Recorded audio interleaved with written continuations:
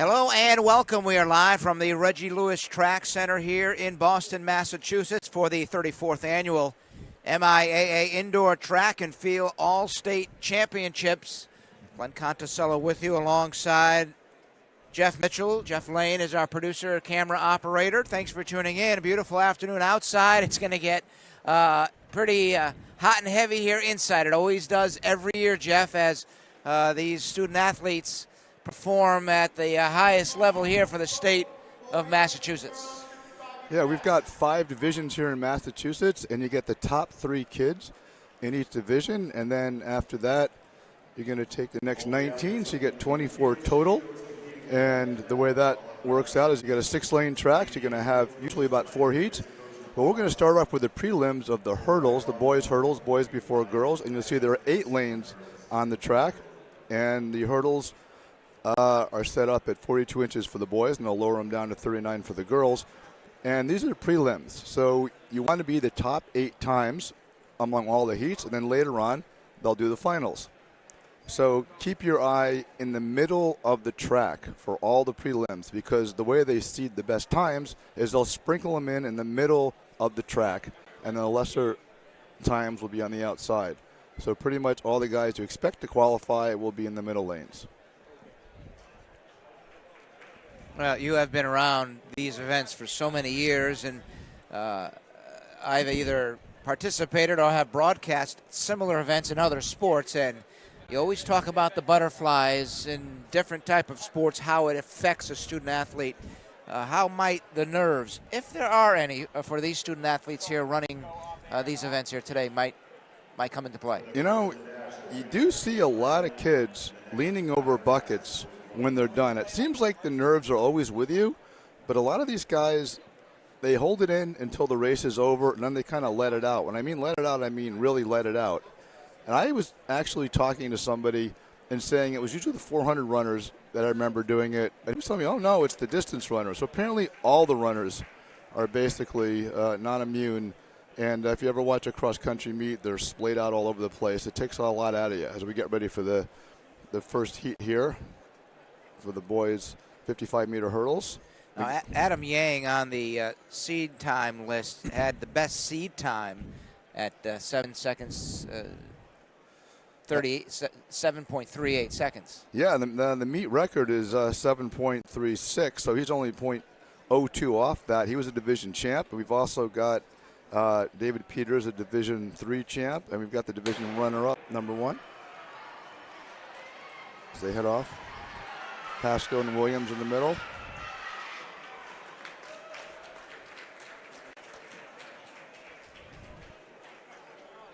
Lane 5.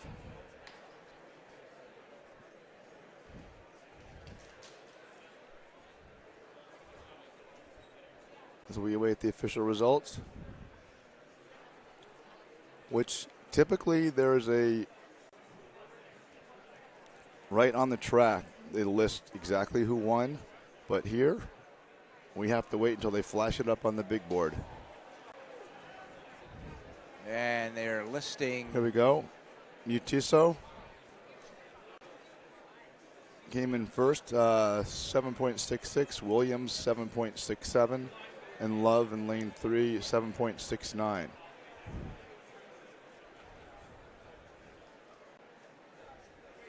Samuel Matiso, it came in at the 7.93. That's a pretty darn good time for him. Jordan Williams was the number 3 seeded, a 7.59. He was Division I runner-up. So about the top 7 around 7.66. So if you do about this, probably can take a 7.66 to get you into the finals. Yang did not run in that first heat. No, again, keep your eye in the middle.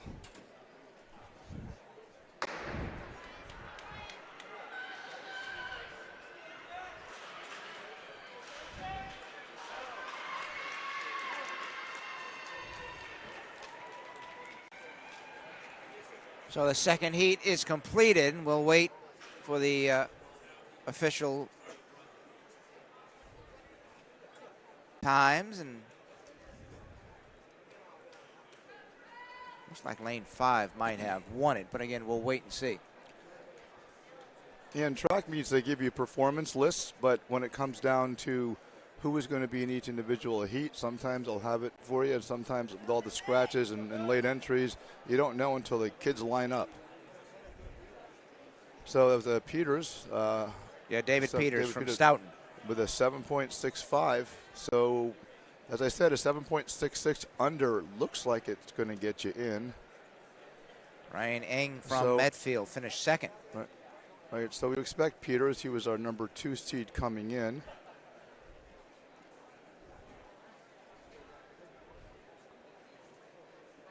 There are some kids who have done 7.55, like, Ryan Eng did a 7.55 in the Division 4. He did a 7.72. We'll see if that helps. He was one of these dark horses. And you also have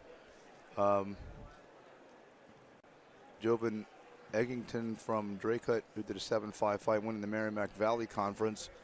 So a lot of kids who are capable.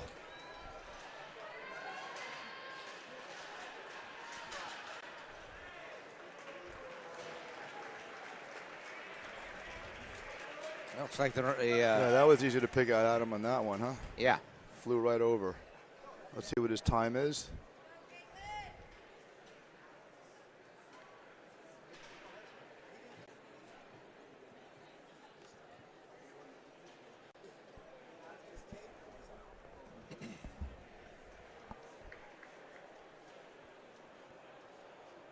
We will have a full day of coverage for you here on the NFHS network of the MIAA Track and Field All-State Championships. We'll cover all the track events for you. This is the fun part. This is called the hurdle crew. These guys come out Yep. and see how they move the hurdles up towards the girls. Girls don't have as big a stride as guys do, so when they want to hit that first hurdle a little earlier, so they lower it, of course, by about 3 inches down to 39 inches, and they move it closer. And I actually think the girls stay at 39 at college. I think the guys go up a little, but at least in high school, this is the standard height, and it takes a while to set up. And then what happens is when they do the reverse, we do the finals, we're going to end up doing the girls first because that way they don't have to raise the hurdles back up. Just keep them down here. So we'll see boys before girls, except this is the one event that, in the hurdles, they'll reverse it. Adam Yang did win that final heat. I didn't catch his time there. Yeah, they just took it down. And I'm sure they're going to show us the, looks like Pasco, Eng, Williams, Peters, Yang, Mutiso, Love, and Lord are the ones they're putting up there. I'm assuming that's the finals. Yes. Pasco, Eng, Williams, Peters, Yang, Mutiso, Love, and Lord. And here goes heat 1 of the girls. Catherine Duran from Central Catholic had the best seed time, 8.35 seconds. That was interesting for the boys, Jeff, that Adam Yang, who was the top seed holder, went in the third heat, the final heat. So we would maybe make the same assumption for the girls that Catherine might go in the final heat since she was the top seed in the prelims. Do you get to choose? No, they go by your seat time. So they tell you where you're going to go. No, there's no. So they must no go choice. from the bottom to the top in the. Yeah, they'll take times. The top. If there's going to be 3 heats, then that means probably the top 6 people are going to go in the 2 middle lanes. That's pretty much, and then everybody else goes on the side of them. Although I've never seeded the hurdle, that's pretty much how it plays out. In Connecticut, they've got 7 lanes, so they do it a little differently. But so this is going to be an interesting, finals. You did mention Catherine, who does an 8.35. She was a Division II champ. You've also got Jayla Kitchings from Haverhill, who's a Division I champ, and Jamie Chamberlain from Brookline, the Division I runner-up, all under 8.5.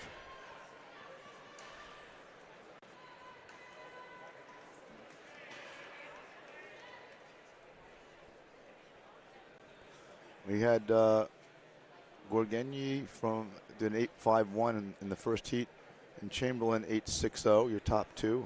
Parrott with an 8.81. So it looks like maybe about 8.6 might get you top 8.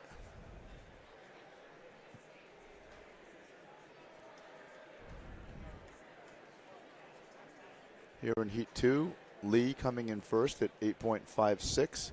Kitching second, 8.59. Desmond, 8.74.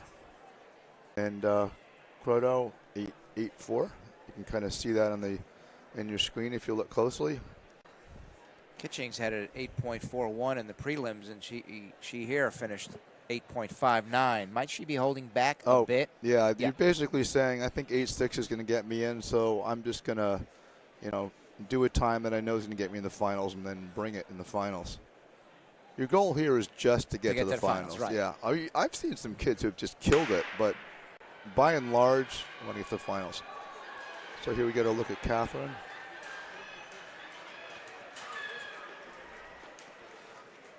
Remember, too, you can hit hurdles. Doesn't matter. You can hit hurdles, knock hurdles over. It's just what your time is at the end.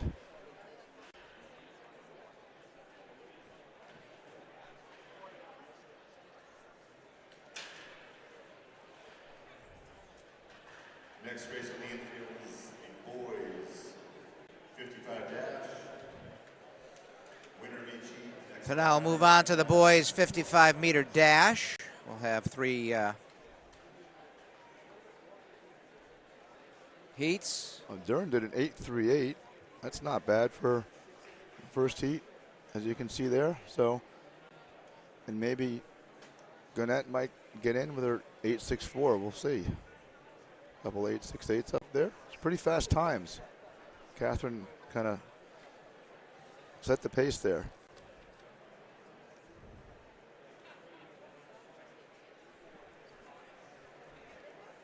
Yeah, the boys is going to be pretty phenomenal, actually. The boys 55, which we, I guess, can preview too.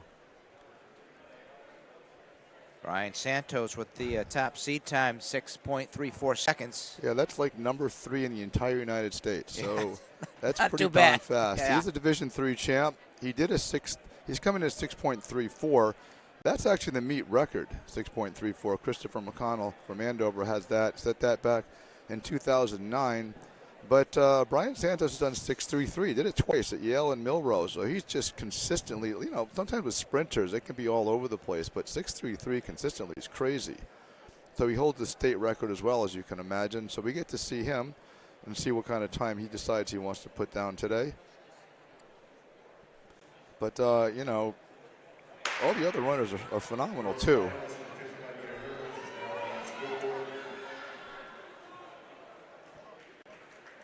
And by the way, the girls 55-meter for Witt, Gonett, Kitchings, Gorgenyi, Duran, Lee, Chamberlain, and Condon. Those are your 8. Witt, Gonett, Kitchings, Gorgenyi, Duran, Lee, Chamberlain, Condon.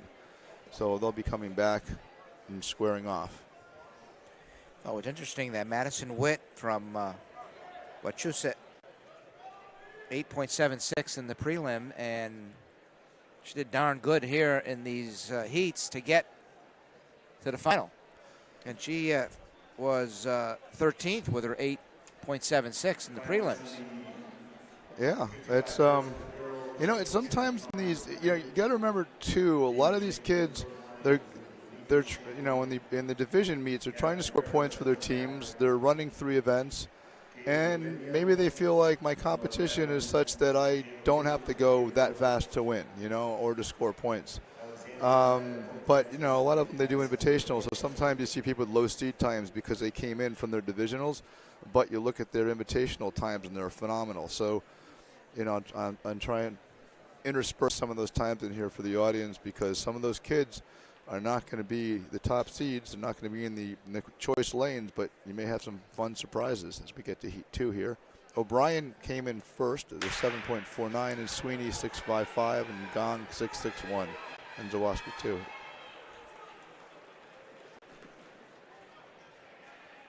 Heat 2 of 3. As we do 8 at a time here, so 8 times 3, 24, as opposed to 6 times 4.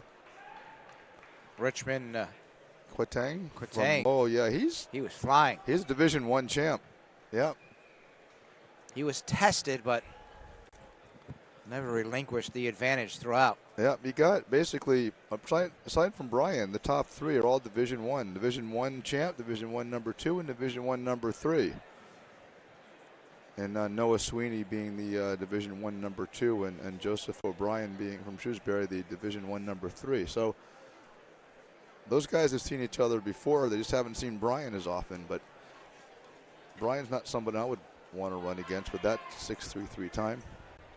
But we'll see him here. Again, keep your eye in the middle lanes. Quatang with 6.45. 6 point, and yeah, Camera 6.52. Blake 6.54. So looks like going to be 6.57 or so to get you in. I think a little faster than that actually, but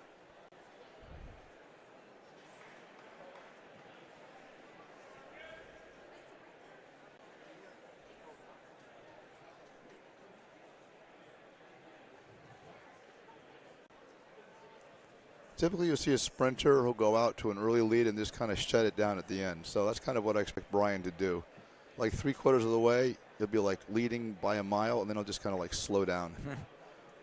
That's how sprinters shut it down. They don't just like kind of go slow the whole way. They kill it for the beginning and say, all right, that's it.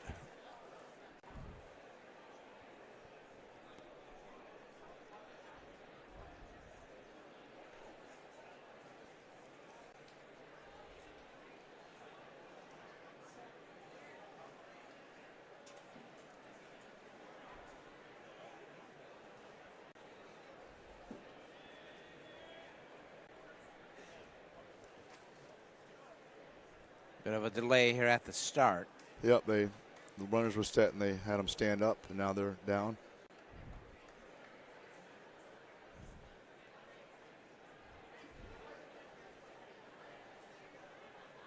We are positioned right at the finish line of the track events. Great position to see. That's just a pretty competitive race. Yeah.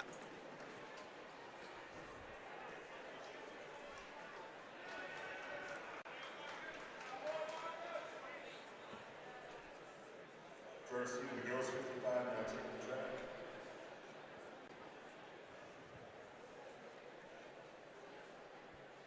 We'll end the 3 preliminary heats for the boys 55-meter dash, and now we'll move on to the girls 55-meter dash. As you see up there, Santos with a 6.48, and Qualls staying right with him at a 6.50.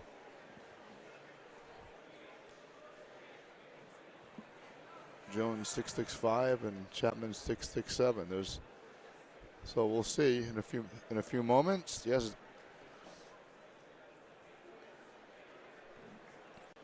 As the girls do get ready, and they've already posted. Okay, we've got Howard, Blake, Qualls, Santos, Quatang, O'Brien, Camera, and Sweeney. So you see the coveted lane 4 going to Santos, and you got Santos and Quatang. That tells you that they have the 2 fastest seed times because they're right in the middle. And the slower seed times would be Howard and Sweeney at the end. That's how they seed the finals. Now the girls get their shot. And then after these prelims are over, we'll do some of the regular events. And then we'll come back and do the finals a bit later, give the kids some time to rest.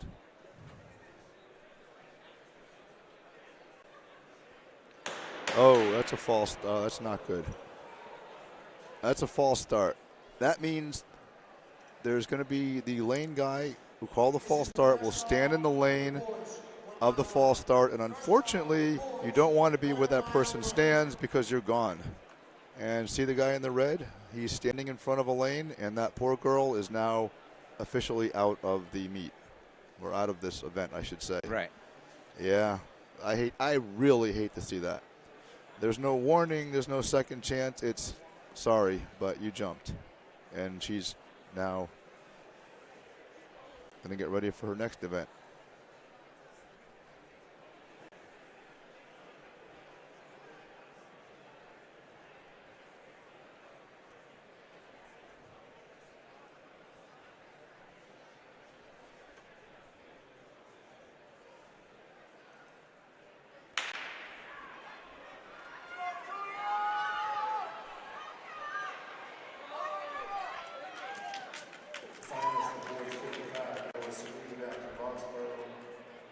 Julia Mastrio from Mitchog won that heat. You know, the two girls to watch here, I guess, would be the Division I champ Kyla Hill. She comes in with a seed time of 7.20, but she's also done a 7.19 this year, and she's a defending New England champ. Did a 7.14 when she did that.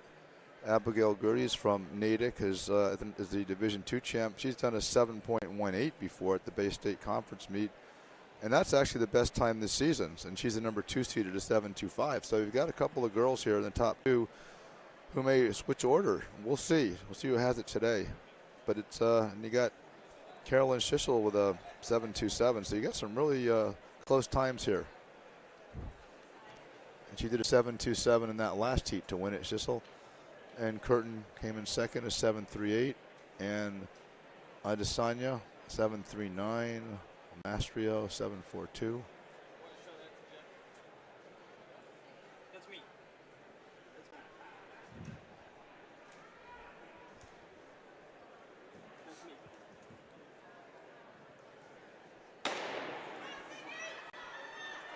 Second of 3 preliminary heats underway.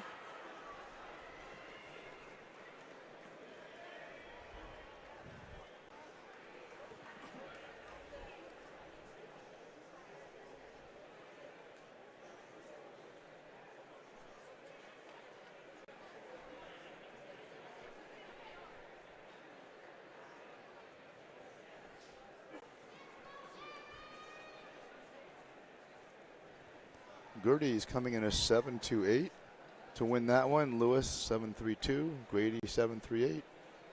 Bordarelli 7.39.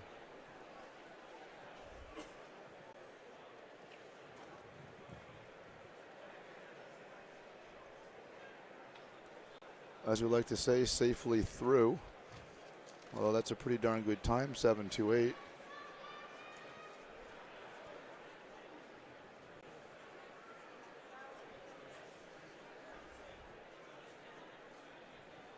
Now our first look at Kyla in the middle lane, the top seed.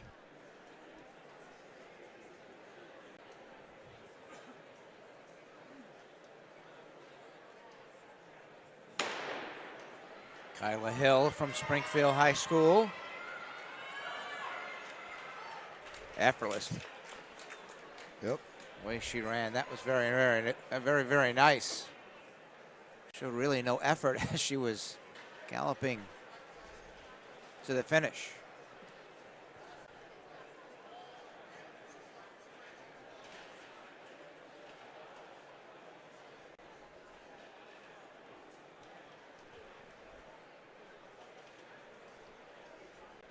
Now they'll bring the hurdles back out, and we'll have the finals now.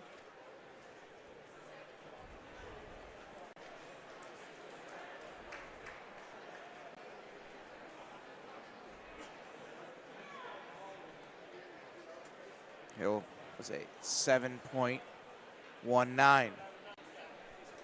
7.19. Wow.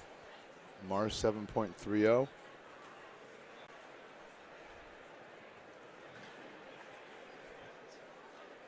Well, if that looked effortless at 7.19, I can't wait to see her in the finals. Wow. She had the top seed at 7.20, and obviously now at 7.19 bettered that. And she's done a 7.19 earlier in the season and a 7.14 last year at New England, so she's capable of doing it. So I think she's going to be probably a personal best if she keeps this pace up. Pretty darn good. 6.91 is the record held by Brooklyn Williams,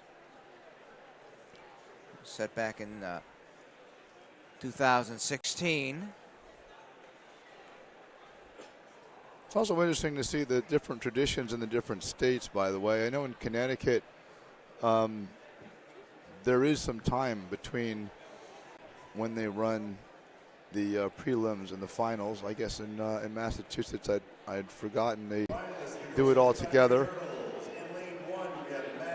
And in Connecticut, we'll run the relays first. We'll run the 4x2 and the 4x8 here in Massachusetts. They'll run that towards the end. The girls will go first on the 55-meter hurdles.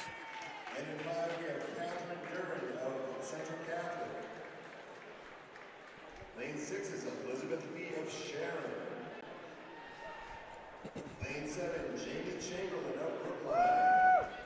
And in lane 8, Mackenzie Condon of Martha's Vineyard. Good luck, ladies. The other exciting thing here is you want to be the top 6. If you're the top 6, you're going to move on to the New England meet, which we'll be covering next week. So that's your second motive. And your third motive is perhaps you want to also go to the New Balance Invitational meet, and you need to qualify for that by time. Madison Witt is in lane 1, Alexandra Gunnett in lane 2, Jayla Kitchens in lane 3, Caitlin Gorgier in lane 4, Catherine Dern in lane 5, Elizabeth Lee lane 6, Jamie Chamberlain in lane 7. Mackenzie Condon. Condon in lane 8. 8.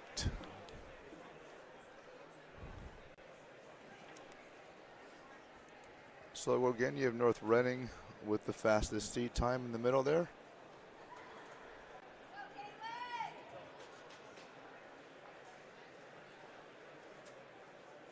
I thought Durham actually had the fastest seat time. Well, it doesn't matter. Lane 4 and lane 5, the two fastest.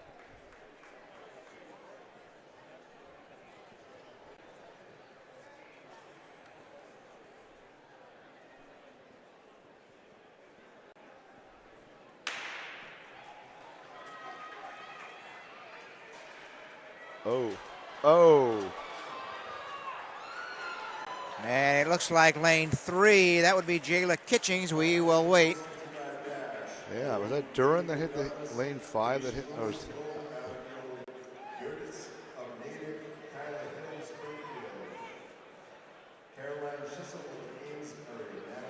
wow. As we await the final result.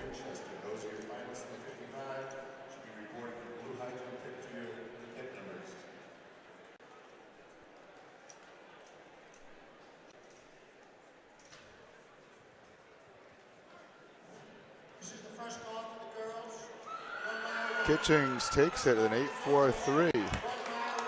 Wow. Chamberlain second, 8.45. Again, third, 8.46. Lee, 8.53. Witt, 8.64. Condon, 8.65.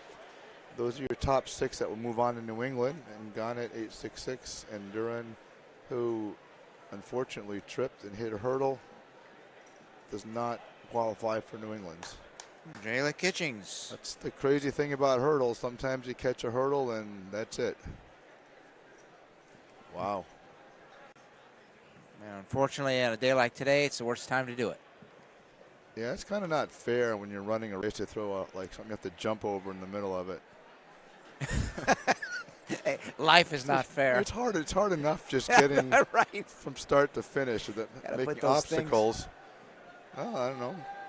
They also have races where you jump over a hurdle into water. So, you know, imagine that somebody got drunk one day and decided that one up.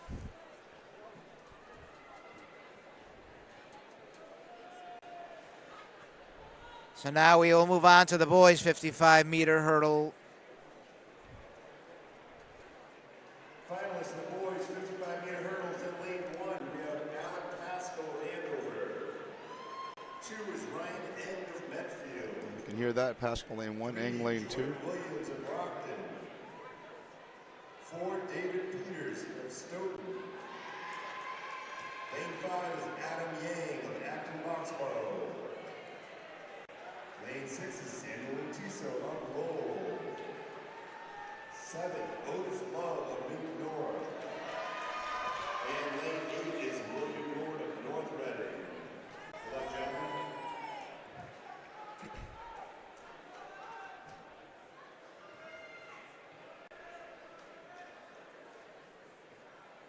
All right, so in lane 1 will be Alec Pasco. Lane 2 will be Ryan Eng. Lane 3, Jordan Williams. Lane 4 is David Peters. Adam Yang will be in lane 5. Lane 6 will be Matuso. Lane 7 is Otis Love, and lane 8 is William Lord. And if you're timing at home, 7.36 is the meet record. And that's what Adam's got to be shooting for with his 7.38. Let's see if he can do it. Yang almost Whoa. tripped, and I think Oh, that I slowed don't- him down. I don't think he got it. No.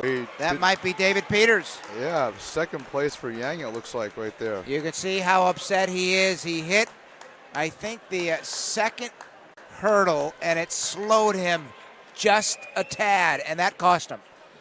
Well, you know, thankfully he's got the New England meet to make up for it, and I'm sure he's got the New Balance Invitational meet to make up for it. So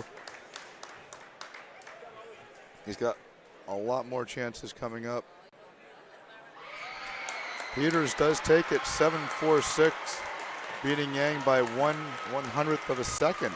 Looked a little, I didn't know it was that close. It was. That hit of the hurdle cost him just enough. But he knew it, though. You know, he absolutely. knew it.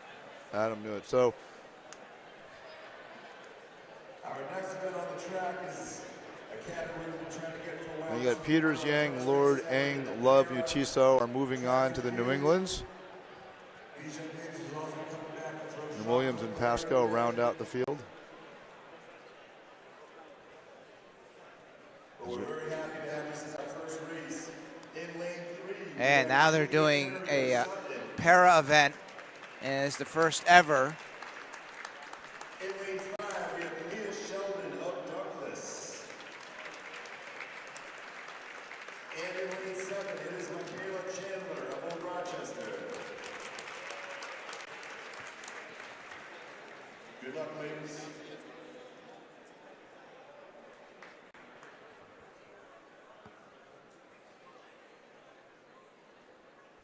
Fortunately, we don't have on our list here the competitors in our para event.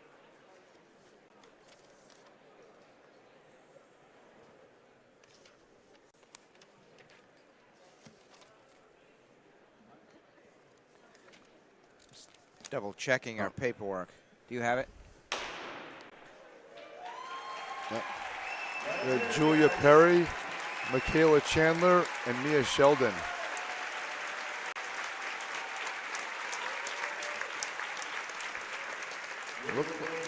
Looked like Perry in lane 3 from Sutton.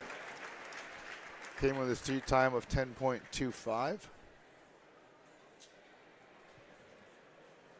And she did a 10.37. Chandler came in 10.55 and Sheldon 11.4. Both Michaela and Mia coming in faster than their seed times.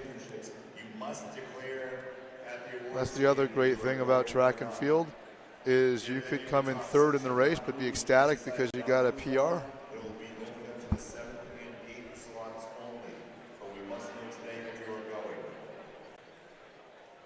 You're watching the NFHS Network.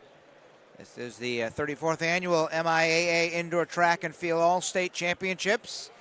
The Reggie Lewis Track and Athletic Center here on the campus of Roxbury Community College in Boston, Massachusetts. Thanks for tuning in here on the network. My name is Glenn Contasello, sitting alongside Jeff Mitchell. Jeff Lang is our producer, camera operator.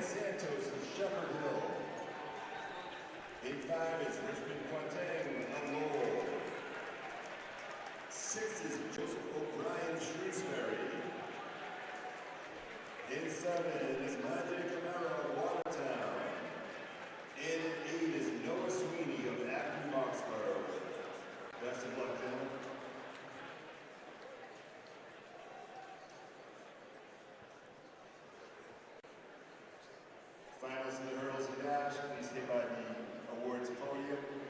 We will do those right after these finals.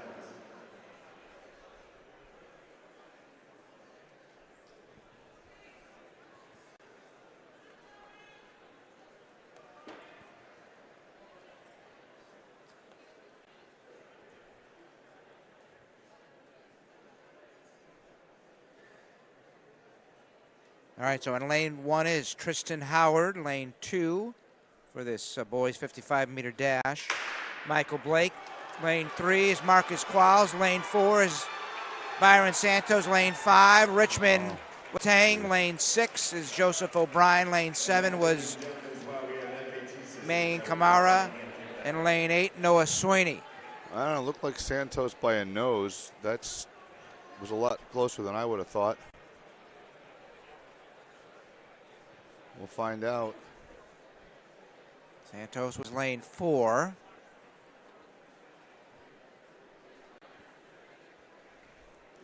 It's a good thing they have this photo finish stuff. Because how do you separate all these kids?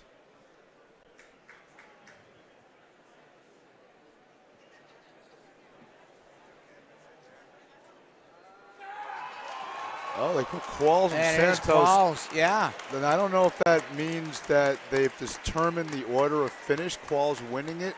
If he did, it'd be by 100th of a second over Santos, because if they have the same time, it goes to the photo, and someone has to determine that. I'm pretty sure that they've got Qualls by about 100th of a second over Santos at 6.43, and O'Brien 6.46, Howard 6.47.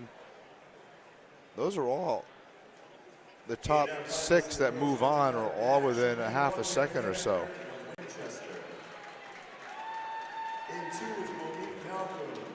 Well, all of them will get another chance in New England, the top 6. In 4 is Caroline Gissel of Amesbury. In 5 is Kyle Hill of Springfield. In 6 is Abigail Curtis of Natick. In 7 is Kamisha Lewis of Lowell. And in 8 is Maureen Brady of Douglas. Best of luck, ladies.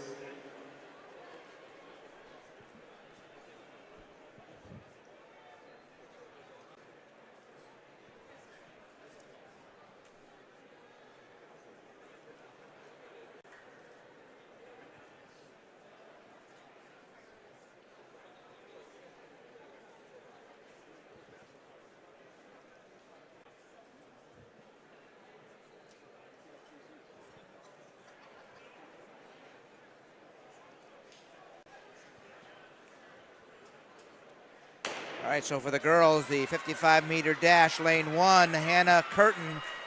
Lane 2 is Monique Malcolm. Lane 3 is Madison Marsh. Lane 4, Caroline Chisel. Lane 5 is Kyla Hill. Lane 6, Abigail Gertis. Lane 7 is Kamisha Lewis. And lane 8 was Maureen Grady. Today our distinguished presenters, Bill Kane, Director of the MIAA, handing out the awards.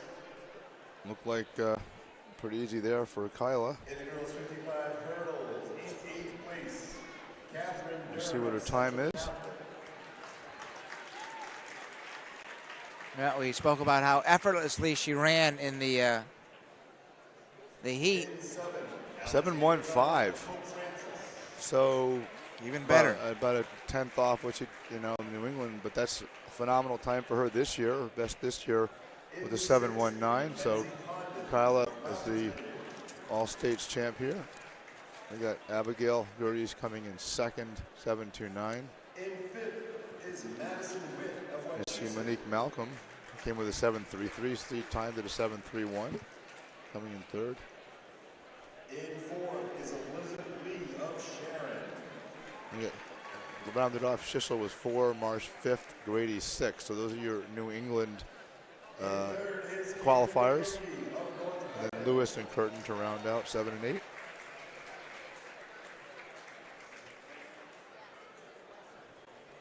Second goes to Jamie Chamberlain of Brookline. The next event that we're going to do here, the individual event, is going to be the 1 mile run. From here on out, we are not going to do any prelims. It'll all be finals. They are presenting the awards to the finishers of the girls 55-meter hurdles.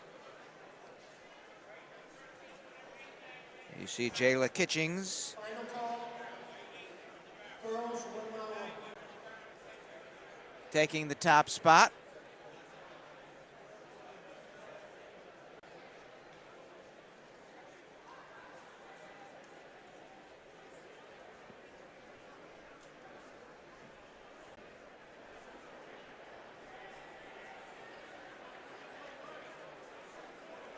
And now they will announce the boys' places for the 55-meter hurdles.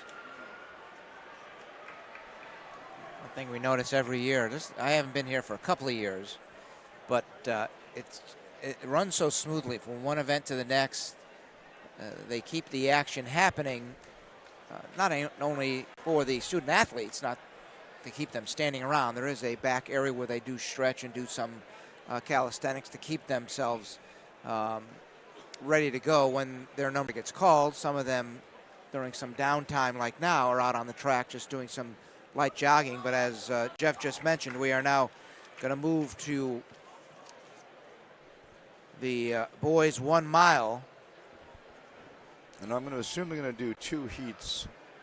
They haven't given us heat sheets, but there's 24 runners, probably 2 heats of 12. Or if there are any scratches, looks like there's 10 in this heat. You see how they have them a little staggered there? They go around for the turn, and then you're going to see that there's a set of cones, and they can cut in there. This is a 200-meter track, so for the mile, it's 8 times around. But also see how they start a little bit behind the finish line here. A mile is 1,609 meters. So you need to go back about 9 meters from the start line or the finish line to make up that extra 9 meters. Connecticut does the 1,600, but New England and Massachusetts, they do the full mile. So now they are presenting to the boys the awards for the 55-meter hurdle. In fourth is Ryan Eng of Mansfield.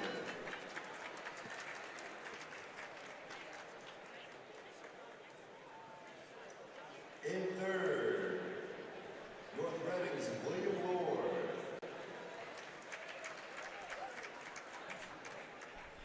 First and second was decided by 1/100th of a second. You are right. 1/100th of a second. Adam Yang finished second, and it was David Peters. And the winner today, a junior from Stoke, running 7.46 seconds, is David Peters.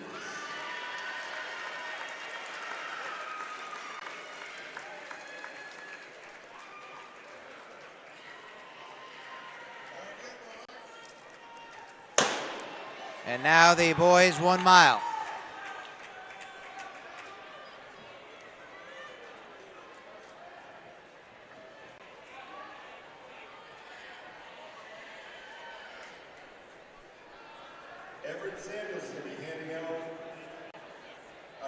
And these 1 mile, it's so important not to outpace yourself at the beginning because you just have nothing left in the tank at the end. But this isn't the first time these young men have run this race, so they know exactly how they are going to pace themselves, but you don't want to have a slip-up. Some milers are usually more on the sprinter side, although some will do a 1 and 2 mile double, as a couple of guys might be doing today. We'll see. But, some people's strategy is just stay behind somebody the entire race and out-sprint them at the end. Other times they have a time in mind and they just go out and they want to do a certain lap at a certain pace. But these are in the first heat, these kids just want to go out probably and get a good fast time. Wow, this boys 1 mile race continues. They are continuing to hand out the awards. Next up was for the 55-meter dash, and they are doing the boys next.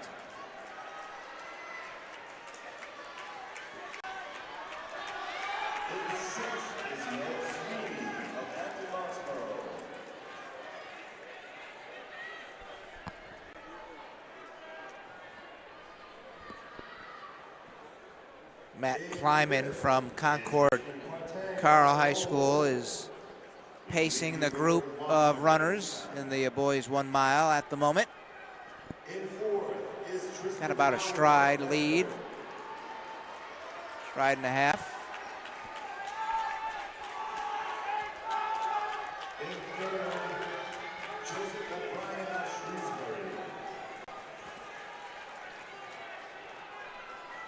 Second goes to Brian Sanchez of Shepherd Hill. First and second was decided by 3/1000ths of a second.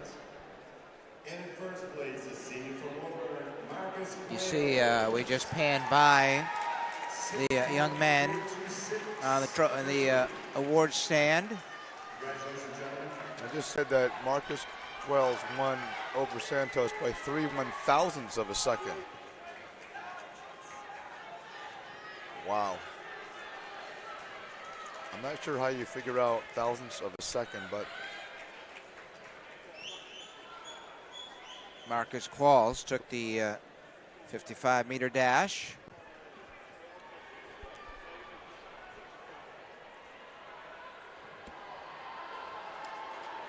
In our track and field, 55 girls dash.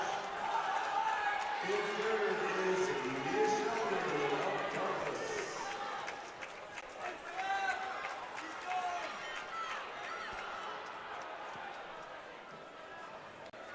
In second, MIAA Chandler of Old Rochester.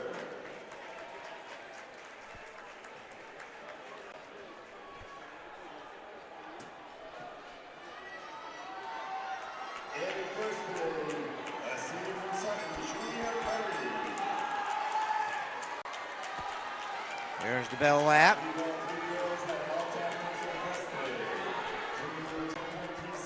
Alex Etherall from Concord Carlson High School.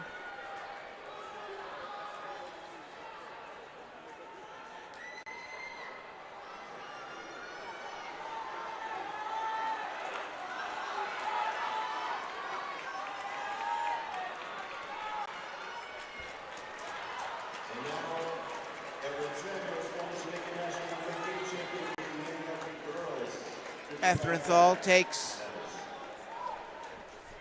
the 1 mile run for the boys. looks like around 4:21. He had a 4:28 seed time, so it's a good time for him, it looks like.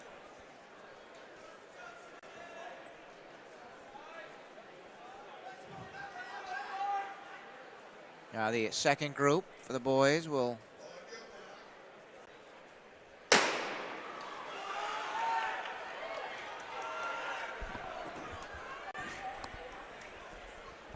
They're doing a 2-turn stagger, which means that after the second turn, they'll cut in. And for the girls 55 dash, in 8th place, we have Hannah Curtin from Winchester. In second, now as this boys 1 mile takes off, the awards are being presented to the girls. 55-meter dash. Maureen Brady of Douglas.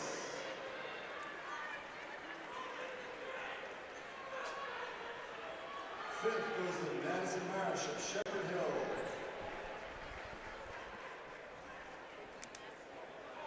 Fourth is Caroline Schissel of Amesbury.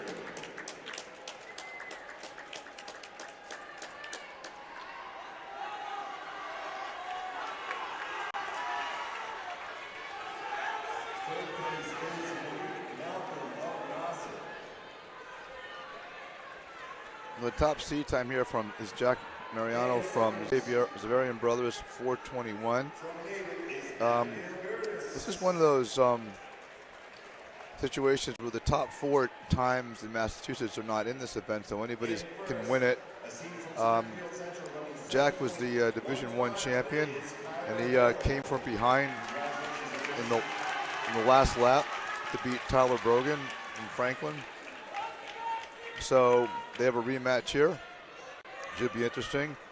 Lucas Aramburu from Brookline, 4:23 time. Anders Nrita, Michael Griffin, and Rishab Prakash from Burlington, Division 4 winner, he's done a 4:14. So really, he's got the fastest time of anybody. He's did that at the New Balance Grand Prix. I'm trying to see if he's here.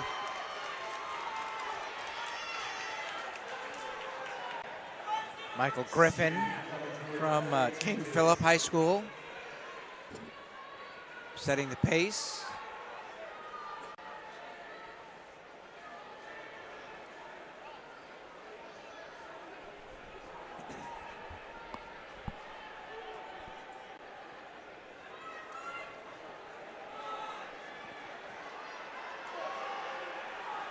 Griffin now has dropped back.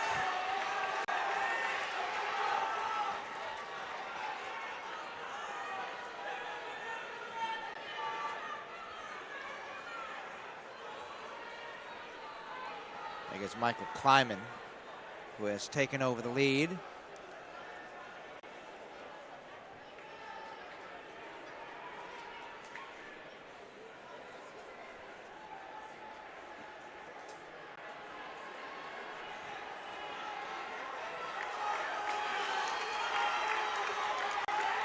It is Kleiman, Matt Kleiman.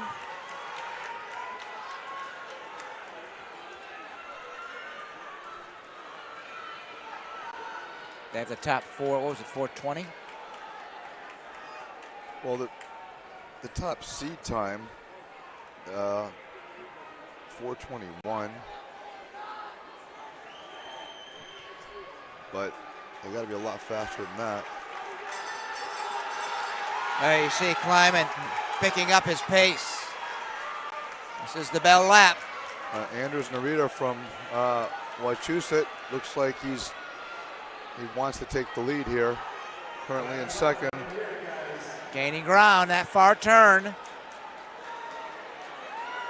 And now he's going to take it over.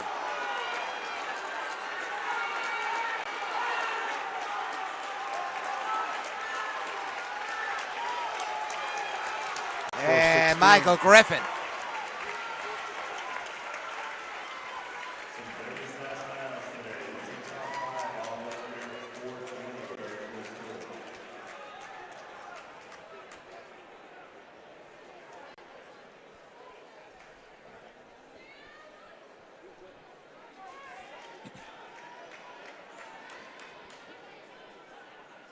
That first flight,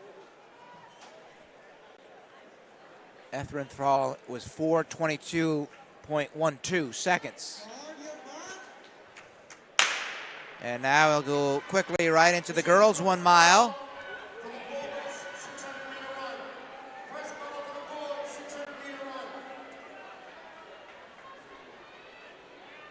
They have not posted the second heat for the boys' 1 mile.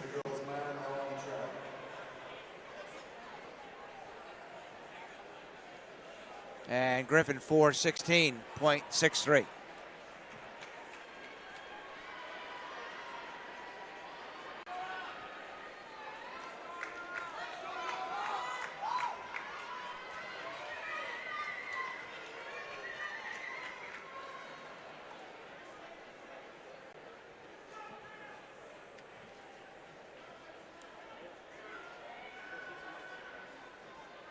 While we have the track events going on, they have the field events, I guess you could say, as well.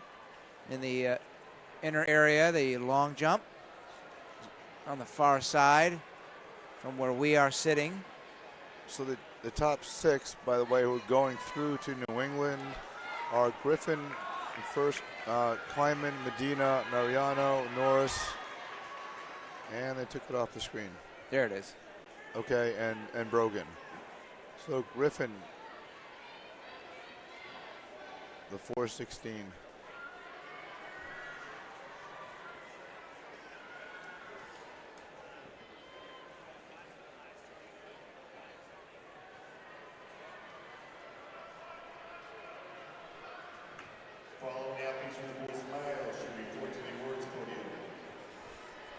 So there was a scratch in the boys' mile with Rishab Prakash, which means he's probably going to save himself to run against Ryan Oosting in the 2-mile, which is going to be an incredible matchup.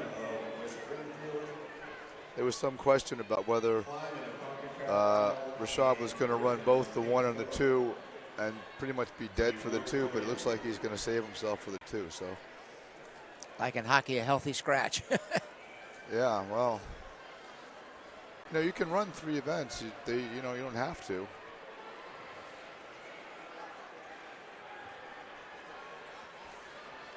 You're watching the 34th annual MIAA Indoor Track and Field All-State Championships here at the Reggie Lewis Track and Athletics Center at Roxbury Community College in Boston, Massachusetts. Glenn Contasella with you. Alongside Jeff Mitchell. Jeff Lane is our producer, camera operator. Thanks for tuning in here on the NFHS Network. Right now, the girls' 1 mile is being run, the first heat.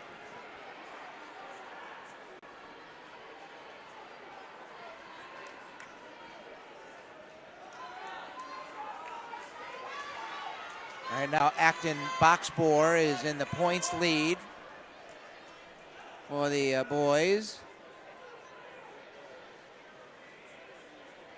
It's early. They're flashing the team scores on the large scoreboard on the far side of the arena. Acton Boxbor with 11 points, Stoughton with 10 as well, Woburn.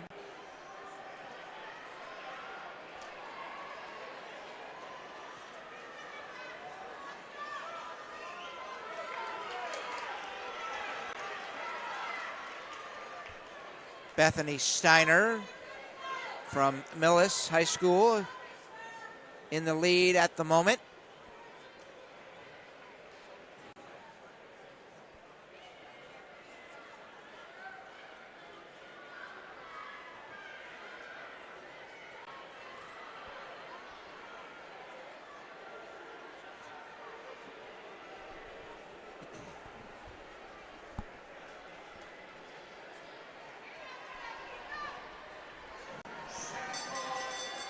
Now the bell lap for the girls, this first heat.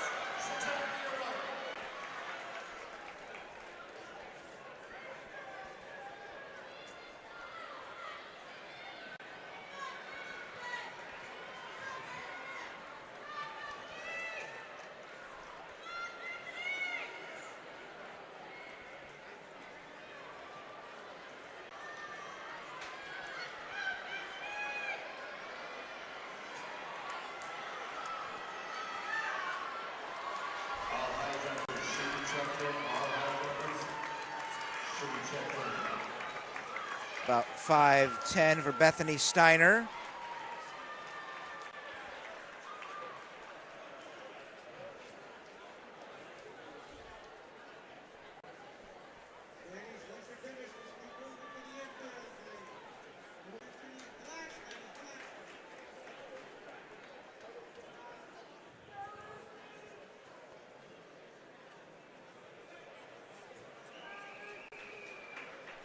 We get to see our first look at Grace Connolly from Natick. She's coming in with a 4:58 seed time, but that just meant that she, any time under 5 is phenomenally fast. So she just tried to win her Division 2. She's done a 4:51.78 at New Balance Grand Prix. That's a U.S. number 10 time. She's an All-American, and she's going to Stanford. So expect Grace. If she's going to double, she may just try and win the event, but she's definitely clearly the favorite to win. Ava Duggan, who is from Milton, is a Division 3 champ, and she did a 5:01.8. That was the PR for her. Charlotte Gooley from Hopkinton is also in this Division 3 runner-up, and she did a 5:01.94 PR for her. And Lucy Jenks comes in with a 5:03.66, but Lucy is a Division 1 champ. She's done a 4:51.88 at New Balance, so she's another example of somebody who can do a phenomenal time but chose not to in the division. So really it's between Grace Connolly and Lucy Jenks, the two very well-known names, to see who wants it today.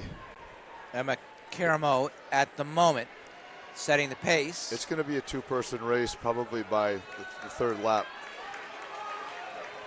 Seeing if one of the two wants to spread out the pack.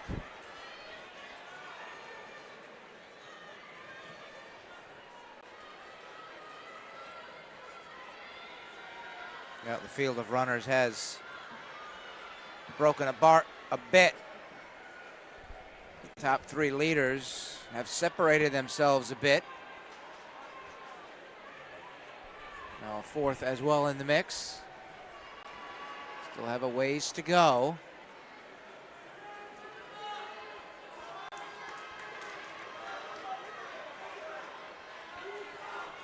The other, ulterior motive here for girls, if you could do a 4:59, that qualifies you for the championships, the New Balance Indoor National, not the emerging elite, but the actual championship round.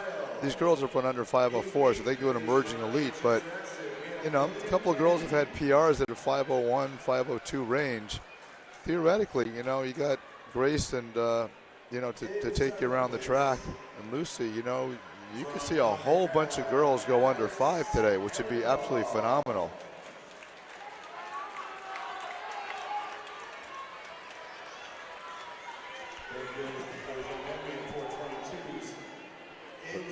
Right now you got Lucy in 2 and Grace in 3. Well, I expect probably about now, before this lap is over, one of those two is going to take the lead and stretch it out a little bit, I would think. Well, Connolly just tried to move on the inside lane and had to change direction as she was in her stride. In fourth, Jack Mariano of Severian. She remains in third position, still a ways to go. Yeah, here's still not making their move. No. Top four are bunched. And Emma Caramo still in the lead. It's a thin margin. But she has not broken stride or relinquished her lead that she gained early on.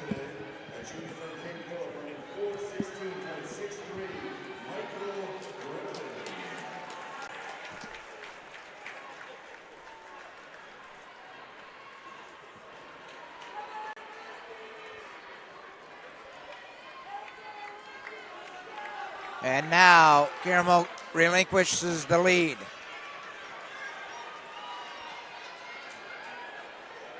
Jenks has overtaken her, and now the two have separated themselves. Yeah, Lucy decided that she wanted to just make a move, and Grace was not about to let her get away. Hopefully they'll bring everybody under 5. We'll Jenks see. and Connolly have separated themselves from the pack, and they look like they have a ton in the tank. With 4:23, so they do 33. This is going to be interesting. Yeah. Look at this. Jenks is really pushing it. Everyone's coming to their feet now. And Lucy looks like she's going to take it well under 5, 4:52. Connolly in second.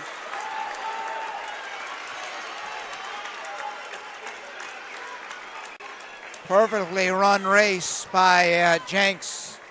She stayed right where she needed to be, and it really was right on mark when you said, I think right about now, they're going to make a move. And she did. It was right at that point, that far turn. And they just separated themselves from the field. That was an exciting finish. The girls 1 mile. Next up will be the boys 600-meter run.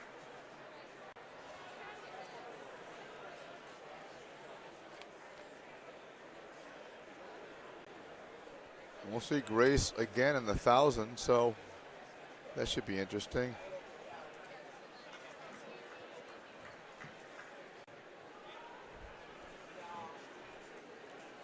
Waiting for the official times for Heat 2. All right, so next up, as I said, the boys 600-meter run.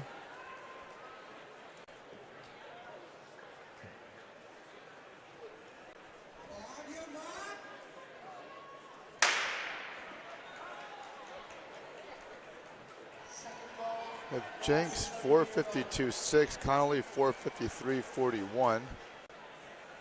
So they cycle back around. I'll let you know how many girls broke 5, if any more. Donahue 5:01.39, Gooley 5:01.47, McGrath 5:02.89, and Carimo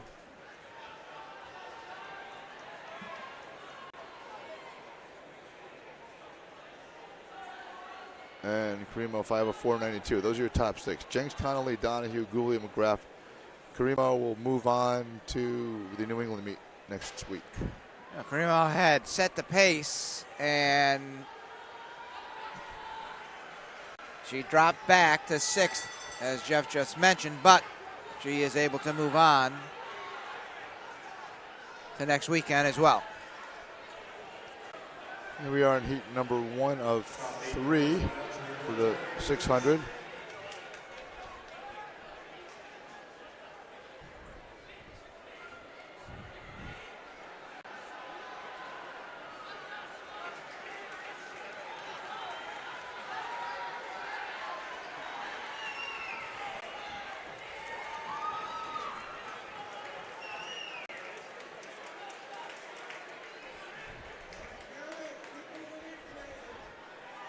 Mike Hargaden from Mansfield High School.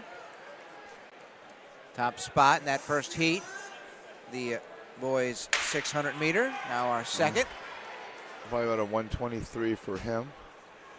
I doubt anybody from the third heat's going to qualify for the top 6, but you never know. I think it's going to take somewhere under 123 to be top 6.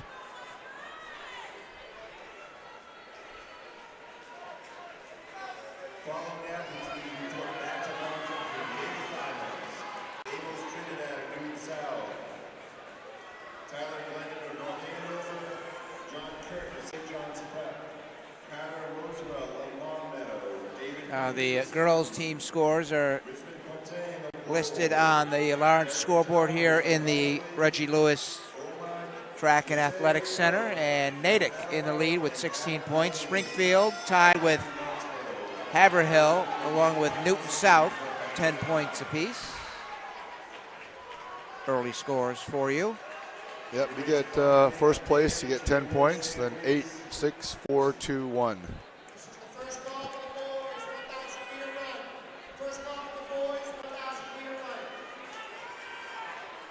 And when the bell lap number 3 of heat number 2 of the 600, and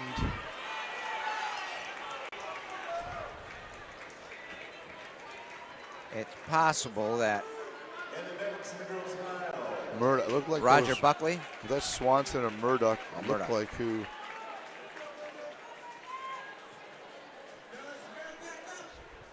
As they quick, just to set the field here, you've got the number 1 seed coming in is Michael Diebold from Weston.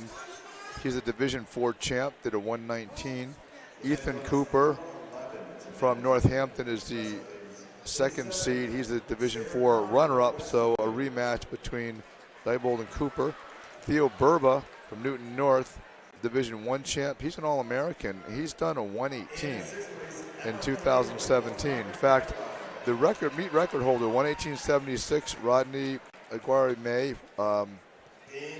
Theo finished 2nd to him in that meet to do his 118.87. Theo's had a little issues with his health, but if he's healthy, he can win this. He's coming in at the 3rd seed, so look for him to bounce back. And the 4th seed, Jonathan Polanco Soto from Leominster, 121.32. He was a Division I runner-up. So you've got the Division IV and the Division I winners and runner-up, the 4 to watch in this.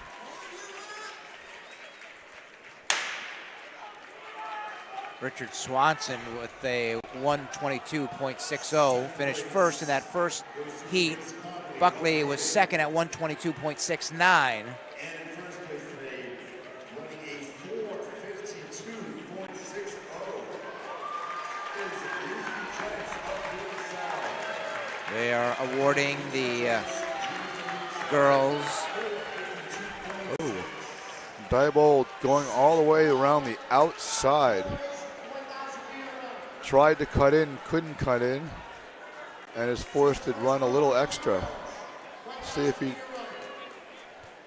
tries to this straightaway. It looks like he wants to take the lead. If he's gonna do it, he's gonna do it here on this straightaway. Oh, and hitting the rail, and here he comes on the straightaway.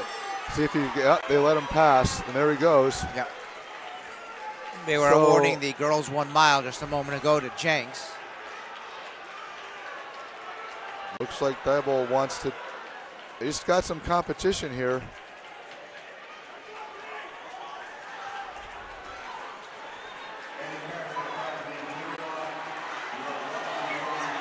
Oh. And on the outside, taking it over. Theo Burba. As we said, Theo has the best time of anybody, but not this year. And Theo coming off some injury, he decided that he was going to be back.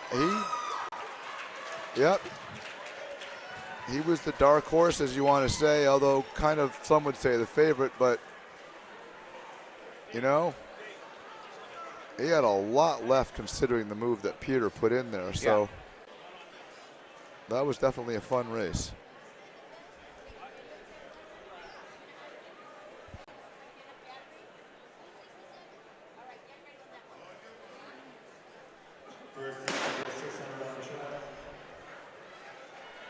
We'll see what kind of time they did in the 600 when it hasn't come up yet.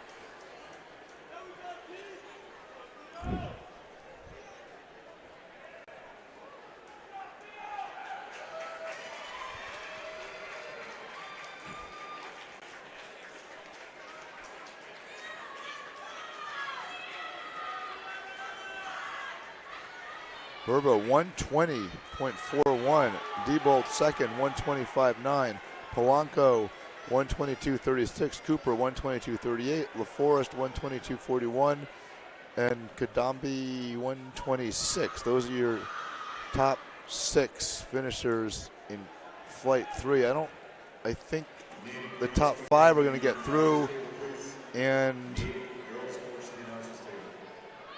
someone from the second heat probably made it as the 6th for the boys.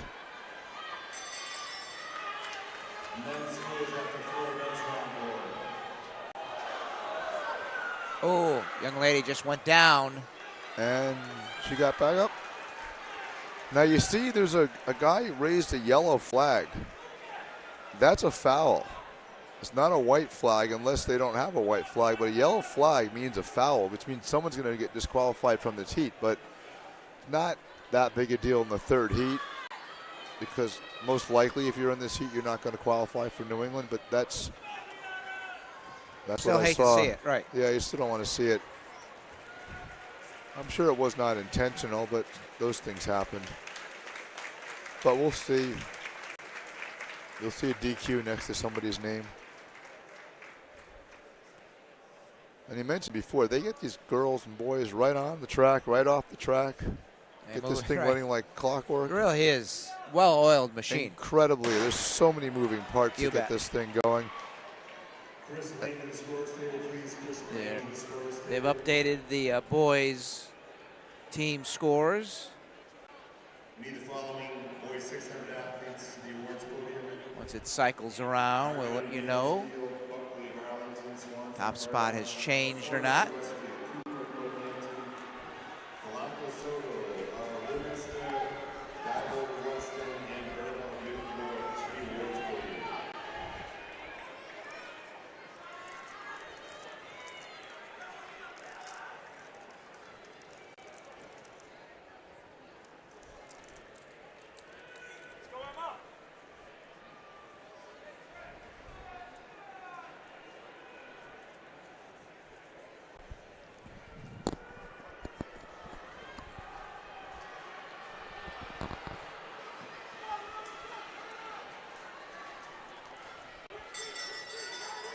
Now the bell lap, the second heat.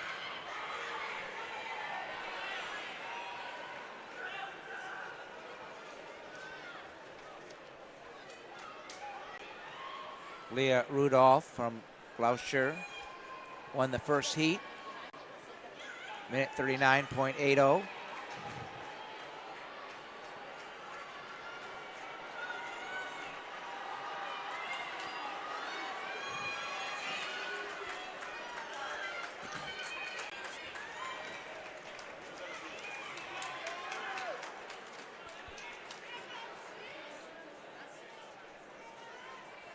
And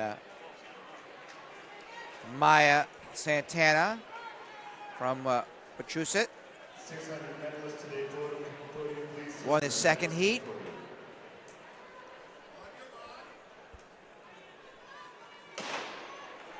She did top that 139.8 by Rudolph in the first heat. So that first heat group probably won't make the top 6, as you've mentioned, Jeff.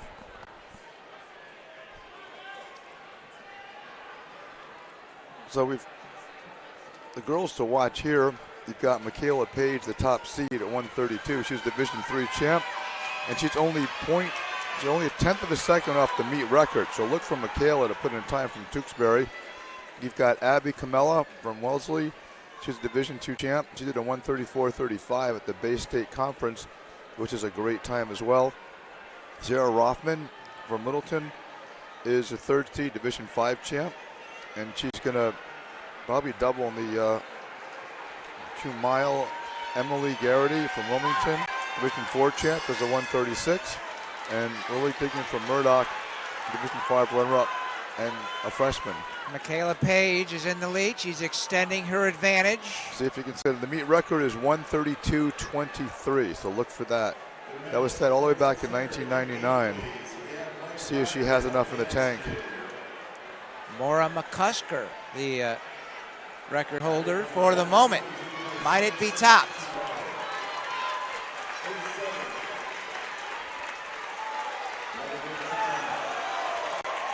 She smashed the record, looked like. Looked like it was around a 130. MIAA Page. Abby Camella finished second. We'll wait for all the official times. That was a phenomenal run.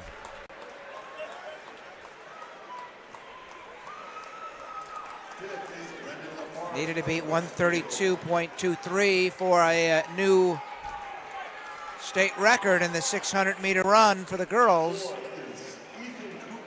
And we'll wait.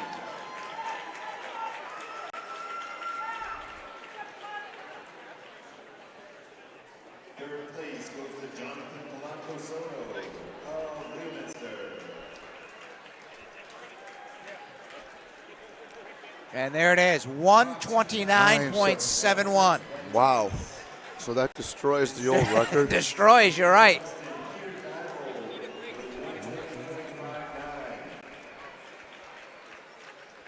Even the 132.31 was only 0.08 of a second off. Second place, Camella. Galuli was third, 136.2. Diaz, 136.49. Fifth, Garrity, 136.62. And Digman, 144.68. Now we'll move on to the boys' 1,000-meter run.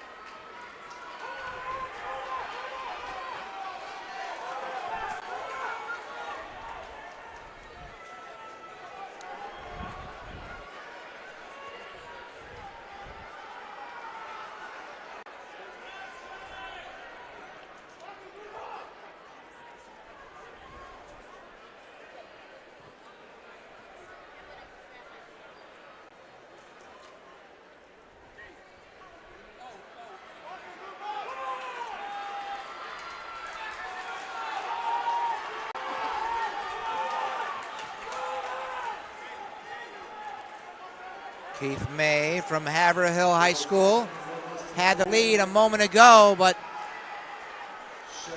has just yielded and has dropped back to 3, I believe. We'll see as they make the turn towards us here.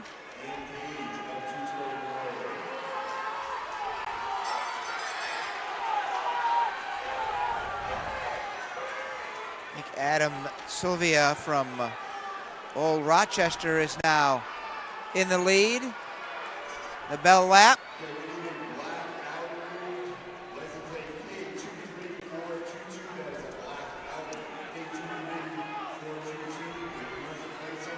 Might be an exciting finish here. On the outside, taking over the lead with a late push. Anshel Isles from Woburn.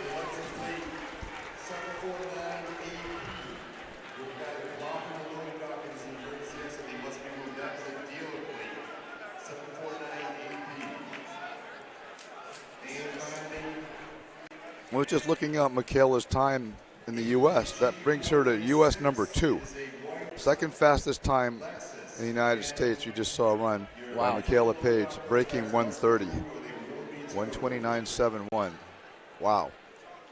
And another Toyota 9NB621. You are part of the fire lane. Again, you will be told when you not move those vehicles. This is a wide open event. You've got the top 4 times in Massachusetts. Those kids that ran them are not in this, so you've got Benjamin Gordon Sniffen, who's got the top seed here, 231.78. He's the favorite, I would say. Although Marco Leo, who is in the prior heat, ran and came in second.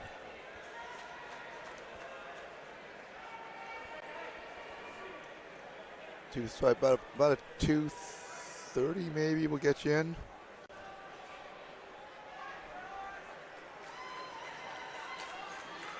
Isles and Leo, 2:33. So we'll see.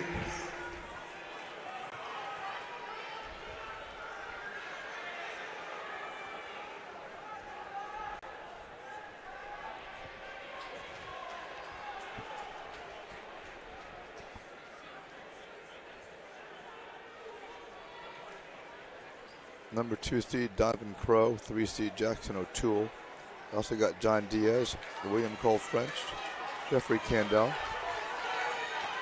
Ben Gordon Sniffer setting the pace here. Sniffing from Northampton. We approach the bell lap.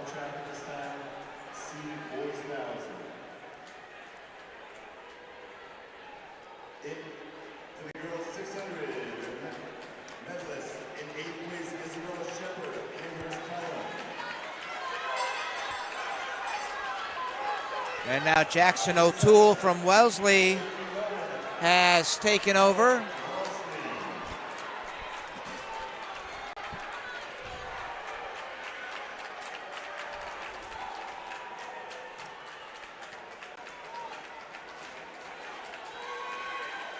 Look out, coming in second and now looking like looks like he's gonna hold him off. Looks like Ben's gonna, oh no, maybe not.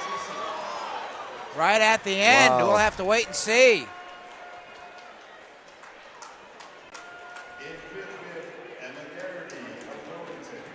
It looked to me a little late of a move. I think Ben held him off.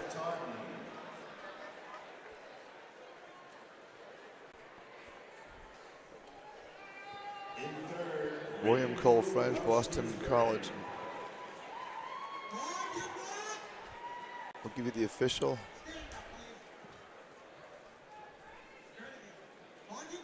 Now the girls 1,000 meter will immediately begin.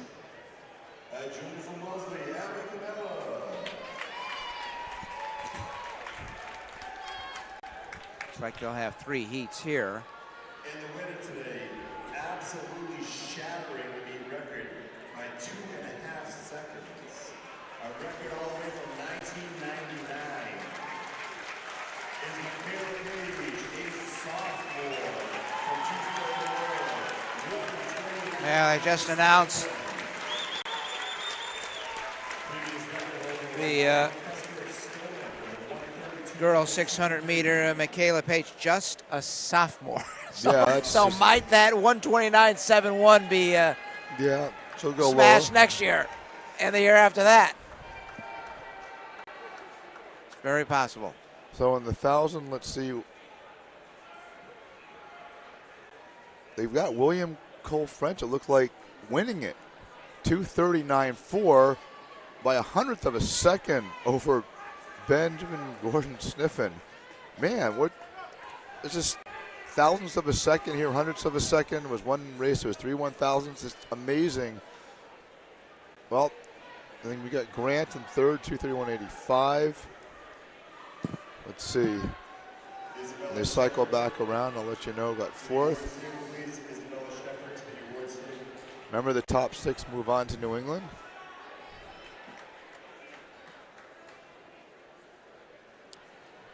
Fourth was Madden, fifth O'Toole, and sixth Jellison. And he had to run sub 2:33 to qualify.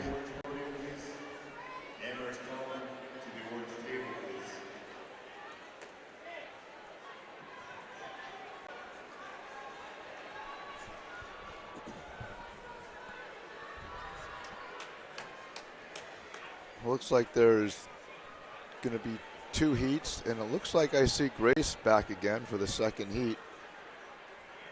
We saw Grace Connolly run in the mile and get passed by Lucy. We'll see her in the second heat.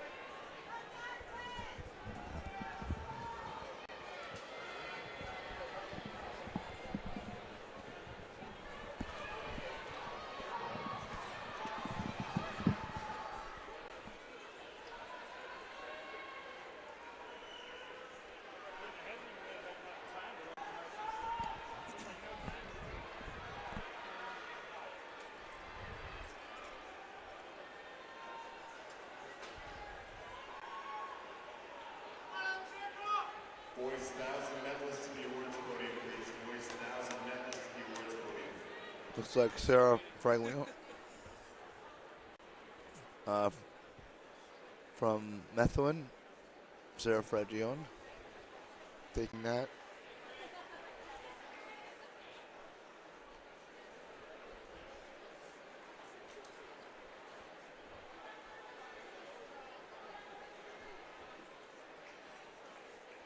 So in this heat, we'll see Grace coming back from her miles. She's the Division II champion. Her best time this year is a 2:53.44, even though she comes in at a 2:59.69 seed time, which would place her 7th on the seed list. The number 1 seeded is Tessa McLean, and she comes in at 2:56. She's a Division V champ. She set a PR at that. And we've got Ellen O'Leary as the number 2 seed. He's Division III champ at 2:57.49. Nicole Anderson, Julia Havas, Emma Sullivan, Mia Costa, and of course Grace. Those are your top 7.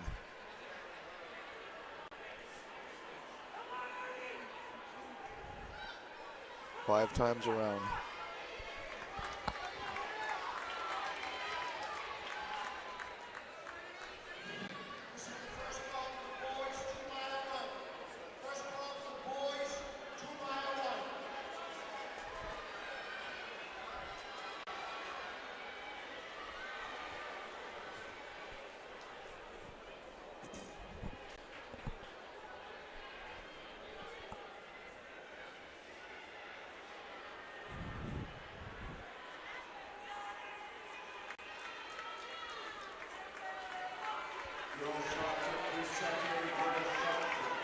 Coming around in 110.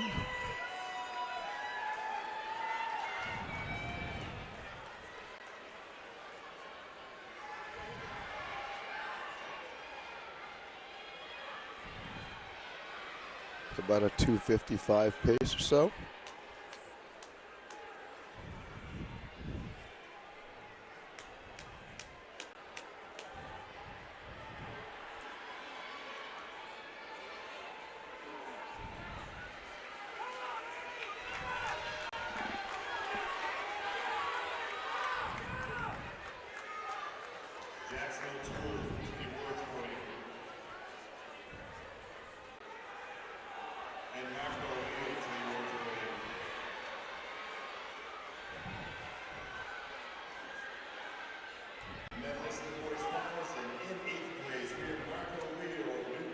Unusually crowded this late in the race.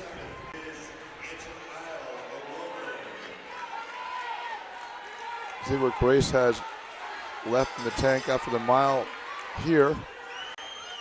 You'd expect her to take over. She's currently in second, and she's trying to pass on the outside here. Forced to run wide, and now it's a three-person race.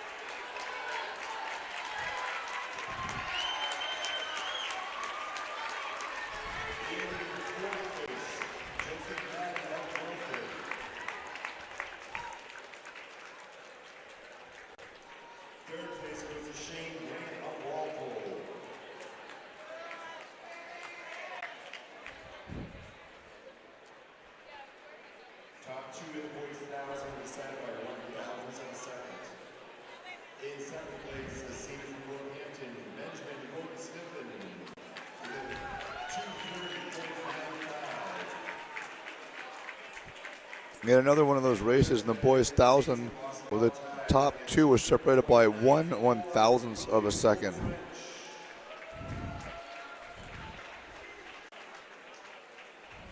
As we await the final results of the boys 1,000, the girls 1,000.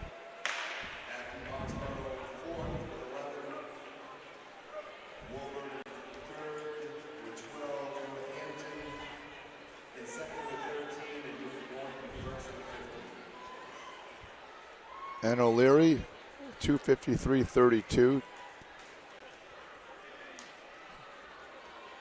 They cycle back around. Connolly came in second, 2:53.47. Anderson, McLean, Costa, and Sullivan rounding out the top six.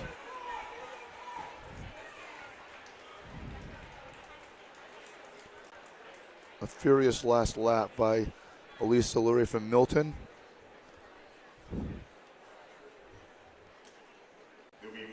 Bettering her seat time by 4 seconds as we're now in the boys 300, which is 1.5 times around.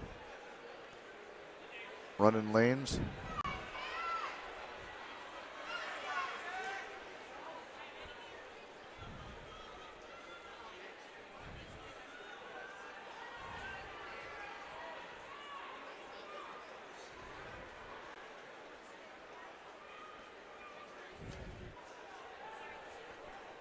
Top boys to look for, we'll see in the fast heat.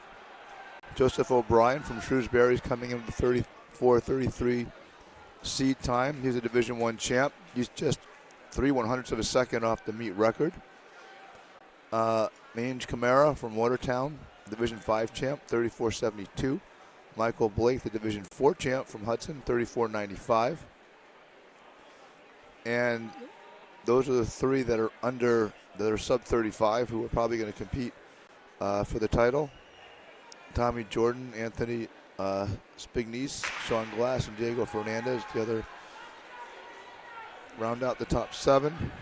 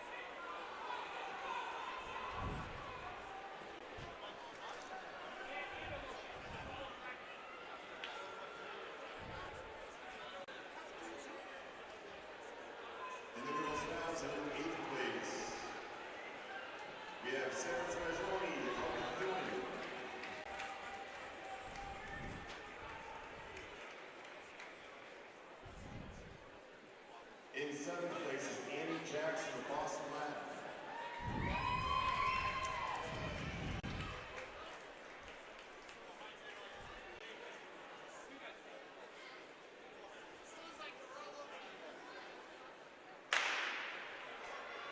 In sixth place, This should be the last heat. Uh-oh. Runner coming up lame.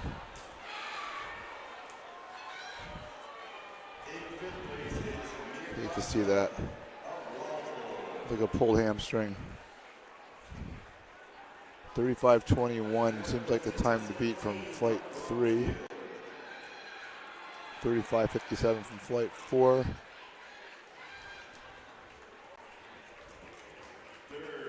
Main camera from Watertown.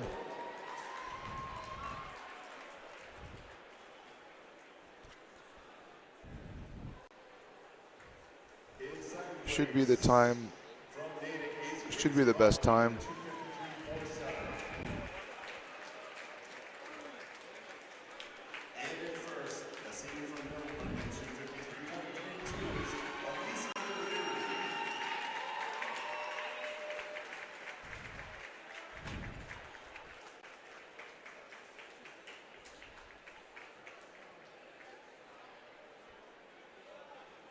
Camara doing a 34:22 officially. Blake 34:85. Jordan 35:47. Spignese 36:02. And you saw Brian go down with an injury.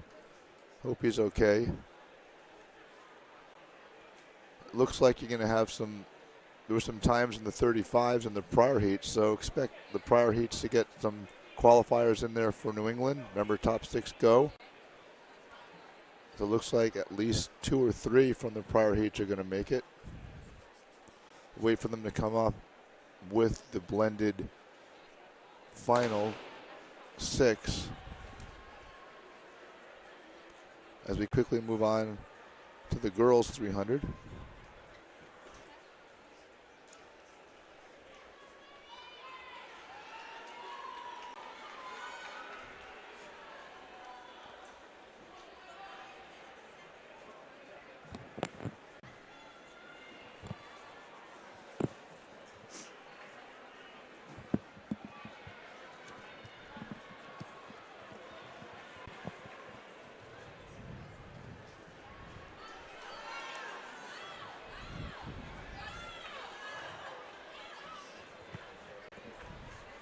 At the girls' 300-meter dash. That was the first of 5 heats.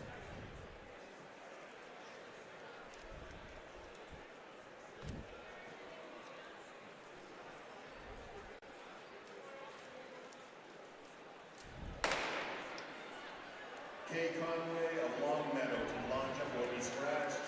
Kay Conway, last call to long jump will be scratched. Thank you.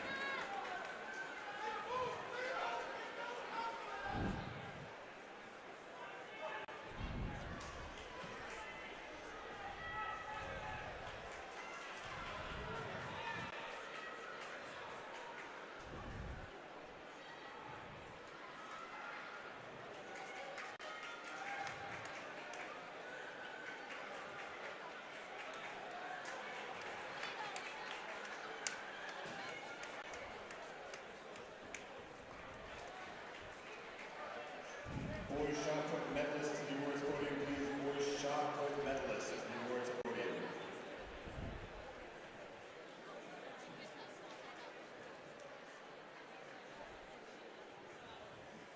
So the second heat is finished in this girls' 300-meter dash.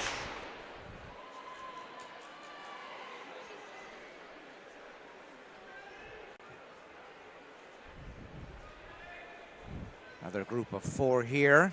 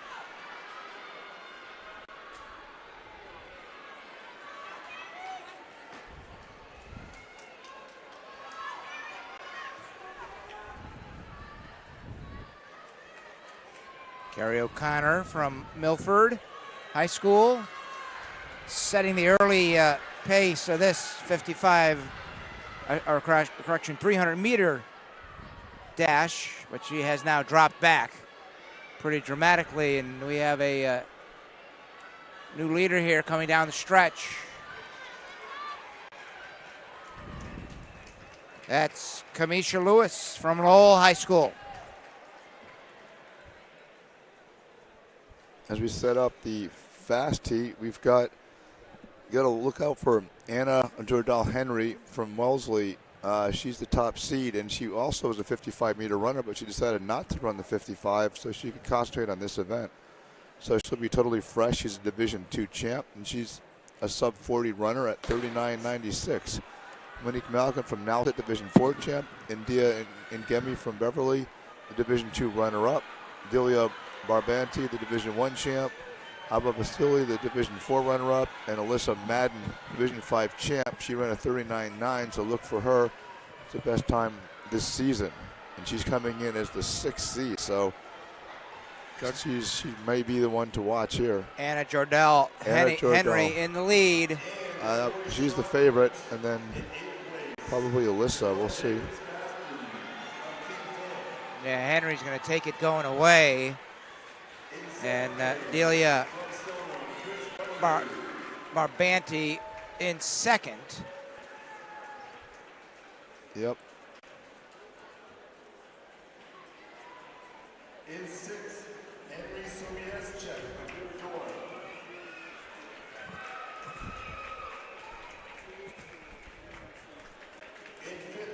As we await the official times, fastest time I see in flight 4. Oh, let's see, Jordan. She did a 39.33. The meet record would be a 39.04, so that's a great time for her. Barbanti, 40.5, and Jemmy, 40.56. Vasily and Malcolm, all running under 43.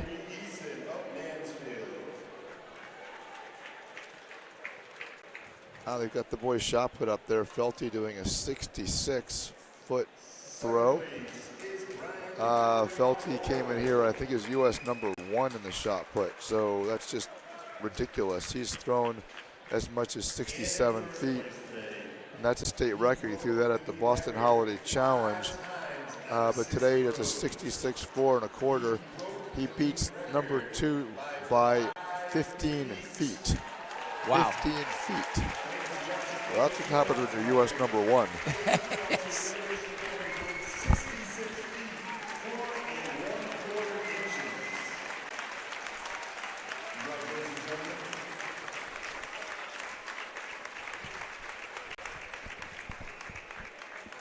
Of course, he threw almost 5 feet further than the state record. Wow. I mean, the meet record, I should say. It's just crazy. Yeah. Now the boys' 2-mile run. This one will take a bit, about 9.5 minutes or so. So with that, Jeff and I will step out. We'll continue our coverage of the race. You are watching the 34th annual MIAA Indoor Track and Field All-State Championships here at the Reggie Lewis Track and Athletic Center on the campus of Roxbury Community College in Boston, Mass. Here on the NFHS Network. Stay tuned.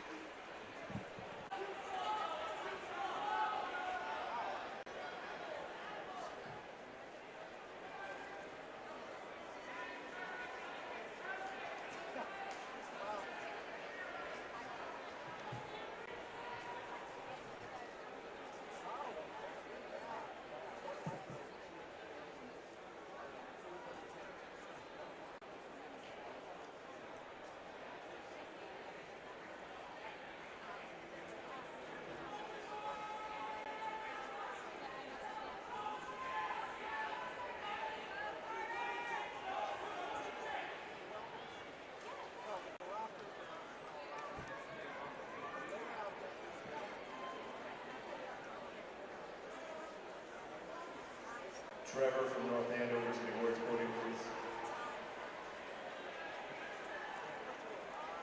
Nasser Kader Polselli for the awards podium for the 300.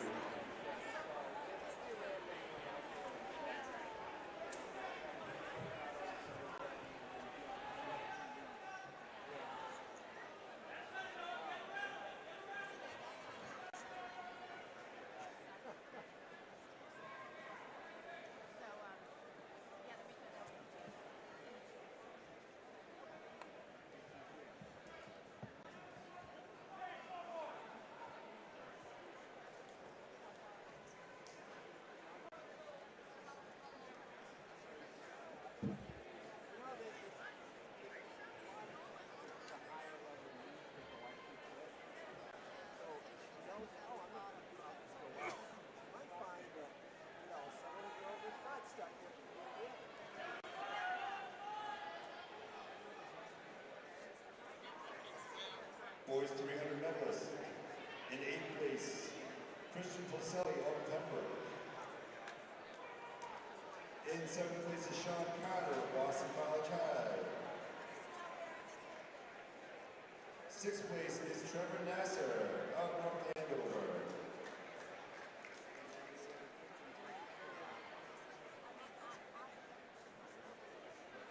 In 5th place, Matt Zawoski, of Bishop Field.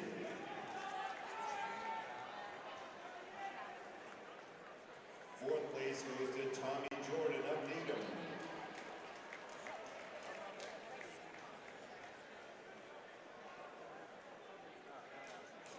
This is the first off of the girls 2 mile run. First off of the girl 2 mile run. In 3rd place is Matthew Madonna of Algonquin. Glenn Conticello, along with Jeff Mitchell, here at the Reggie Lewis Track and Athletics Center, Roxbury Community College in Boston, Massachusetts. This is the 34th annual MIAA Indoor Track and Field All-State Championship. We are in the middle of the boys 2 mile. About 4 minutes to go. Then we'll move on to the girls 2 mile run. Then we'll move into the relays. Full day of activity here on the NFHS network. And we'll be right back with you right here at the Reggie Lewis Center next Saturday for the regionals.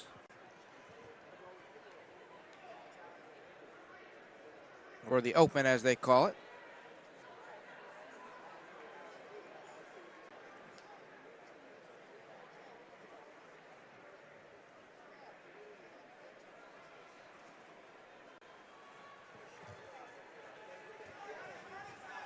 Well, we have commented throughout our coverage here today how smooth this event does run.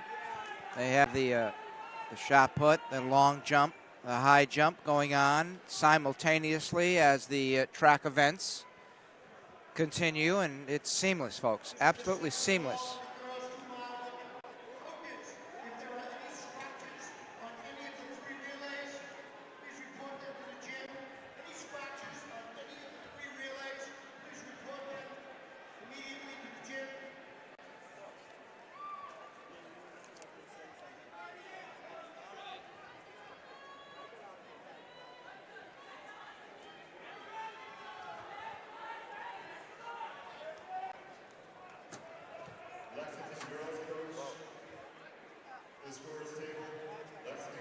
About 2.5 minutes remaining in this boys 2 mile run, then we'll have the girls 2 mile run.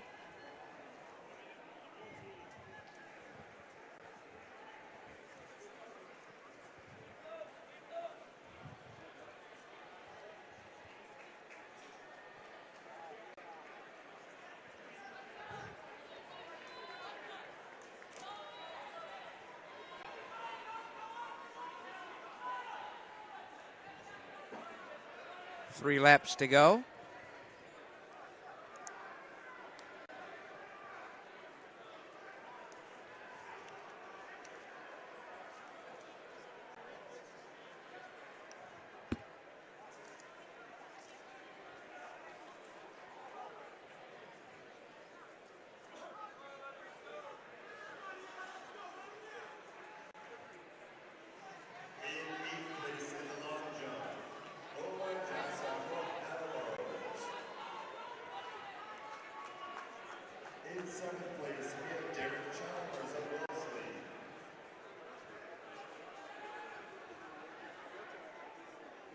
Sixth place, Amos Trinidad Crusoe. Rashab Brackus from Burlington, top seed, 9:24.39. As we approach the bell lap.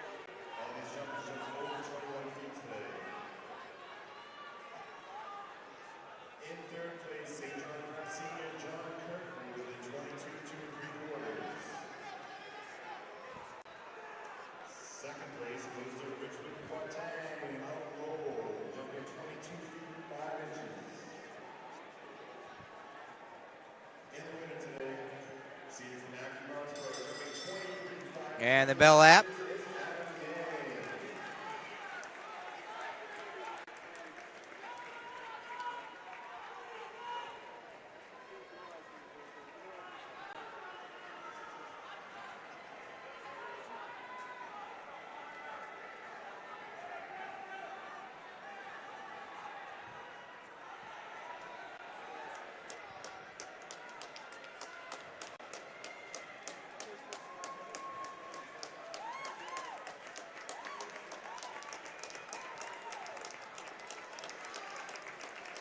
Looks like Claudio Rocha from Peabody will take that boys 2 mile.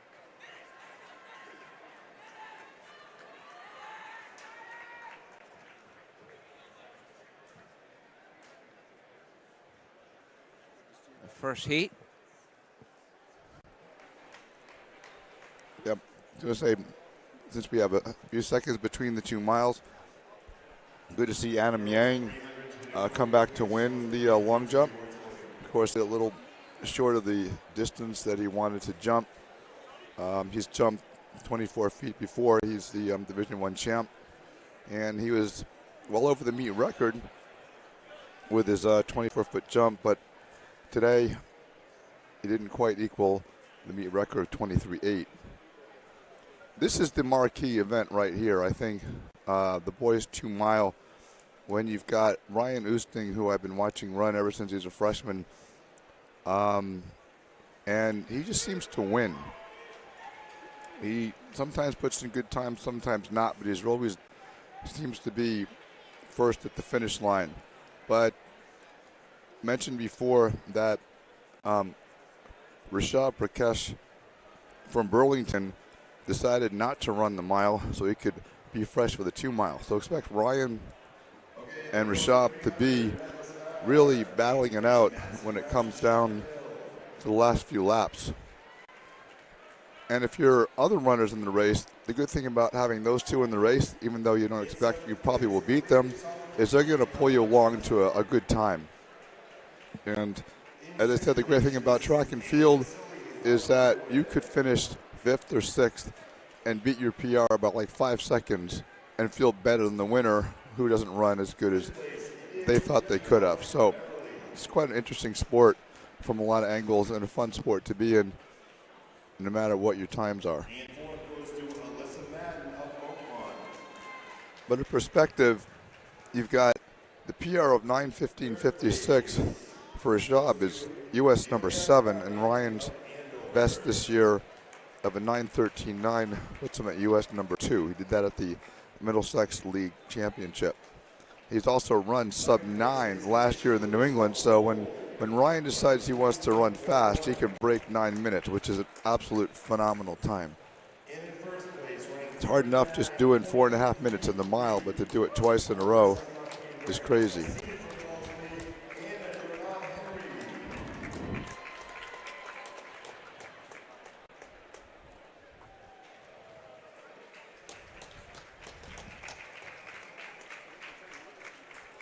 This is the girls' 300 winners. Jordal Henry winning at 39.33. Lewis, 40.11. Barbanti at 40.5. And Madden and Gemi Vasily, your top 6. They'll move on to the New England Championships next week. face off against the other 5 states.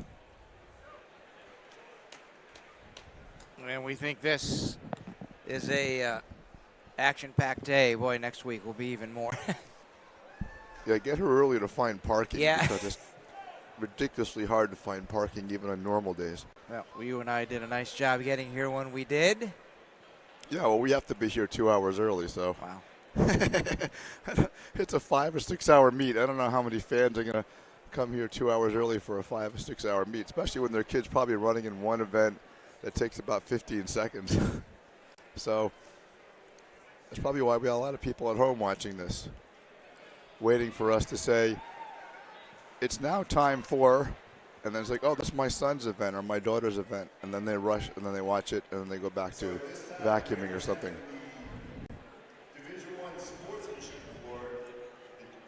They are taking some time here, by the way, between the heats of the 2 mile.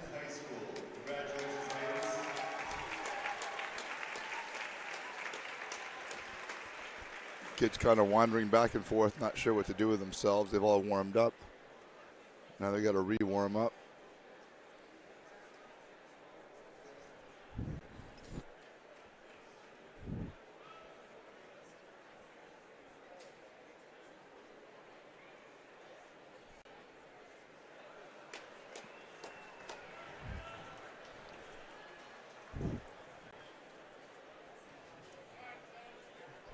Still waiting on the. I heard him say, gentlemen, here we go. Yeah. So any moment now. Boys 2 mile.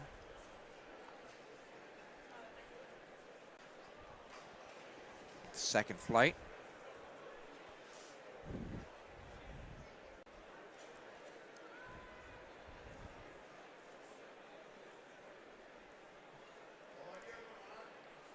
$18 meters behind the start line as they're running 2 miles, which is 3,218 meters. So if you're looking at a 3,200 time, you're going to have a little bit slower times because you're running 18 meters more.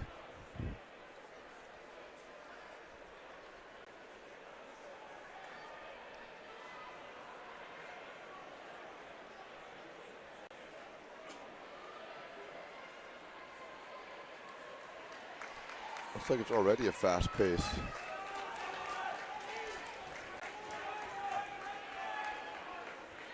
See Ryan there from Arlington. Look at this already.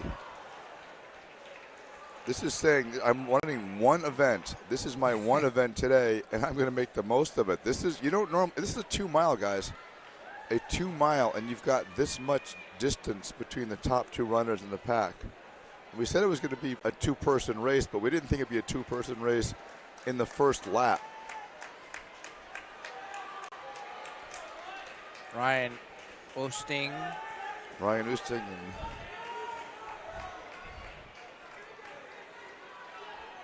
Rashad Prakash there.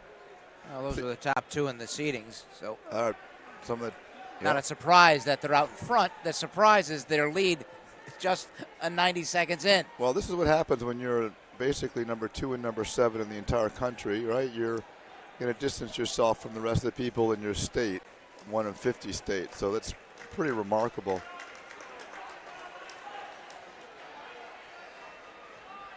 And 2 different running styles that I see here.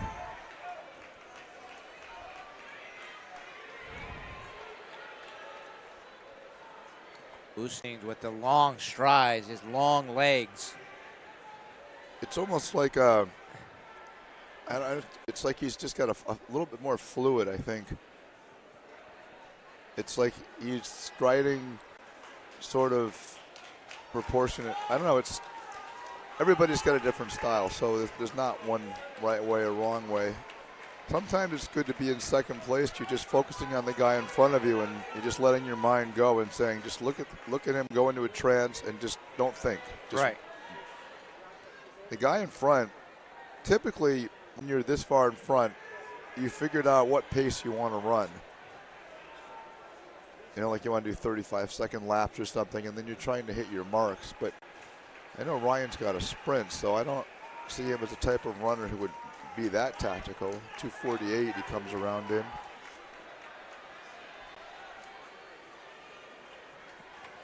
And to be running that fast and have to go 11 more laps is just nuts.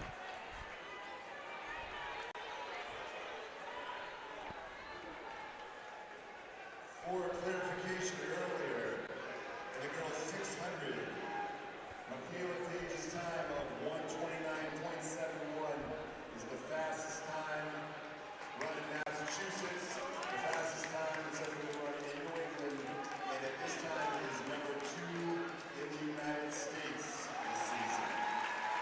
Congratulations to MIAA Page. They just announced that.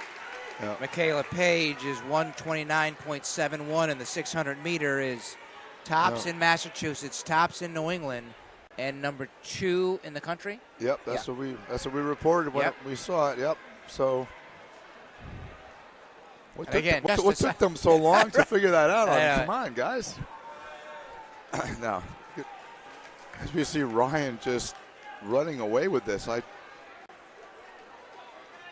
remember, if he's going to break, the goal is to break 9. He's got to come across here at 4.5 minutes. He's at 4:10. It looks like they come across here at something like maybe about 4.5. We'll see.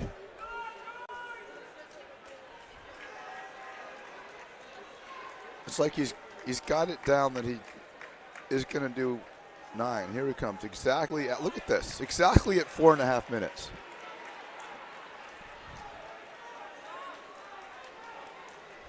Now let's see what he does this lap at. I know some of the distance runners, they could tell you, you tell them to do is 65, 70 seconds. They'll come across at 65 or 70 seconds. I do know that when I was running about 75 years ago, I think it was. No, I can't remember. It's been a long time. No, when I was running the 400, I could tell you what my final time was going to be after I came around the first turn. You just kind of know your body. You know how fast you're running. So these runners have an internal clock. So when you say he was going to try and break 9, he came across exactly at 4.5 minutes. And then he's going to see how much he has in the tank on the last lap. And that's going to tell you how much under 9 minutes he's going to go. He just did that last lap, Jeff, in 35 seconds. Well, that's what I said. 35 seconds, 35 seconds, 35 seconds. That's what he's going to do. And the last lap is to be how much fat. You'll know if he's slowing down or not by just adding in your mind 35 seconds. And can he do the last lap faster than 35 seconds? And that'll be how much under 9 he probably will go. He just did that lap in 34. Okay. he's chipping it off as he goes. There's something wrong there. Yeah. I mean, it's like, slow down, man.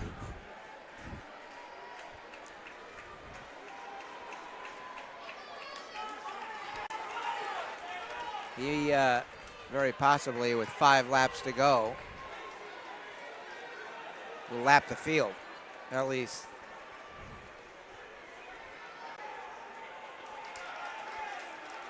Yeah.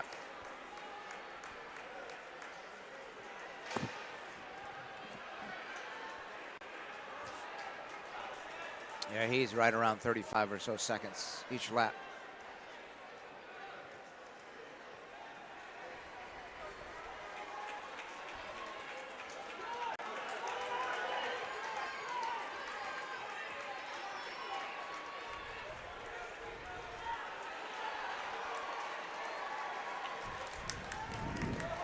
And he has lapped the field.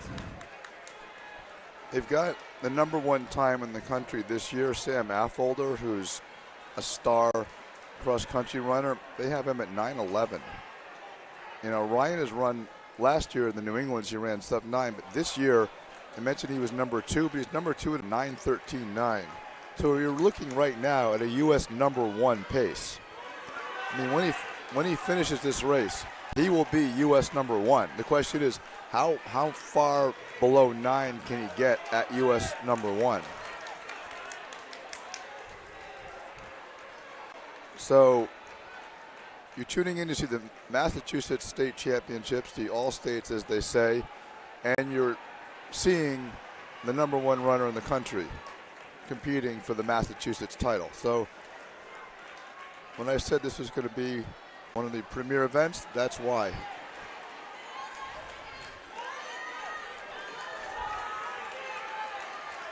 He's got 2 more laps after this. He's at 7:55. So add 90 seconds to 7:55. I mean, sorry, 70 seconds to 7:55.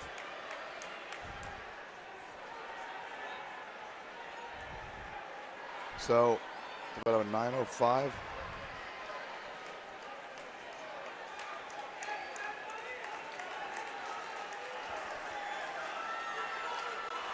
This is the fun part. He gets to see all these other runners and aim to pass them, lap them. He did that last lap right at 35. It's just, Well, he came at what, 8:33.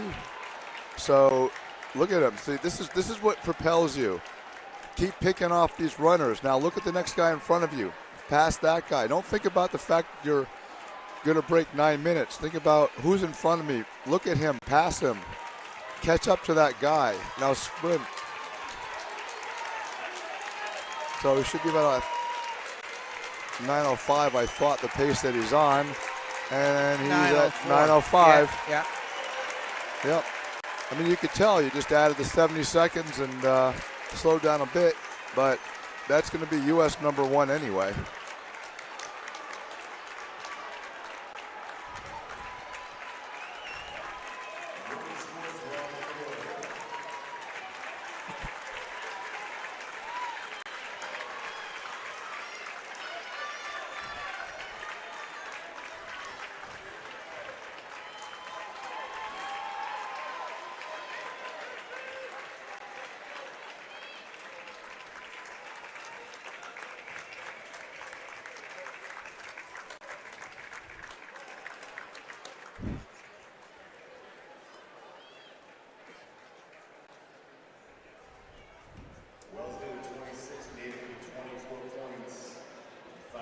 The team scores being presented here in the center.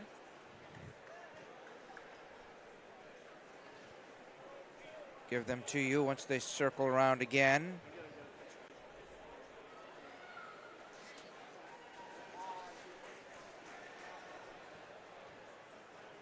Also wait for the official time for Ryan Oosting as the girls.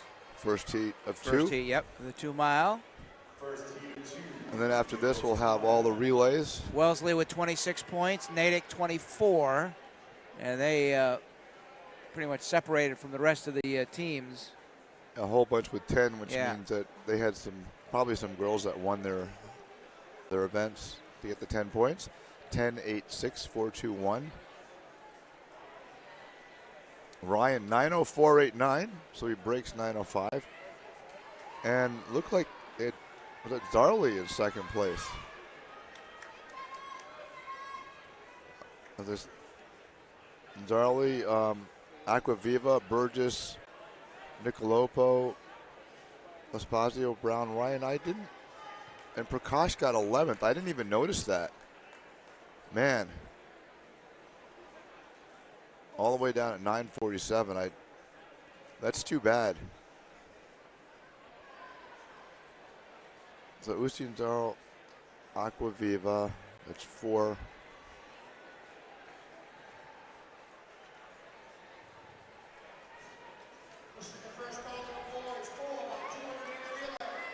Yeah. They're attending to him.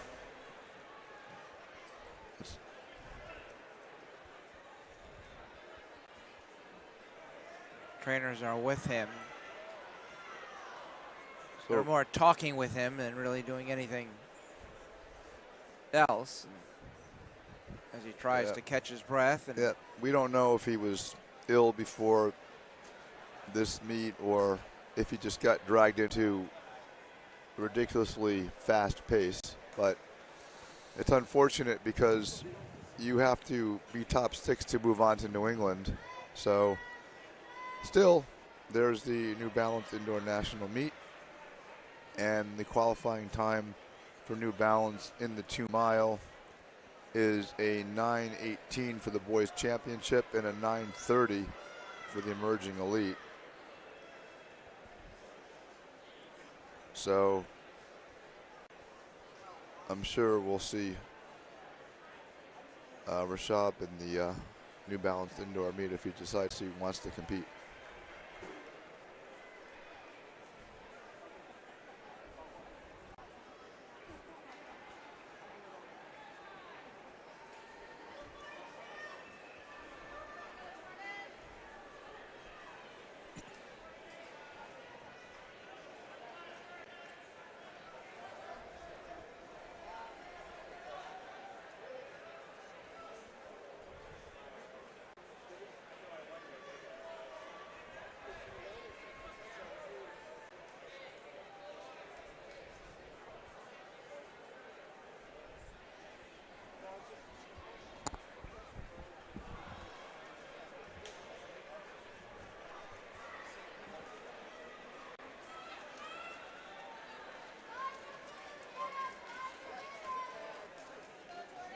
Boys 2-mile medalist to the podium.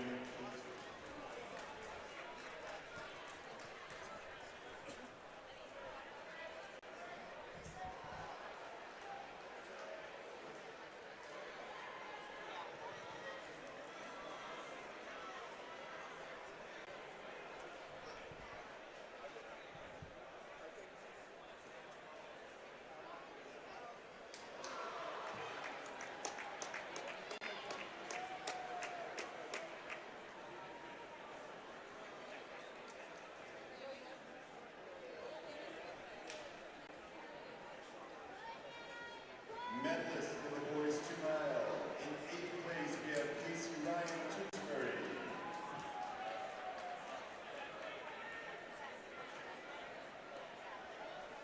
In 7th place, Alex Brown Hopkinton.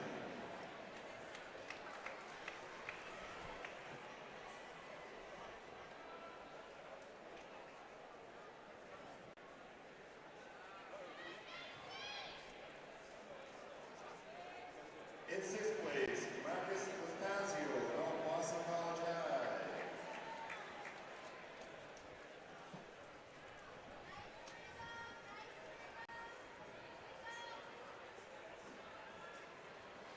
In 5th, George Nicolopoulos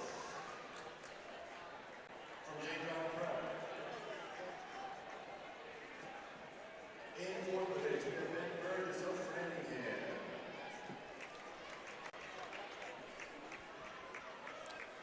So with 11, or rather 8 laps to go in the girls 2-mile. Once the 2 heats are completed, as I mentioned a moment ago, we'll move on to the 4 by meter relays.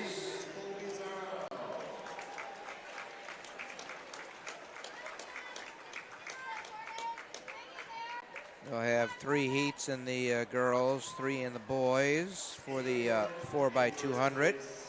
We'll check that.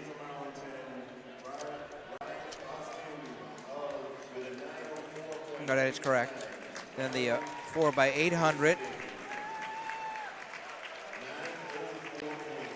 We'll have 3 heats for both boys and girls, and then 4 by 400, same thing. And that will wrap it up, the 4 by 400 meter relays for the day.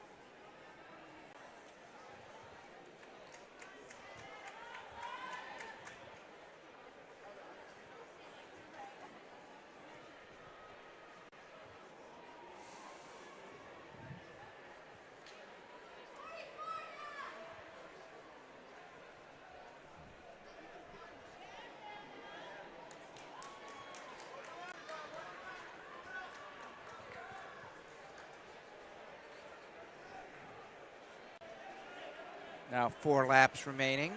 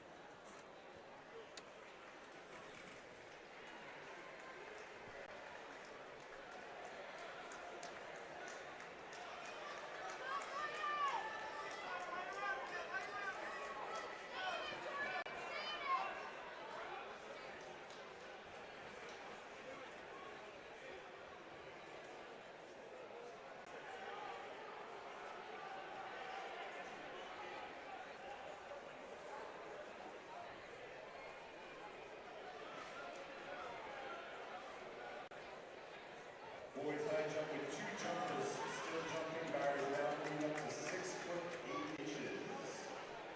Owen Desani of North Attleboro and David Jama of Lowell. Lowell jumping now at 6 foot 8.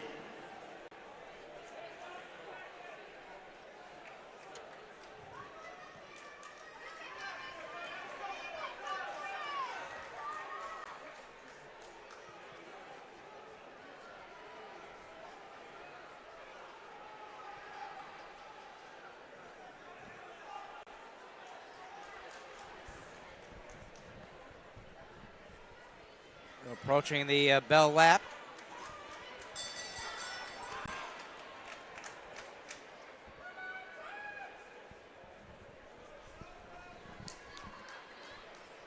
Caroline Williams and Tess Reyes are in the lead.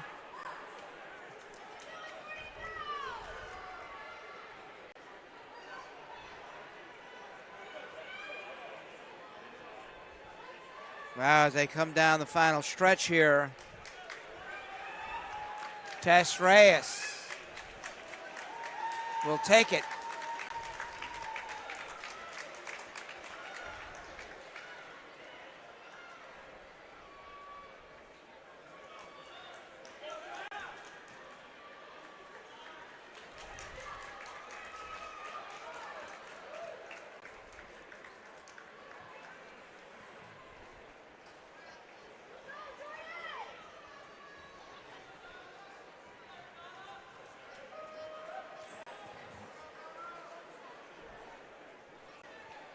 And meanwhile, they've raised the high jump bar to 6'8".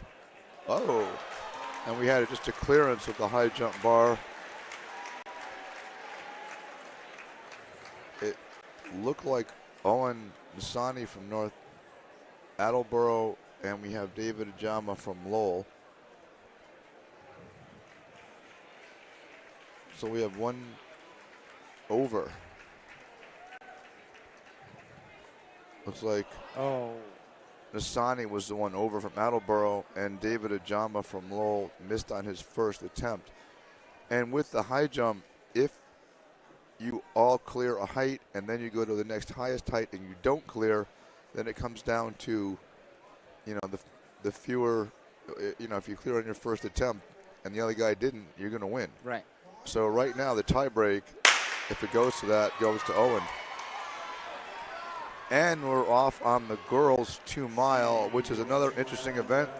We had Sarah Rothman and Lauren Grella, the Division 5 champion, Division 5 runner-up, had an incredible duel where Lauren set the pace the whole way. Sarah stuck with her, and Sarah passed her on the last lap.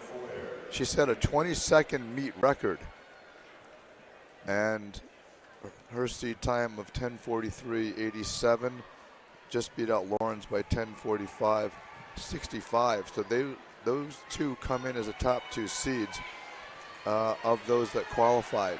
So I expect another match between the two. And typically when that happens, unfortunately, sometimes there are runners who just like to set the pace because they don't maybe have a finishing kick. So sometimes they just try and waste the field. And then there are runners that have the kick that just say, well, I'm just going to hang behind whoever's in front of me and I'm just going to outrace them at the end. So already we see a little bit of a gap, but I don't expect that to hold too long. Although I think we'll have the two-person race.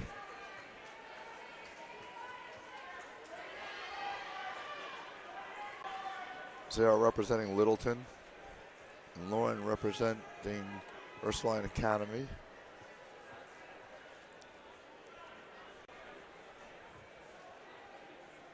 And once again, it looks like it's Sarah just kind of hang with Lauren, and Lauren just trying to distance herself from Sarah as much as she can.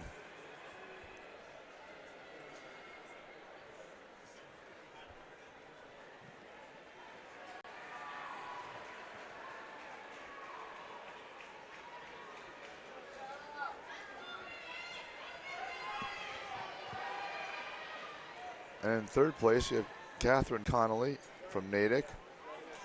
Another Connolly. Actually moving up with the lead pack.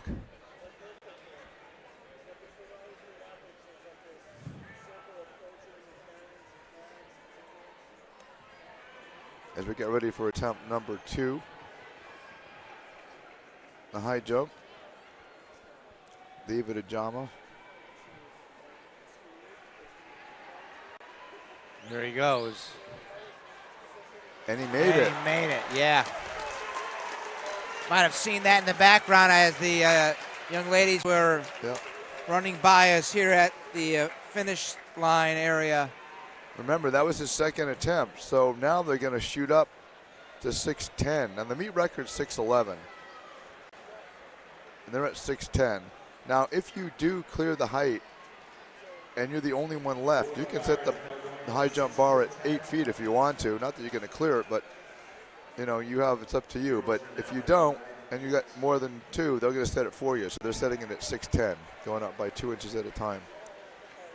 So maybe we can pan over there every now and then and get that.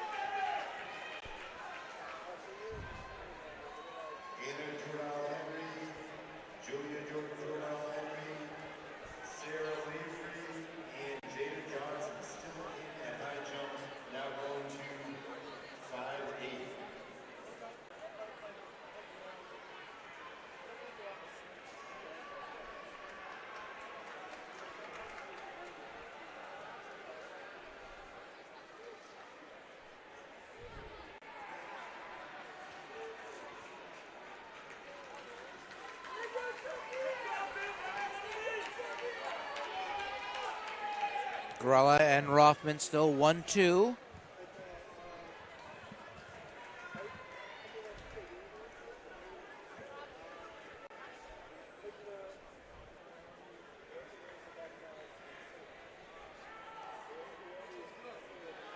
It takes a lot of work to lead a race because you're thinking, who's behind me? Whoa. The man just sailing over the bar 6'10", again on yeah. his first attempt.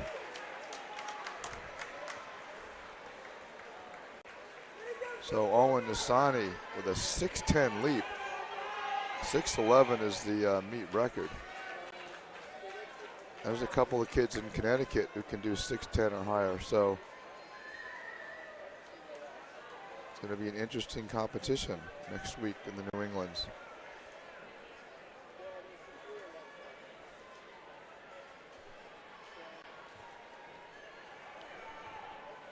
Here's the first attempt by David. Oh, he misses on his first attempt. So if he clears it once again, the advantage goes to Owen.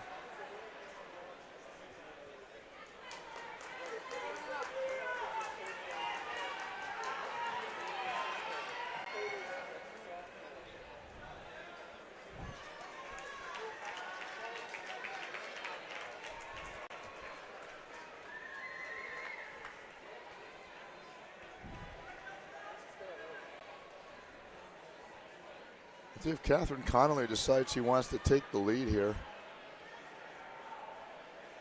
Well, they're content to let Lauren still lead. Girls, 4 by 200-meter relay. Girls, 4 by 200-meter relay. As we see, about to see David's second jump.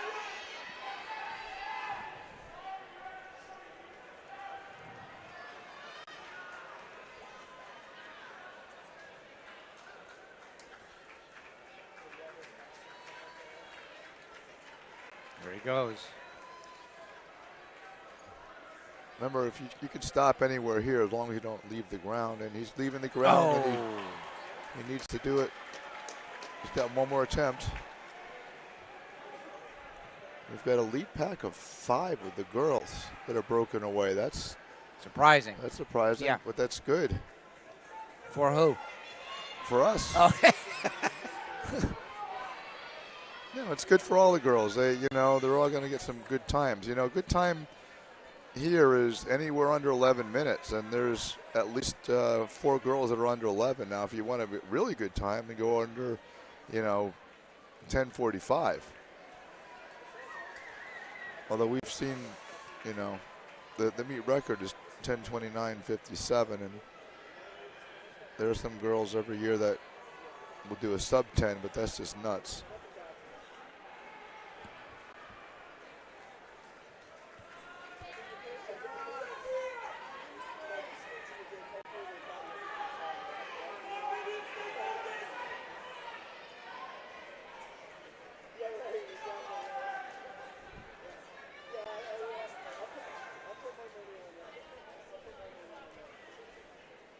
Still have about 5 laps to go.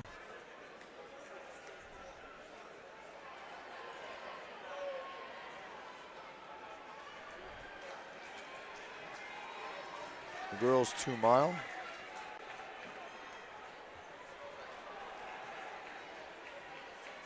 $16 laps around.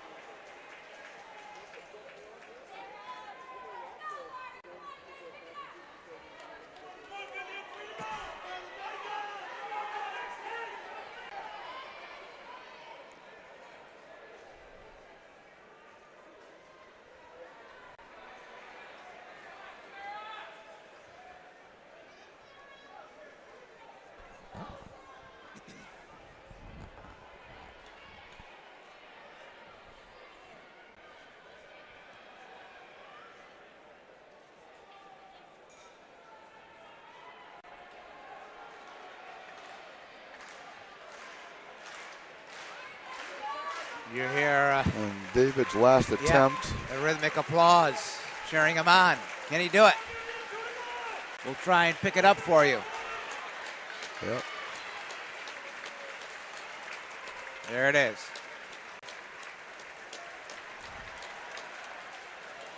Oh! He had the height, but his lead leg, his trailing leg, that's I don't know. Oh, well. So Owen Nastani is going to win, and he gets to set the height as high as he wants it to go. We'll see what he asks the officials to raise it to. Meanwhile, you got Lauren, who's just deciding that she's going to just not let anybody even get close enough to pass her on this last lap. Pulling away from everybody this time.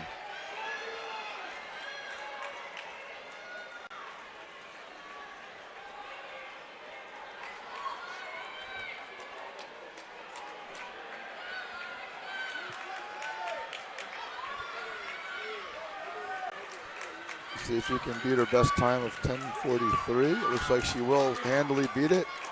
1040 range. And it looked like that Sarah used her kick to get second. I want to say that we're now going for a meet record of 7 feet in the high jump. I want to say they're going for a meet record of 7 feet. Their meet record is 6'11". So Owen decided he wanted to set it at a meet record 7 feet. Meet record being 6'11". If he can clear this, this will be amazing. That'll put him right up there with those kids from Connecticut.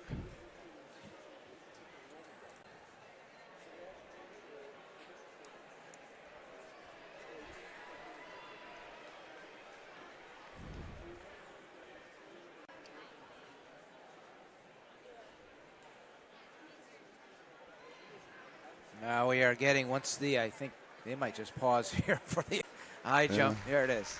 Again, the rhythmic applause. You know, and then we'll go to the well, U.S. number 1 in the relays. country is 7 feet, by the way. So there it goes. Oh! So there are 2 kids from Connecticut, Justin Ford and Chet Ellis, who do 6'10". They are ranked 3rd, tied for 3rd in the country. So what you just saw, the 6'10" by Owen, that puts them tied for 3rd in the country. And that means 3 of the top 5 kids in the entire country will be here next week in the high jump. Can you imagine that? That's just insane. They should be at the New Balance National Championships, 3 of the top 5, but you get them next week here in New England.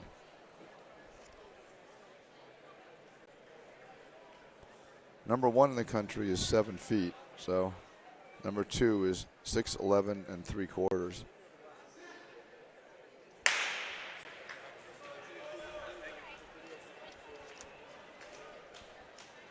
First heats of the boys 4x200 on the track.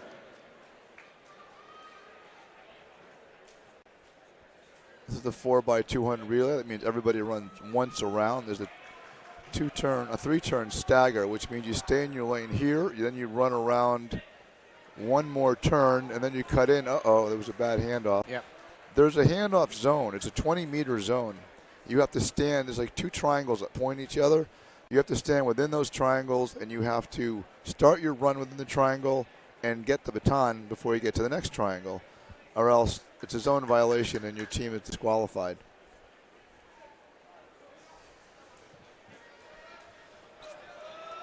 Some outdoor races will give you a flying start, but you don't have that in most of the cases in high school, or especially in indoor. So you have to stand within the zone and stay within the zone.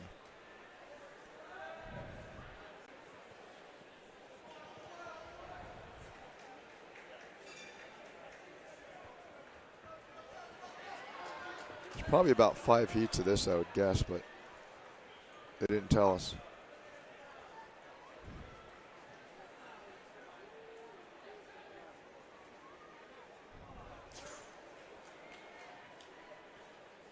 Current boys scores are on the board.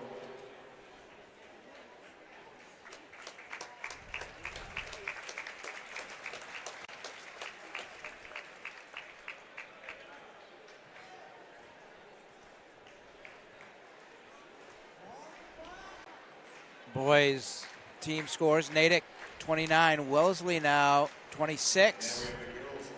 Shepherd Hill with 12. Distant 3rd for the team title.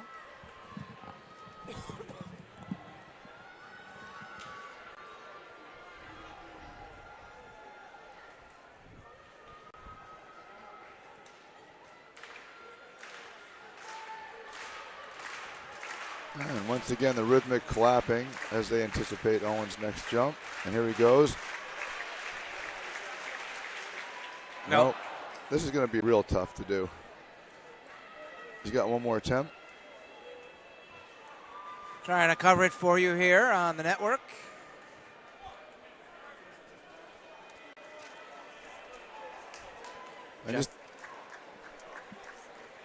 Jeff Lane, our producer, camera operator, doing a heck of a job here today. Picking up as much of the action as possible.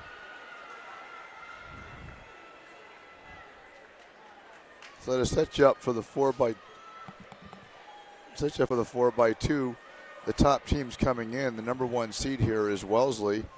They're the Division II champions. They did a 129.88. You got Acton Boxborough, the Division I champs, the second best seed time. Brockton, the Division I runner-up, is the third best seed time, followed by Amherst Pelham they're the Division IV champs, and then the fifth best time, Newton North.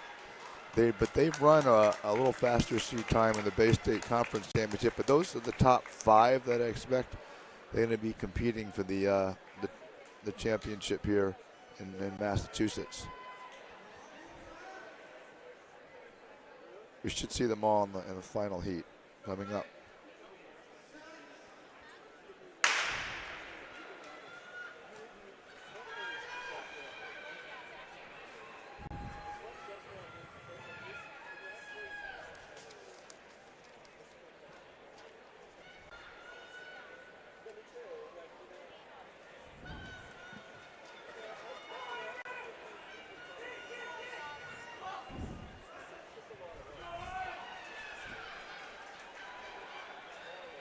Test Reyes of Algonquin to the awards podium, please. Test Reyes of Algonquin to the awards podium.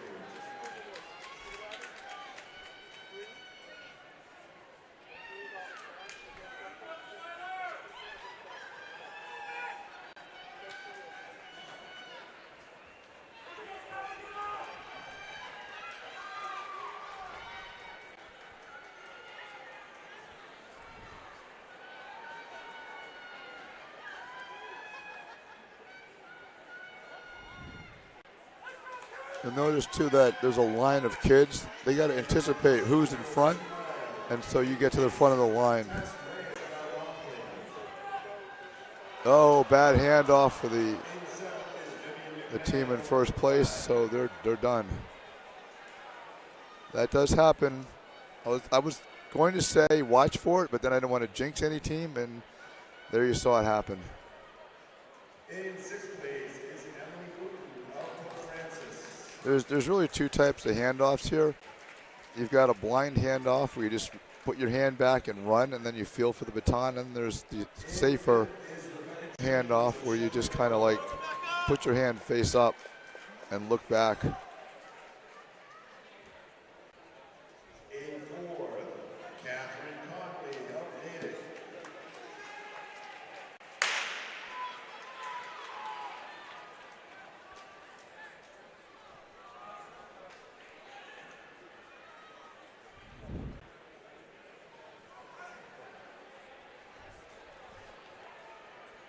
Looks like we have another couple of flights after this. And third is Sophia Jacobs Downsby of So here's the first handoff, and they'll cut in at the end of this turn. Right, there's cones you probably can't see, and right about now they can cut into the inner lane. First line with a 10:43.81. And winning today with a time of 10:40.83. Senior from Littleton, Sarah Rothman. Congratulations.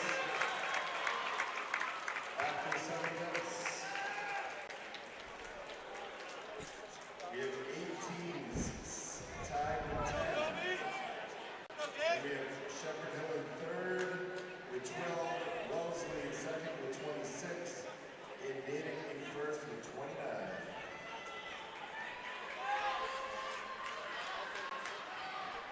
This is the first call for the boys, followed by Henry Arena Relay. Go, Brian!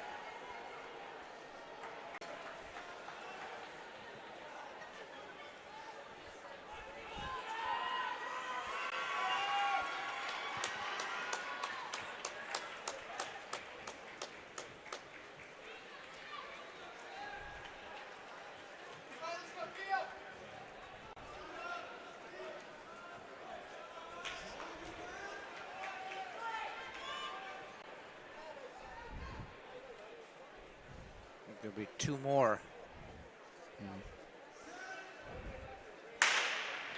heats. Maybe one.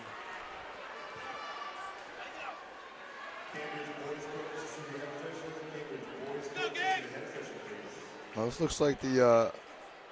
That's it? Looks like the. I'd say one, two. No, I don't know. It could be another heat.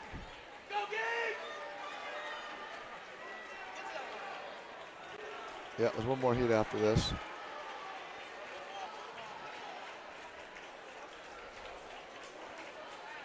But remember, top 6 go to New England, so goes by time. Nice handoff by Lowell, have a nice big lead, and they're going to put in a great time here. I was always taught when I did run the relay that you don't want to look back. You just leave the hand and well, that's the blind. Well, that's the blind handoff. Yeah, you just put your that's hand the way back. I was taught. Yeah. But I'm seeing some of the runners here. They're looking back. Yeah, like that's right there. That's a safer one. One team did. One team didn't. That's the oh, and there's a drop baton, and the yellow flag goes up, and they better pick up the baton and get her off the track. You know.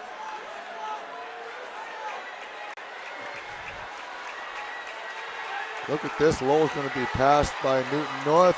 No. Oh, he pulled up when he thought he was there, and that might have cost him. Well, Newton North was the 5th seed, so we'll see what the times are. Remember, just top 6. You know, the relays is one of those things where you say, how hard is it to give a baton to somebody else? And a lot of the kids think the same thing. So you say, practice your handoffs. They do a couple of handoffs, and that's it. But whoever practices doing your handoffs at full speed like this, right? And then they do it at full speed and they screw up. And then the coach says, see, I told you. All right, here we go. I see Yang out there. So it's going to be an interesting finish here.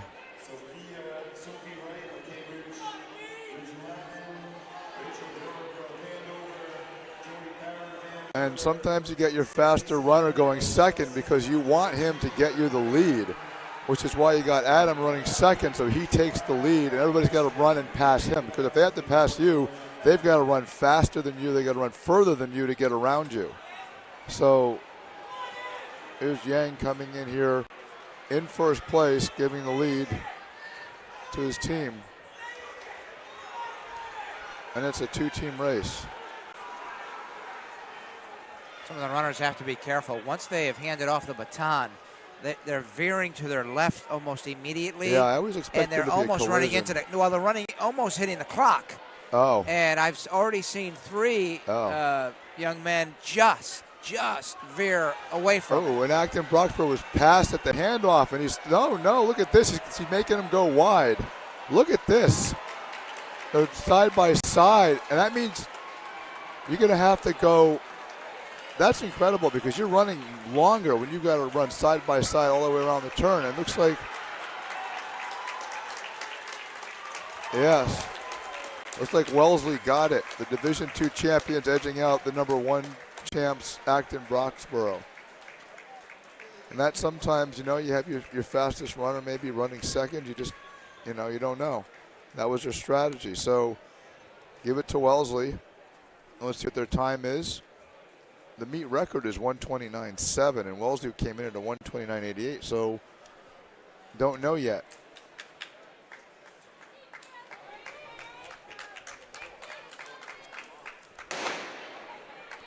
At the start, the first heat of the girls. We have 6 events remaining. 131.17, equal time they gave to both, but 129.90 Wellesley, Acton Broxborough 130.04. So 129.9 is pretty much what their seed time came in, and then Brockton 3rd and Amherst Pelham 4th.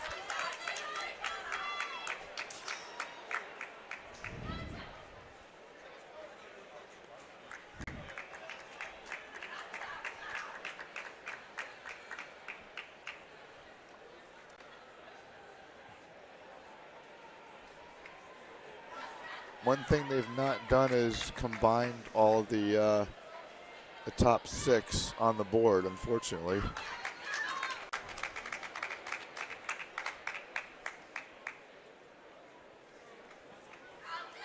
I expect similarly about 5, 6 flights for the boys. Probably about, I mean, the girls probably another 6.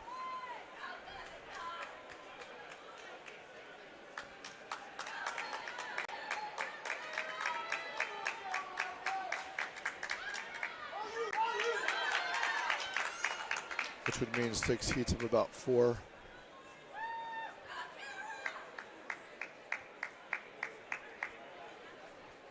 And setting up the girls for later, I guess, if you're looking forward, you've got Lowell again. They've got the number 1 seed time of 1:44.72. They're the Division I champions. North Attleboro, the Division III champions, are the 2nd seed. Then you've got the Division I runner-up Andover team. That's the 3rd seed. Milford will be your 4th seed, the Division III runner-up. And the 5th seed, Wellesley, the Division II champ. They've run a bit faster outside. And we've got North Andover, who is the 6th seed, the Division II runner-up.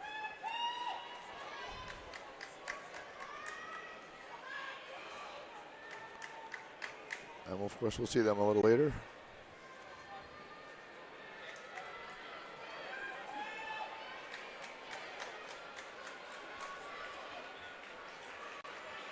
Following the 4x2, we do the 4x8, 4x4.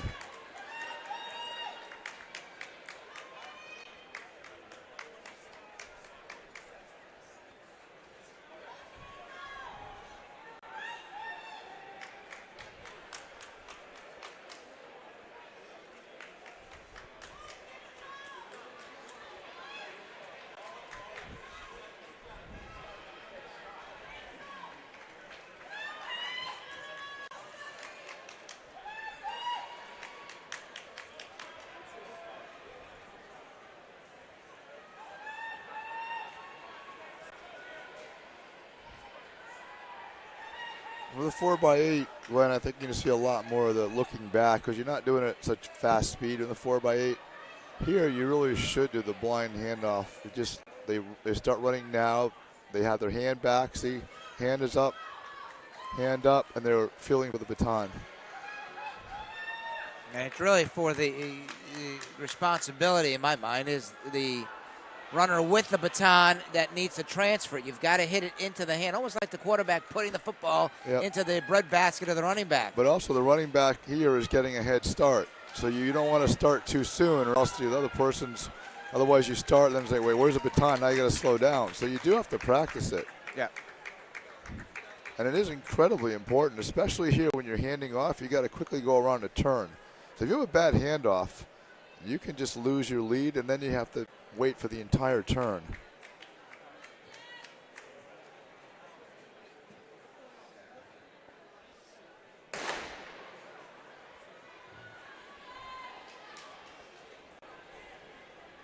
Boys 4x2 to the podium. Immediately follow will be the boys high jump. So we need the boys 4x2 to the podium first. Boys high jump right behind them, please.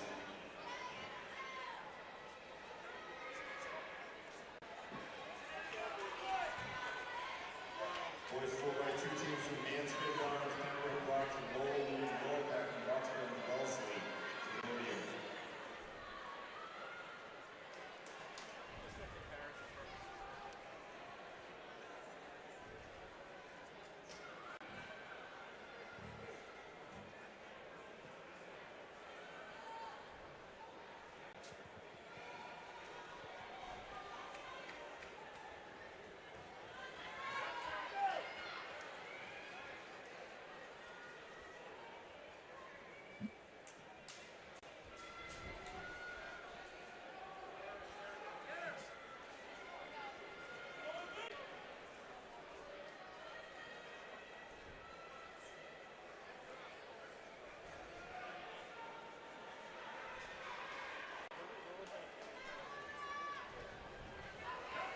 Oh, another bad handoff. Looks like it was within the zone, though. Barely. Yeah. The other thing you don't see is they've got all the heats of all the girls lined up in one big long line around the track. the outside of the track behind the railing, and they just have to sit there and watch. They're not warming up, they're not stretching, they're just kind of standing there. And then they put them on track, and they have a few seconds to just basically warm up and then get in position and go.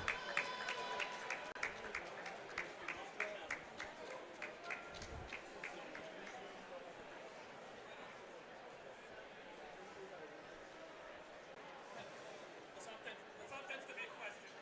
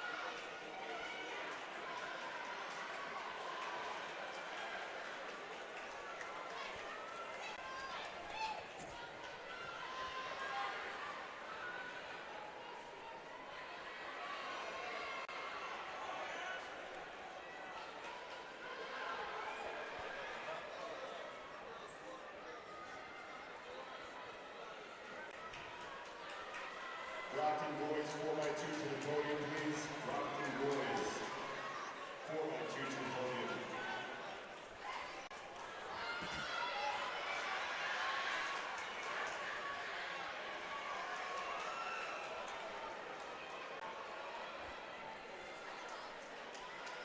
And the award for the boys 4x2 in 8th place, we have Mansfield.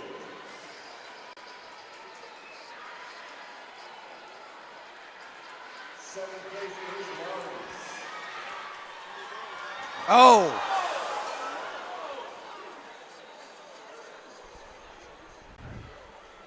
Three competitors went down. 6th place is One young lady was shaking her right wrist, although she's up on her knees and putting pressure on that wrist, so that looks to be good, but that was an ugly crash. 5th place is Brockton.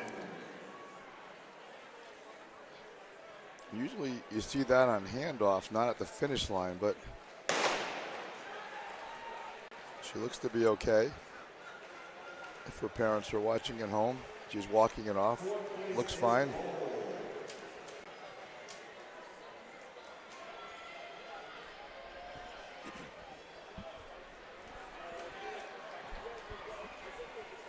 Third place, New York.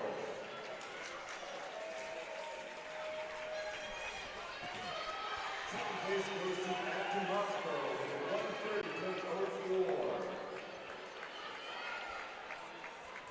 And the winning time today at 1:29.9. This will be reckoned by 0.2 of a second is Wellesley.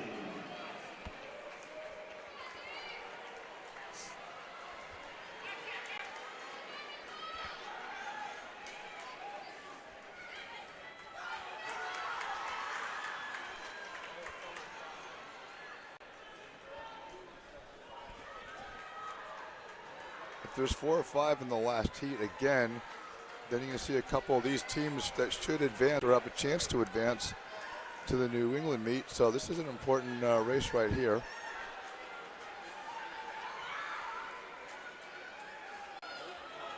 Final handoff for Wellesley.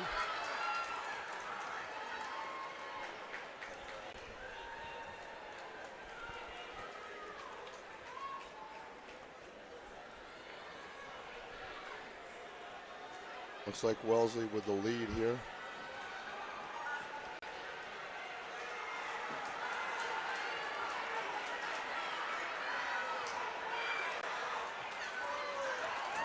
Oh, and a lot of people going down at the finish. Good sportsmanship.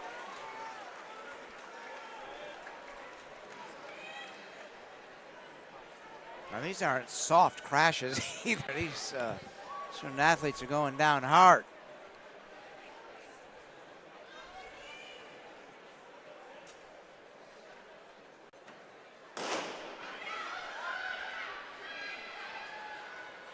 And the main event for the girls. The favorites being Lowell and North Attleboro, as we were talking about before.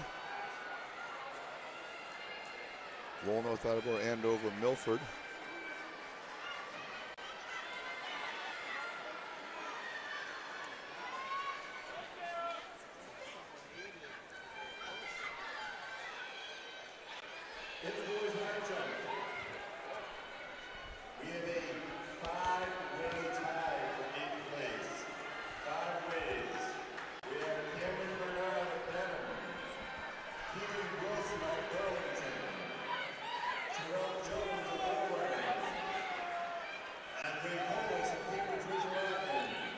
Milford's got the early lead,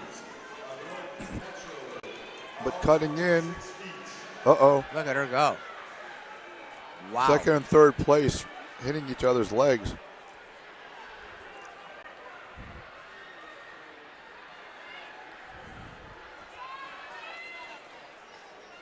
Lowell, as expected, with the lead. North Attleboro in second.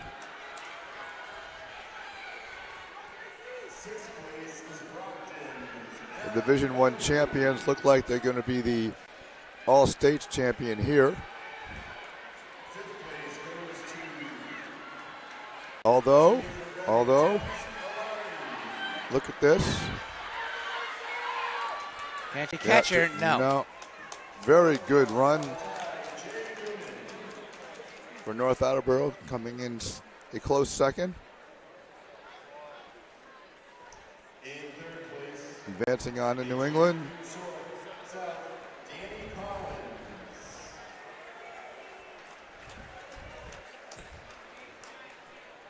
I want to see how many of these, how many heats we're going to have with a 4x8. Probably 2.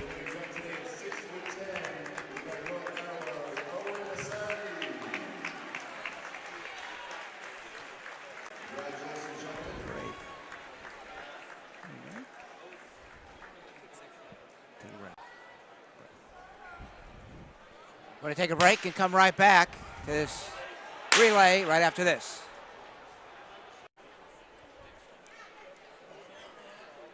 Four events. Yep, there was a false start, so they reset them, so you didn't miss anything.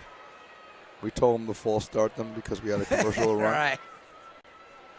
Had to give some promotion to the NFHS network, who was sponsoring us, and of course, I think Miles Split is a partner. So we'll be right back at here next Saturday for the New England Regionals. that's right. Connecticut, Massachusetts, Maine, Vermont, Rhode Island. New Hampshire. And New Hampshire.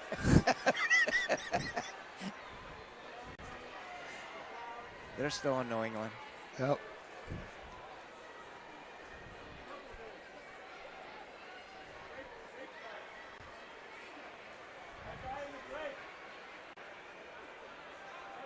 I'm guessing there's got to be 2 heats. Yeah, they're lined up, so it's 2 heats. They've got like 24 schools that qualify, so they're running 12 and 12. Kind of crowded. This is one of those crazy races because you're running so long that you have ridiculous lead changes.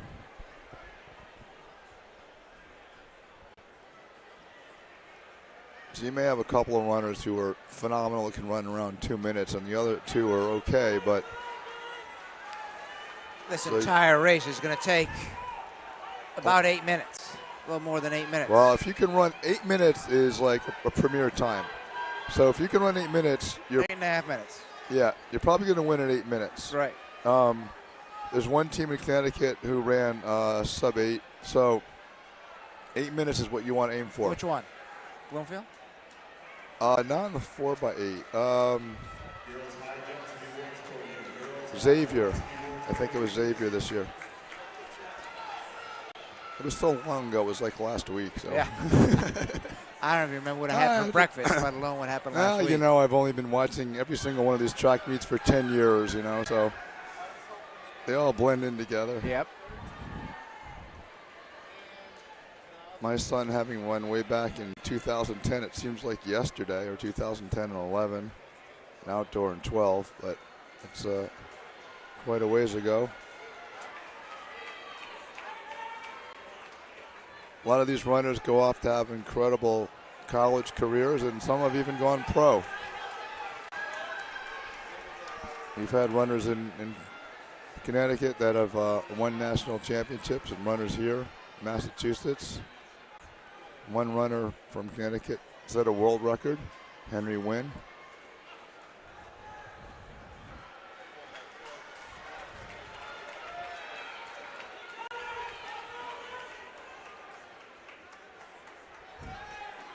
You guys saw some like U.S. #1 and #2 times and distances.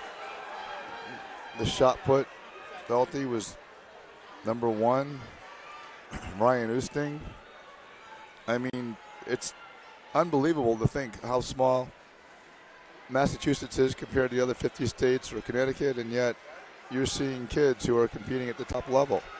And they're going to top schools. You know, you're going to Stanford, Harvard, all the Ivy Leagues, even the NESCACs, all from track and field.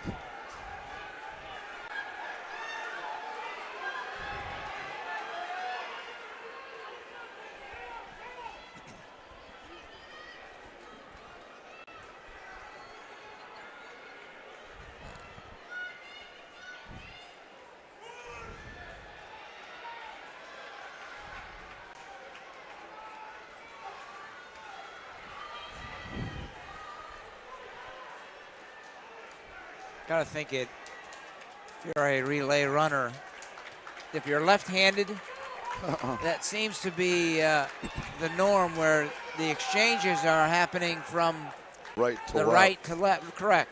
Yeah. And then the runner then switches it back to his right hand.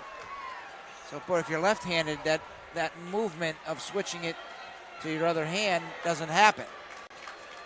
Don't know if that cuts any time off your run, but it's one less movement.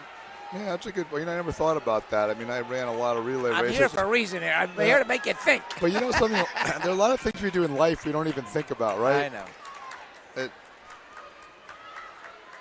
Which is kind of odd, you know. If you ask somebody how they did something that they've been doing their whole life, they probably don't know. Like if you ask somebody what eye do you sight things through, you don't know if it's a left or right eye, but people do sight through their left or right eye. It just comes to mind for some reason. Anyway, you see some of the next heat guys are running up. Those are the next heat running around the track.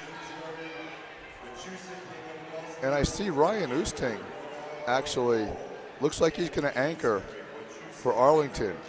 That's going to add a whole new perspective to Arlington's team coming in at the #3 seed. He's going to challenge Wellesley. It's going to come. This is going to be an incredible final heat, by the way. Another one of these legendary heats. So I don't think the meet record's in jeopardy, but I think you've got a situation where you're going to see some quite interesting theatrics among the top 6 teams. Jumping ahead a bit, keep you tuned in. It's going to be really interesting.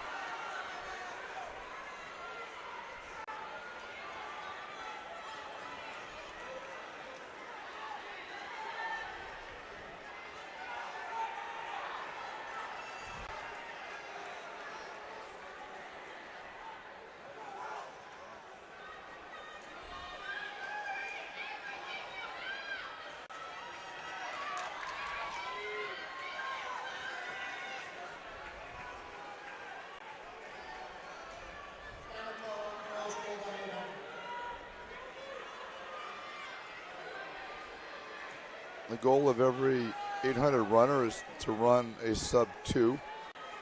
So if you get 4 runners who can do that on one team, that's phenomenal time. That's why you don't see too many sub-8s. Good runners will do around 2:05, which is why you see a whole bunch of times around the 8:20 mark.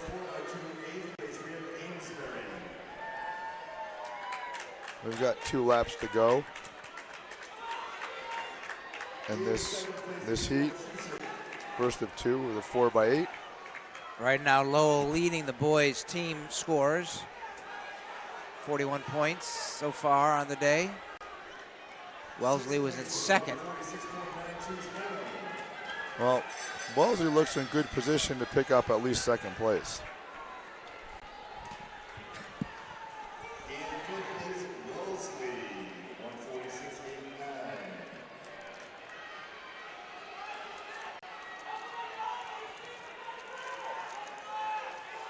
Fourth goes to Milford, 145.87. And Milford third with 145.72.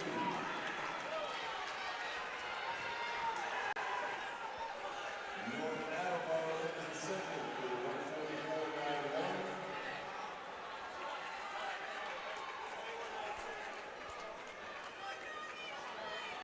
And the winning team today comes to us from Lowell with a 144.46. That slides Lowell up in second place in the team ratings. In third is Lowell 20, Natick is in second with 29, and Wellesley is in first with 30.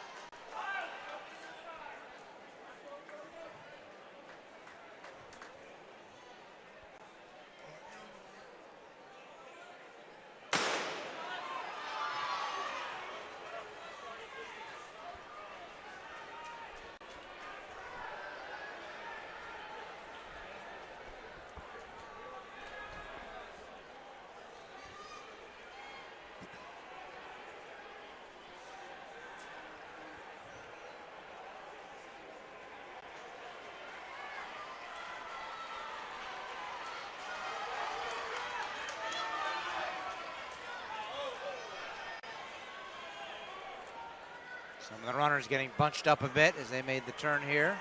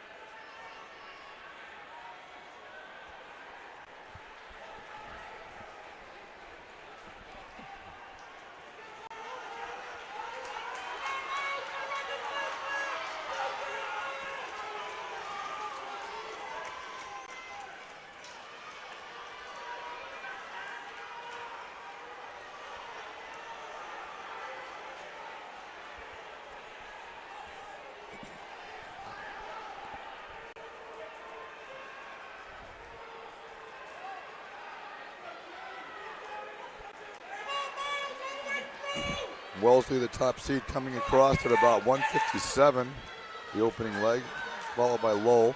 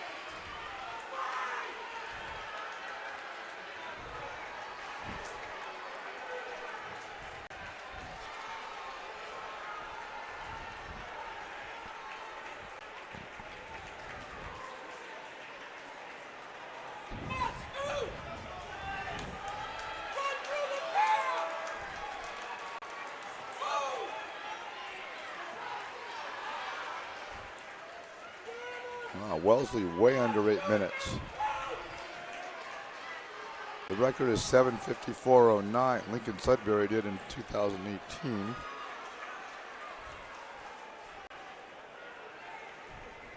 We'll see how their final two runners are.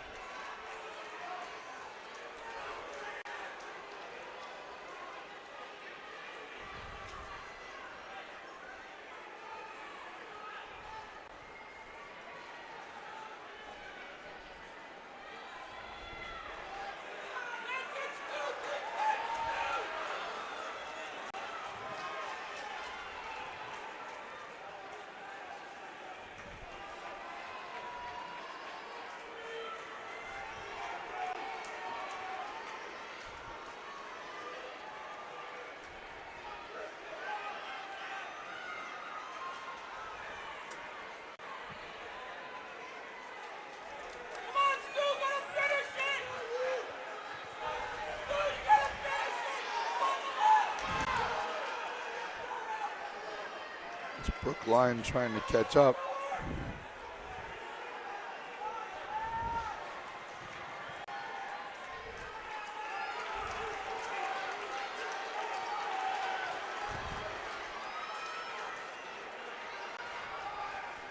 Final baton transfer coming up.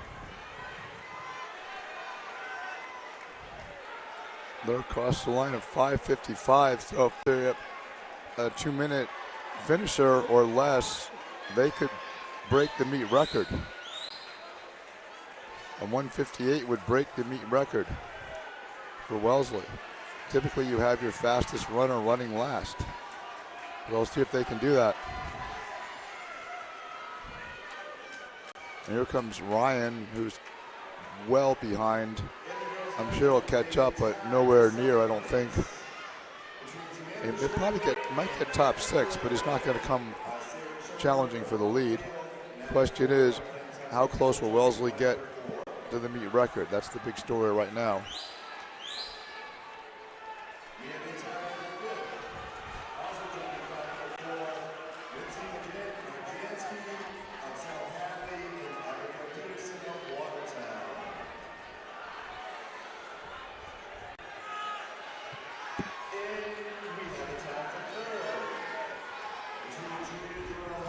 Women's scores. Wellesley is in first, 45.5 points. Natick is in second. Girls team scores.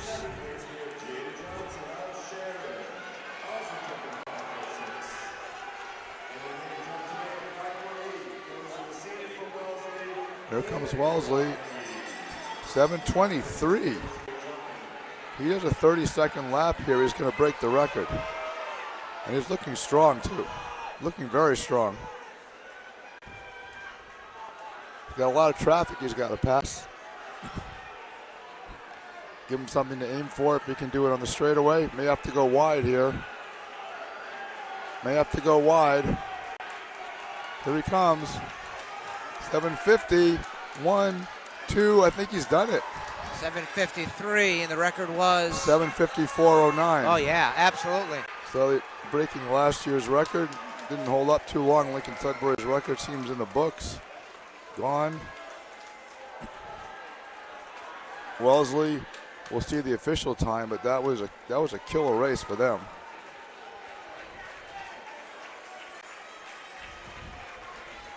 Already congratulating each other.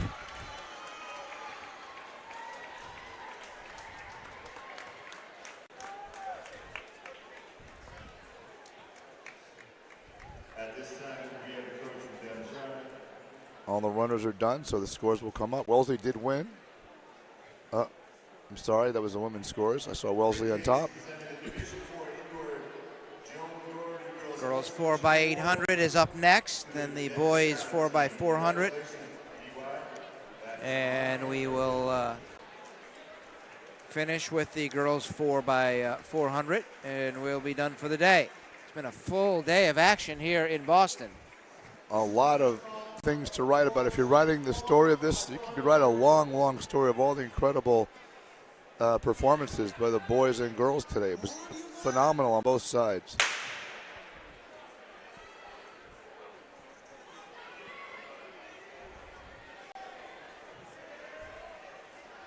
I'll give you the top 6 finishers in the 4x8 as soon as they come up on the board.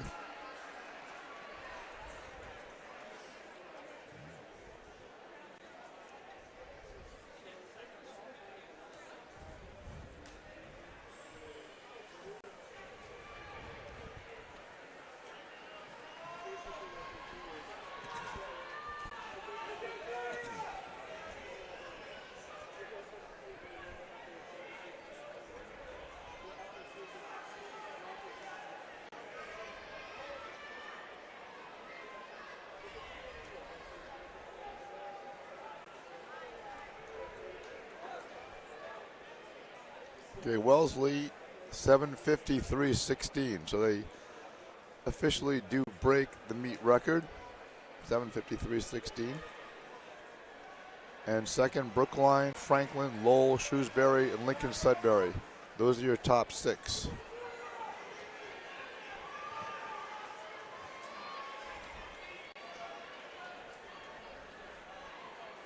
So one more time when they cycle around, they come Wellesley, Brookline, Franklin, Lowell, Shrewsbury, Lincoln, Sudbury. Brookline did an 8:00.1.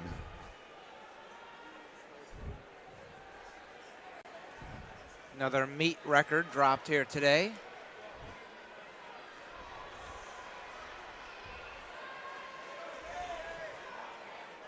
And you can tune into the Massachusetts Mile Split site, ma.milesplit.com, and read all about this.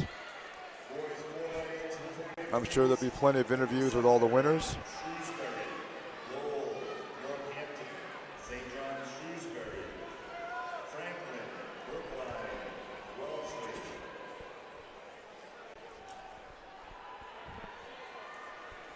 Again, Lincoln, Sudbury, Shrewsbury, Lowell, Northampton, St. John's, Shrewsbury, Franklin, Brookline, and Wellesley.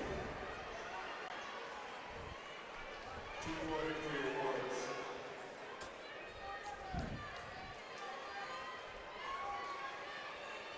So we're about 2.5 minutes into the first heat of the girls 4x8. Figure the girls usually do around 10 minutes or so for this heat.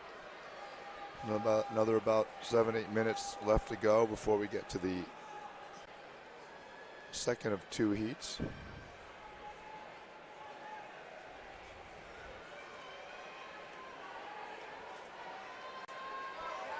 There's any of 7 different teams for the girls 4x8 that could possibly win. Preview that in a bit. Second call, boys, 4x400. This is the first call for the girls. 4x400 meter relay.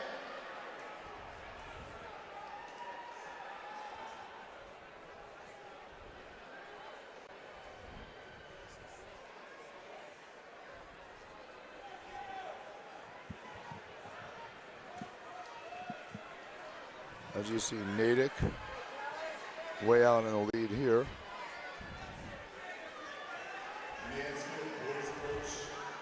To the announcer's table, please. Mansfield, boys coach. To the announcer's table, boys 4x8 to the podium, please.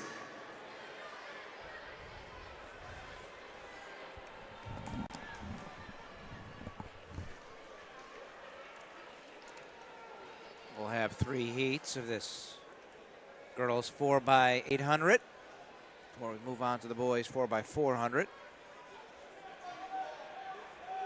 3 more heats there, then the final 3 heats of the girls 4x400.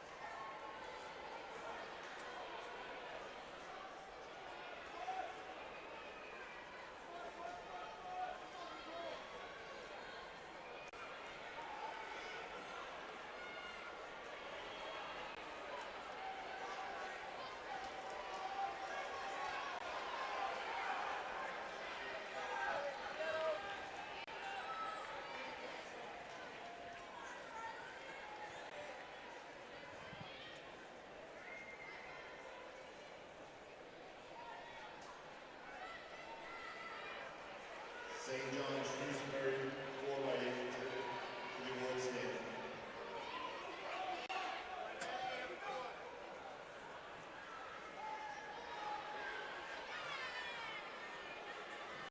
And the medalists in the 4x8. In 8th place is Lincoln Sudbury.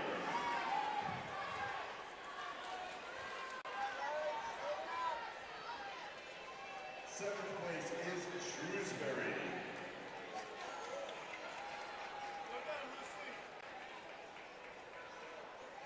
6th place with an 808.14 is Lowell.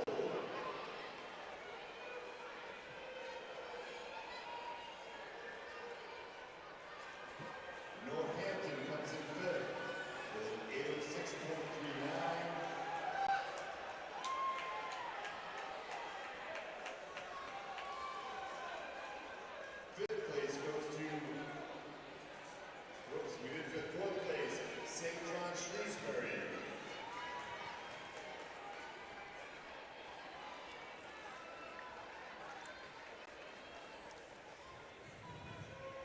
3rd place goes to Franklin with an 802.94.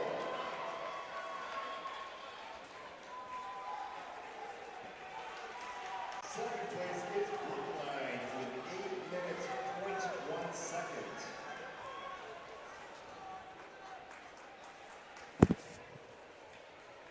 And the winner today from Wellesley, running a new meet record of 7:53.16 with Wellesley High School.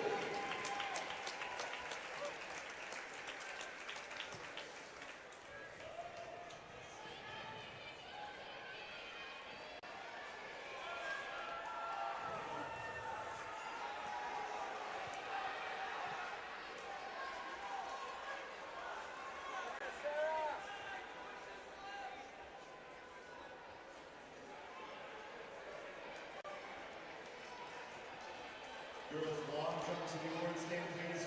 Girls long jump. Lala, Ryan, Parrott, Chamberlain, Nana, Soraya, Simon, and Johnson.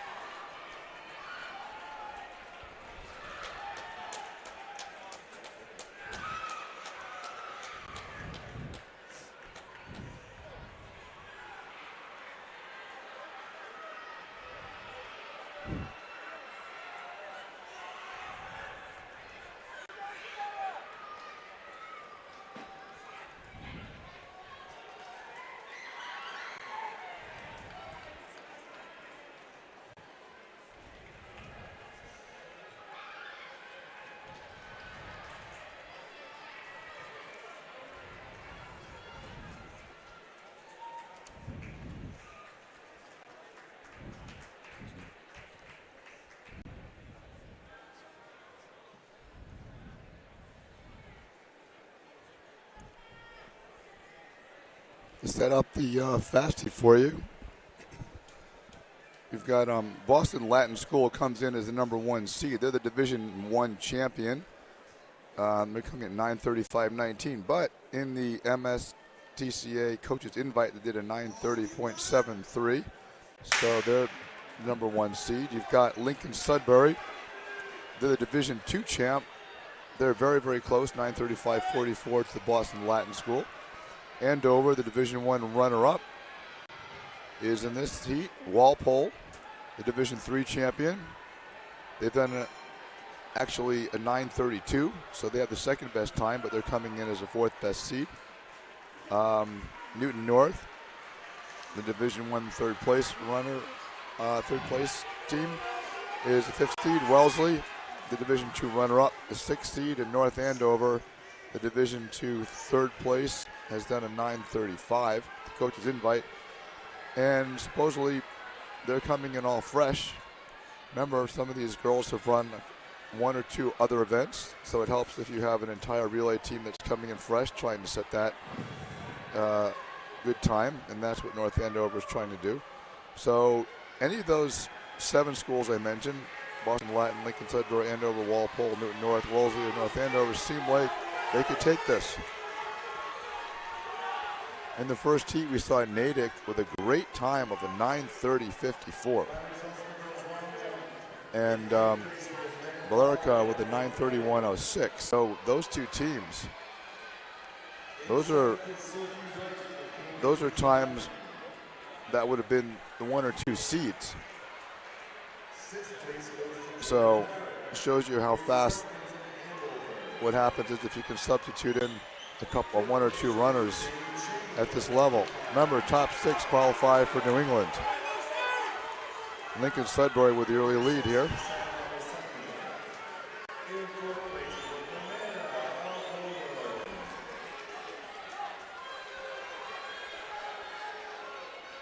So already you got to do sub 9:30 just to win.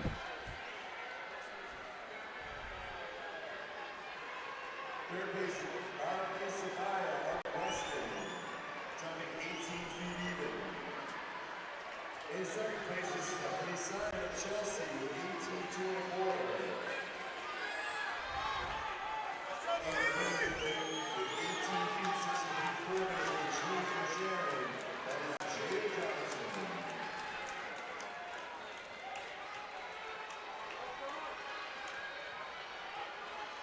Top 4 scores in the women's team ranking. We have Lowell with 20, Sharon with 23, Natick with 29, and Wellesley with 45.5.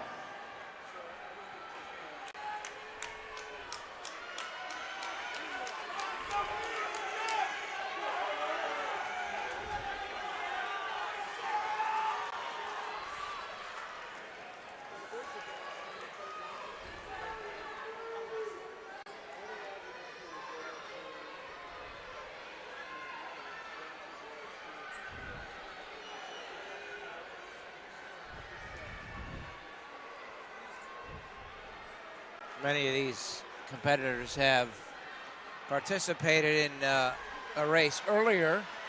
How difficult is that? Yeah, that's very difficult. Absolutely. And, you know, you can do 3 events, so some may have done 2 events. I'm still trying to figure out how Billerica Memorial came in at 20 seconds faster than their seed time. You know, you're allowed, when you come in as an individual, you can't sub in an individual, obviously, but the relay, if somebody is not running 3 individual events, you can substitute them in for a relay. If they've locked into 3 individual events, well, you can't do much, but if they've only do 2 individual, they can run whatever relay you want to throw them in.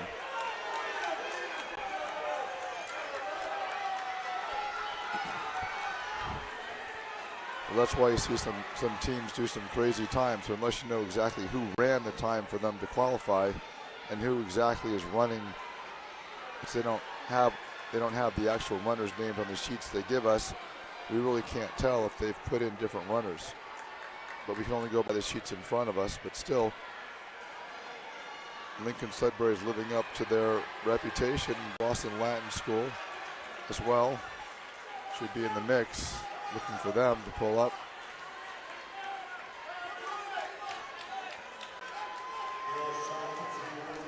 Right now the Division II champion is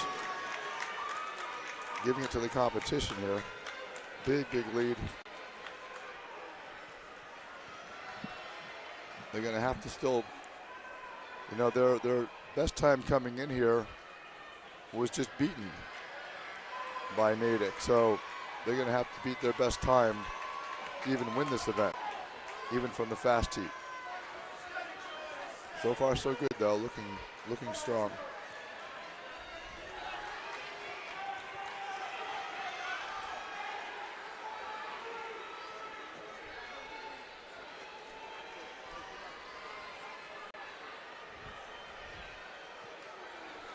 Remember, a good time for girls somewhere around 2:20. So we'll add that. See what we get.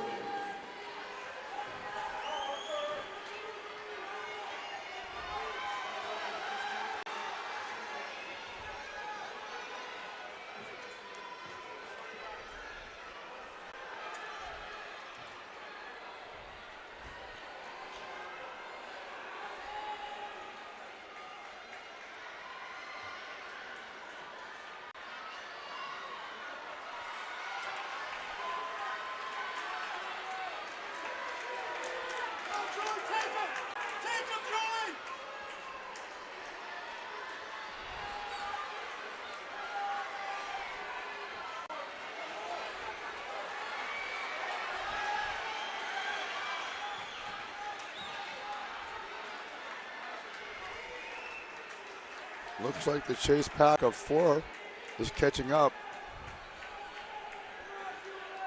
With 4x8s, anything can happen. The fastest runner is usually the anchor leg.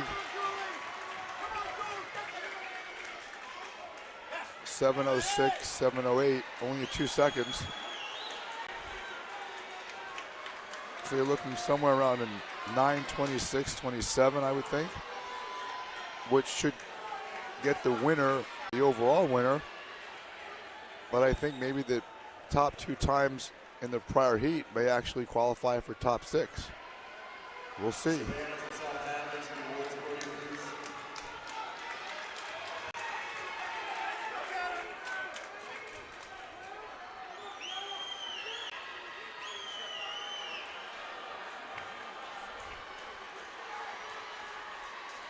Now a shrinking lead for Lincoln Sudbury over the Latin School.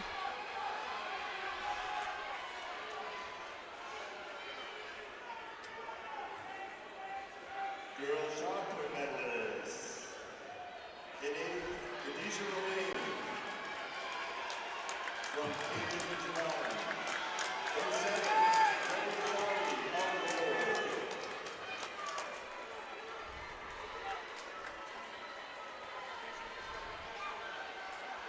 in sixth,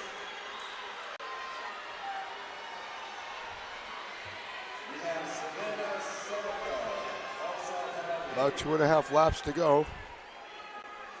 in fifth place from Seacon, 37 feet 6 inches, is Ashley Wyrostic.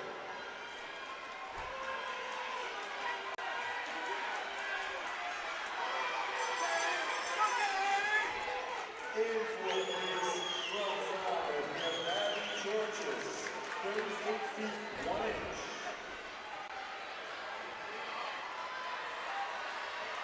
In third place from Venezuela, Tiana Bosby, Yes, 39 feet and a half. so that was the bell lap. They had the lap counter off.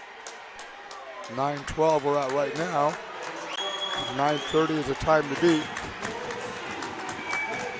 And Latin School looks like they're going to just take this at 9:23. 9:27, so it looks like the top 4 from this heat and the first 2 from the other heat are going to qualify.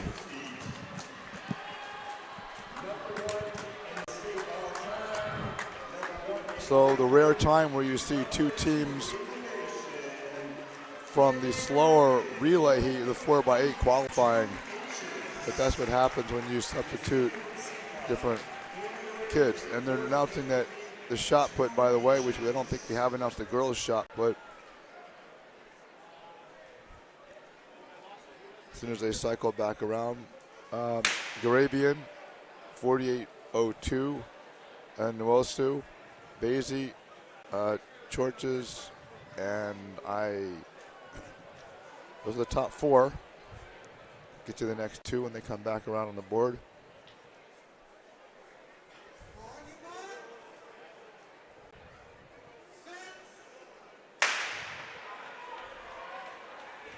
And Raya Rostic and Sudika, the other 2 girls shot put qualifiers for the New Englands.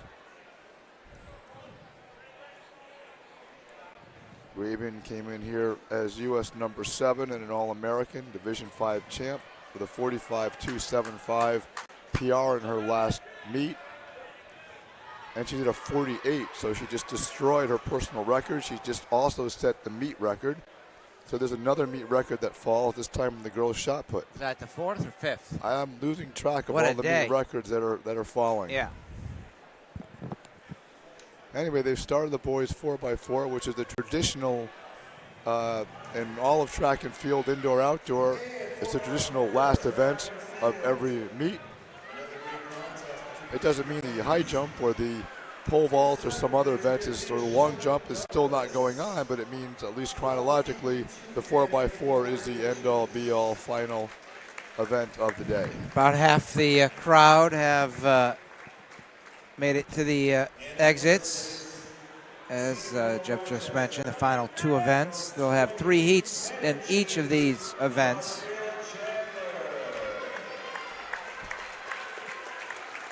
Although there are They might be 4. there are a heck of a lot of people who are standing along the rail, so Yeah. maybe they left their seats for the rail. But this is where it starts to get loud. Not this heat per se, but the 4x4 is a lot of applause.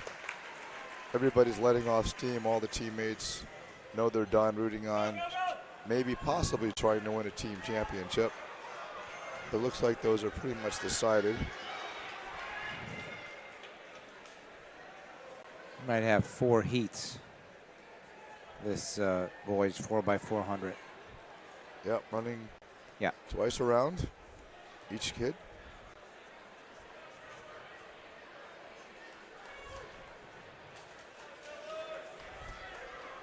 Well, we surely hope you have enjoyed our coverage here today from Boston, Massachusetts, the Reggie Lewis Track and Athletics Center on the campus of Roxbury Community College here in Boston.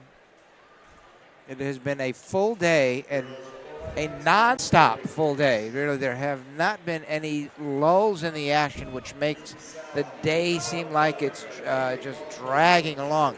Without a question, it has not seemed, at least for me, and I think you might agree, it has not seemed like the type of day when we've got our pages of what we're going to be broadcasting here today seem as if it was going to take forever. That really hasn't been the case. There's been a lot of action, a lot of excitement, records being broken, great finishes.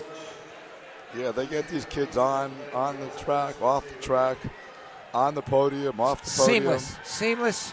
They've got it down Really? to science for sure. I've said the same thing. I've called a lot of track and field in the state of Connecticut as well, and the events that I have done there.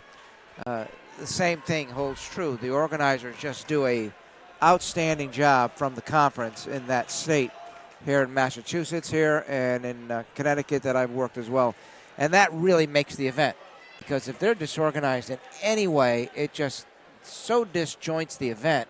And if not half the people, a good portion of the people are leaving saying, well, that was a terrible afternoon. Oh, and everybody's got to do their job. Sure. I mean, you got to find out who won the prior heat before you move on, and they're like down to thousandths of a second. We've seen so many events where it's hundredths or thousandths or some crazy number. They don't just sit there and deliberate forever. It's like, okay, here's the results, we move on. Keith McDermott, the assistant director of the MIAA, and our contact here at the event and organizing the volunteers and what have you. He's done a masterful job, and we, without a question, thank him for setting us up in our broadcast perch and taking care of all our requests. And boy, Jeff had a ton of them, but what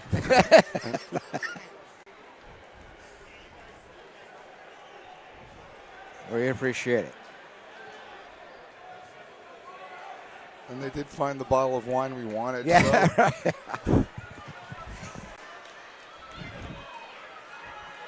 They were surprised by my request for lobster at the media luncheon, Yeah, but right. I backed off and just ate my peanut butter and jelly sandwich. I hope people know we're joking here. We're getting a little punchy. It's been a day, but it's been a fun day, without a question. It's Without a been question. phenomenally fun.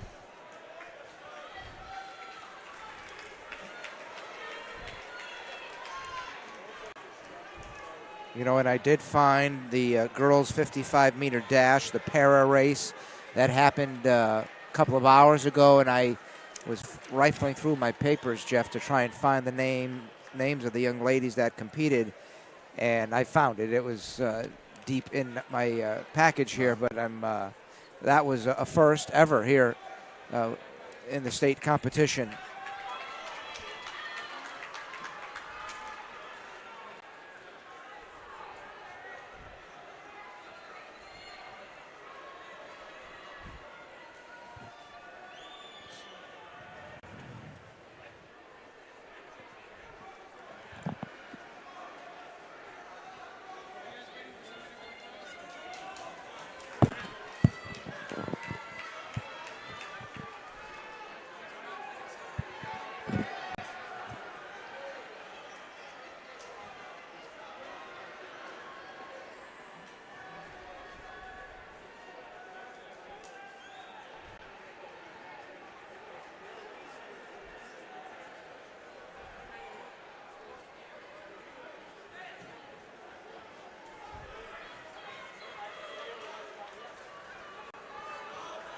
You notice these handoffs on the 4x4, they're looking.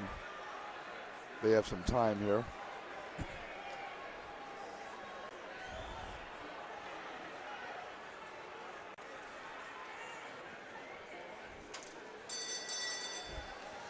There's the bell lap. First heat.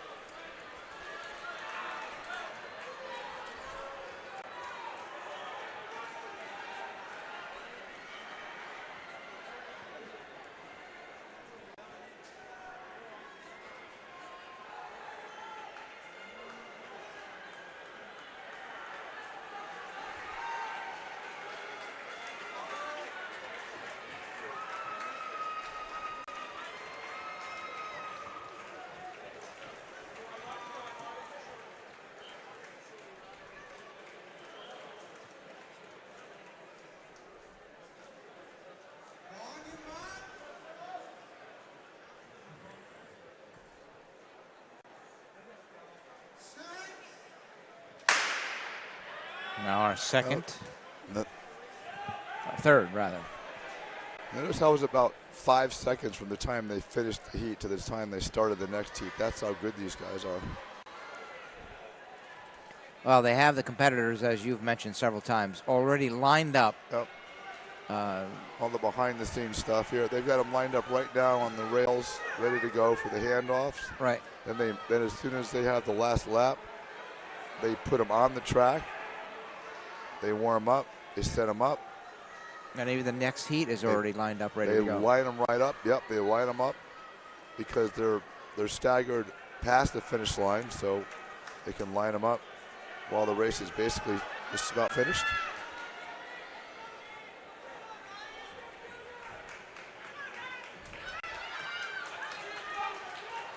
It's hard to see, but if you just look at some guys in green, you'll see what they do. In our runners in the 4x8, in 8th place we have Newton South with a 9:35.33. In 7th place we have Newton North with a 9:34.82.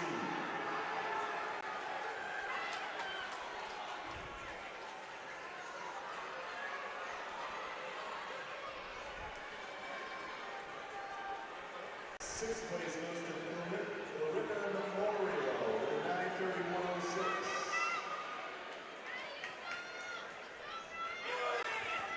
Fifth is Navy at 9:30.54. Walpole comes in fourth with a 9:27.02.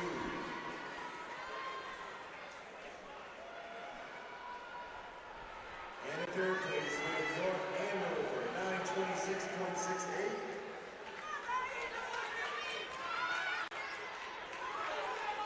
Second place goes to Lincoln Sudbury, 9:23.87.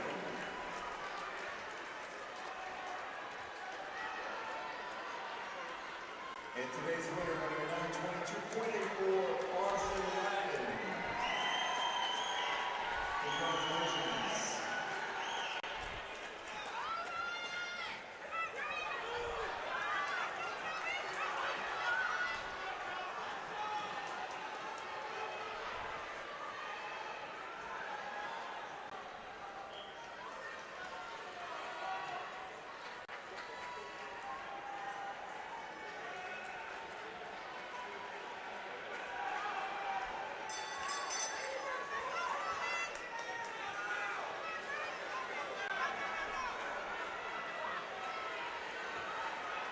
It's Weston with a 3:29 seed time. Seeing if they can qualify for the top 6 from the second to last heat, which we've seen in the other relays. Putting in a killer time here. Just finishing out ahead of, well, that was D-Bolt, okay. No wonder.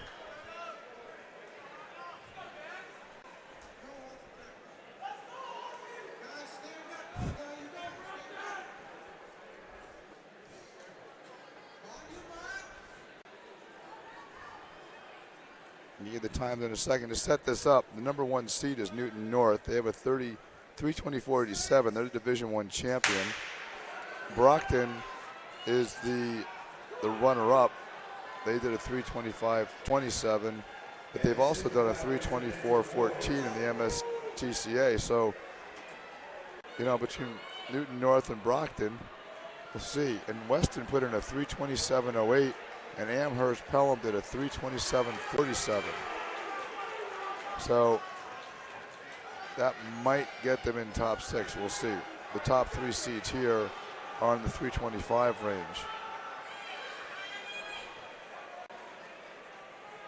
And the men's team scores, we have Newton North with 24, Acton Parkville with 29, Wellesley with 38, and Lowell with 44, so it's still up in the air.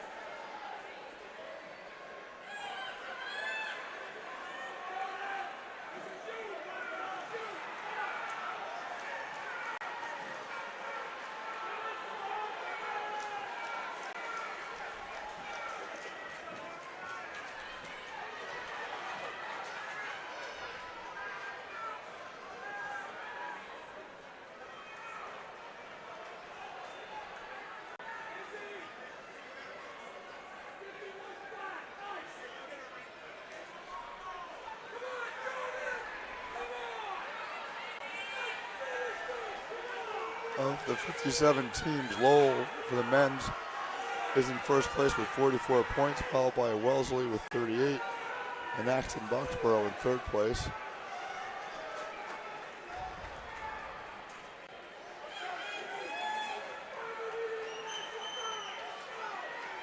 Doesn't appear that any of those positions are in jeopardy, based upon this being the last event. Nice clean handoff.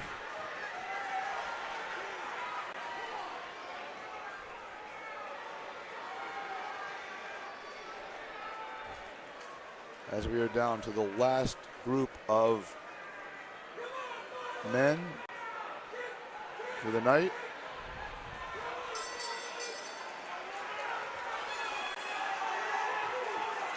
Brockton. The bell lap.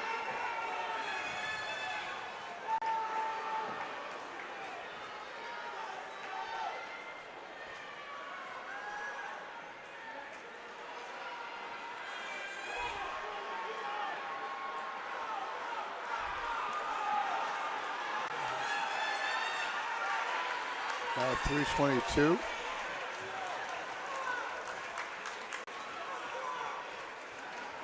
Too close to call for second. Now our final event of the day. We have 4 heats here, 3 hits. How many? 1, 2, 3.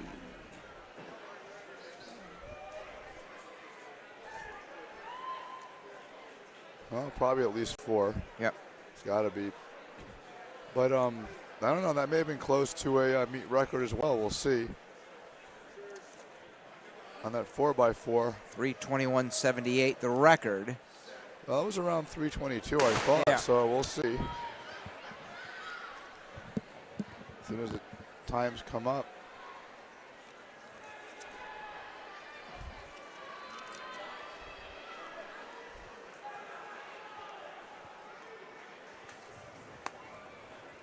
.321.97.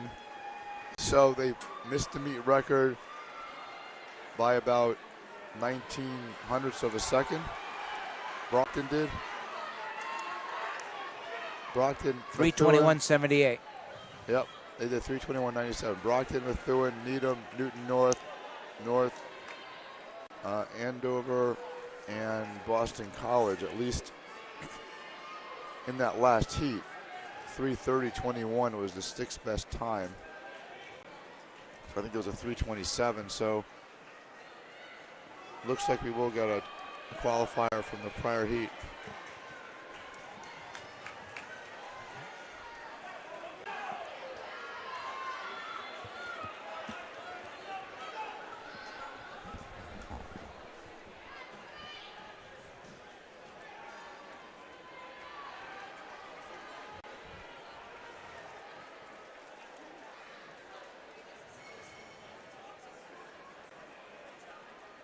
Boys 4x4s to the podium, please.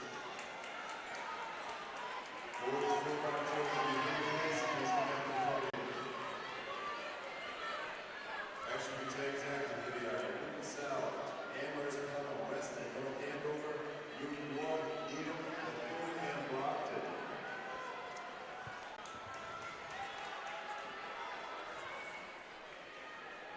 Brockton won the boys 4x400 meter relay. Methuen finished second. They were tied with Needham.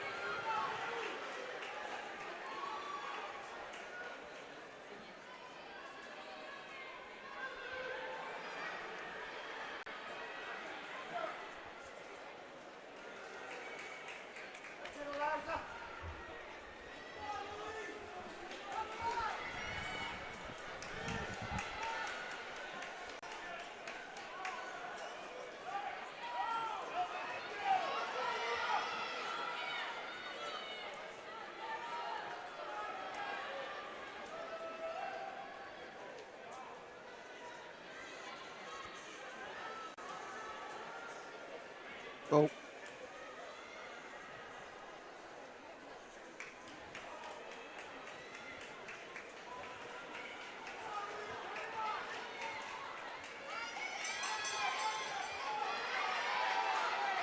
Now the battle lap for this heat.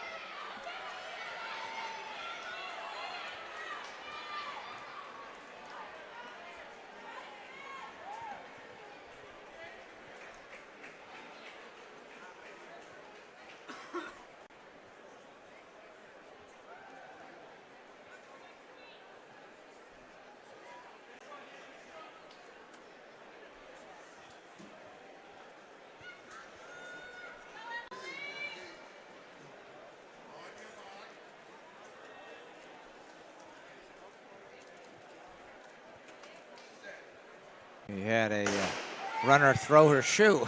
One of the officials on the far side came running towards the finish line saying, somebody lost a shoe. And there's a young lady coming forward to say, yes, thank you.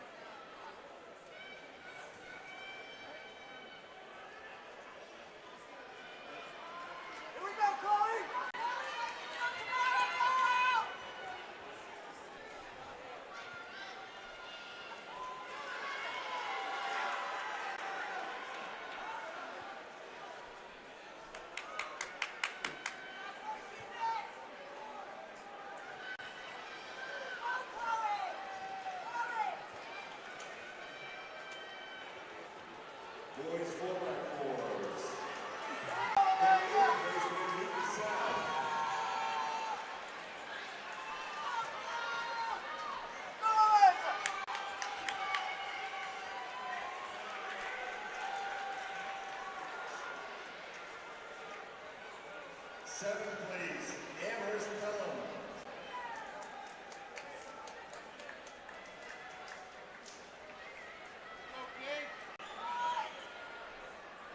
Sixth place goes to Weston.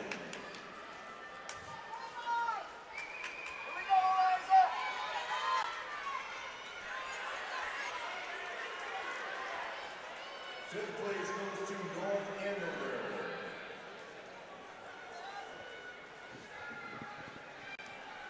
North Andover ran a 326.93.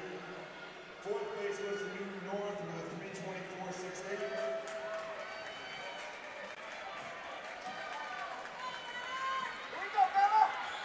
Needham is in third with a 423.96. Second and third is decided by 3 1/7 of a second. Second place is Methuen, also with a 323.96. And winning today, this is going to be reckoned by 2/10 of a second, is Brockton with 321.97. Now the bell lap, this heat.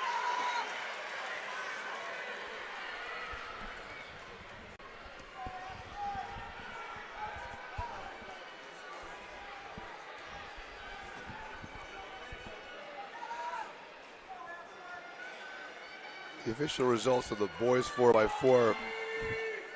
First place, as you saw, was Brockton, followed by Methuen, Needham, Newton North, North Andover, and Weston. So those top 6 are going to New England, followed by Amherst Pelham and Newton South. Brockton, Methuen, Needham, Newton North, North Andover, and Weston. Boys 4x4.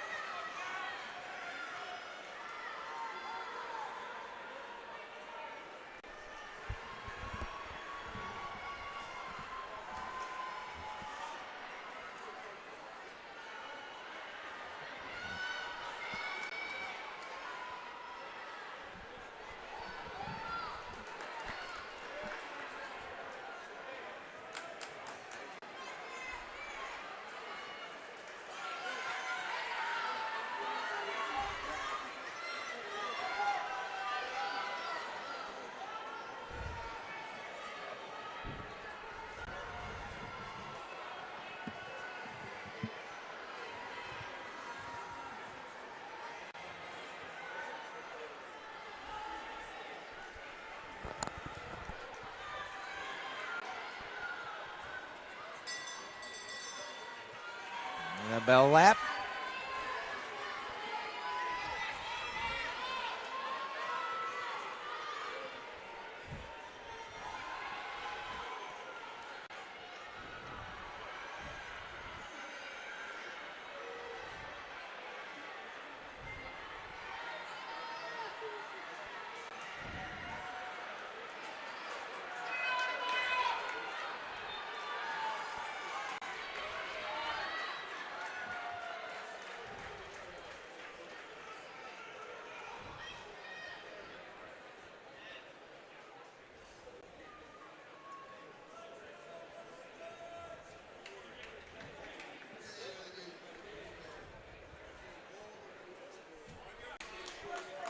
In this heat, we'll have Wellesley, the #1 seed, coming in at 4 minutes even .16 of the Division II champion. We've got Shepherd Hill Dudley, the Division III champ. Third seed is Andover, the Division I champion. Newton North comes in at 4th seed, the Division I runner-up. And we've got Peabody, who's the Division I third place. So 3 Division I teams, but the favorite is Wellesley, the Division II champ. This is our final heat of the day. See if we can end it with a flourish. Would like an exciting finish, no? About 4:08 is what the other heats were doing in order to qualify for top 6. The Hingham, who won the last heat at a 4:05.47, might sneak in there. All of the top seeds that I read are under that, but we'll see. So if you're from Hingham, hope that 4:05.47 is top 6.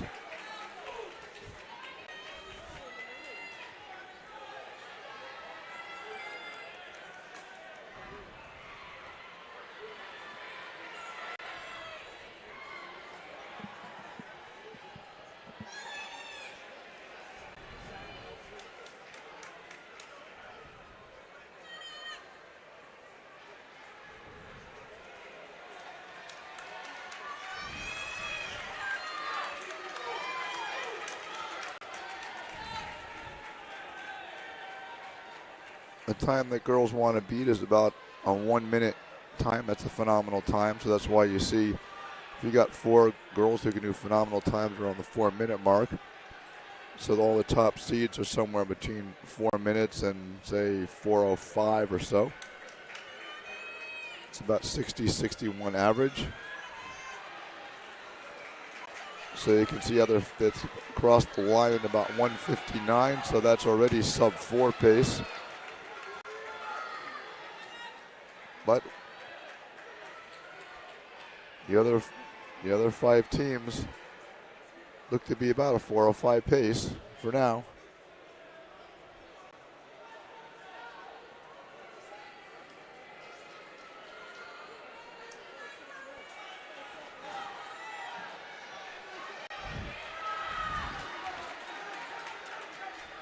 Wellesley and Shepherd Hill Dudley, 1 and 2, but there's a pack of 3 for 2nd through 4th.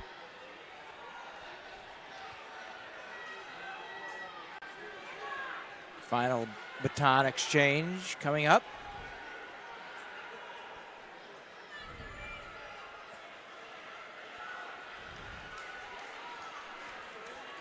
Should come across the line in about 3 minutes here. Right on 3 minutes, so they're on around a 4 minute pace, which would expect for Wellesley. Comes down how close the anchors can make it here. 3:55.89, the record, state record.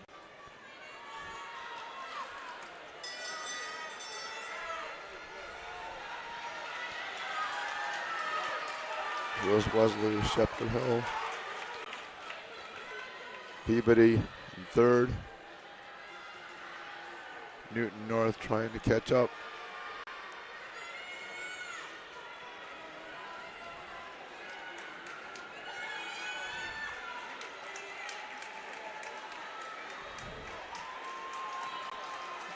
Tightening up. And after that, 3:57. Yeah, 57. 402, 403, 405, and 6. So 405.47 from the last heat. We'll see how that fits into the top 6 here.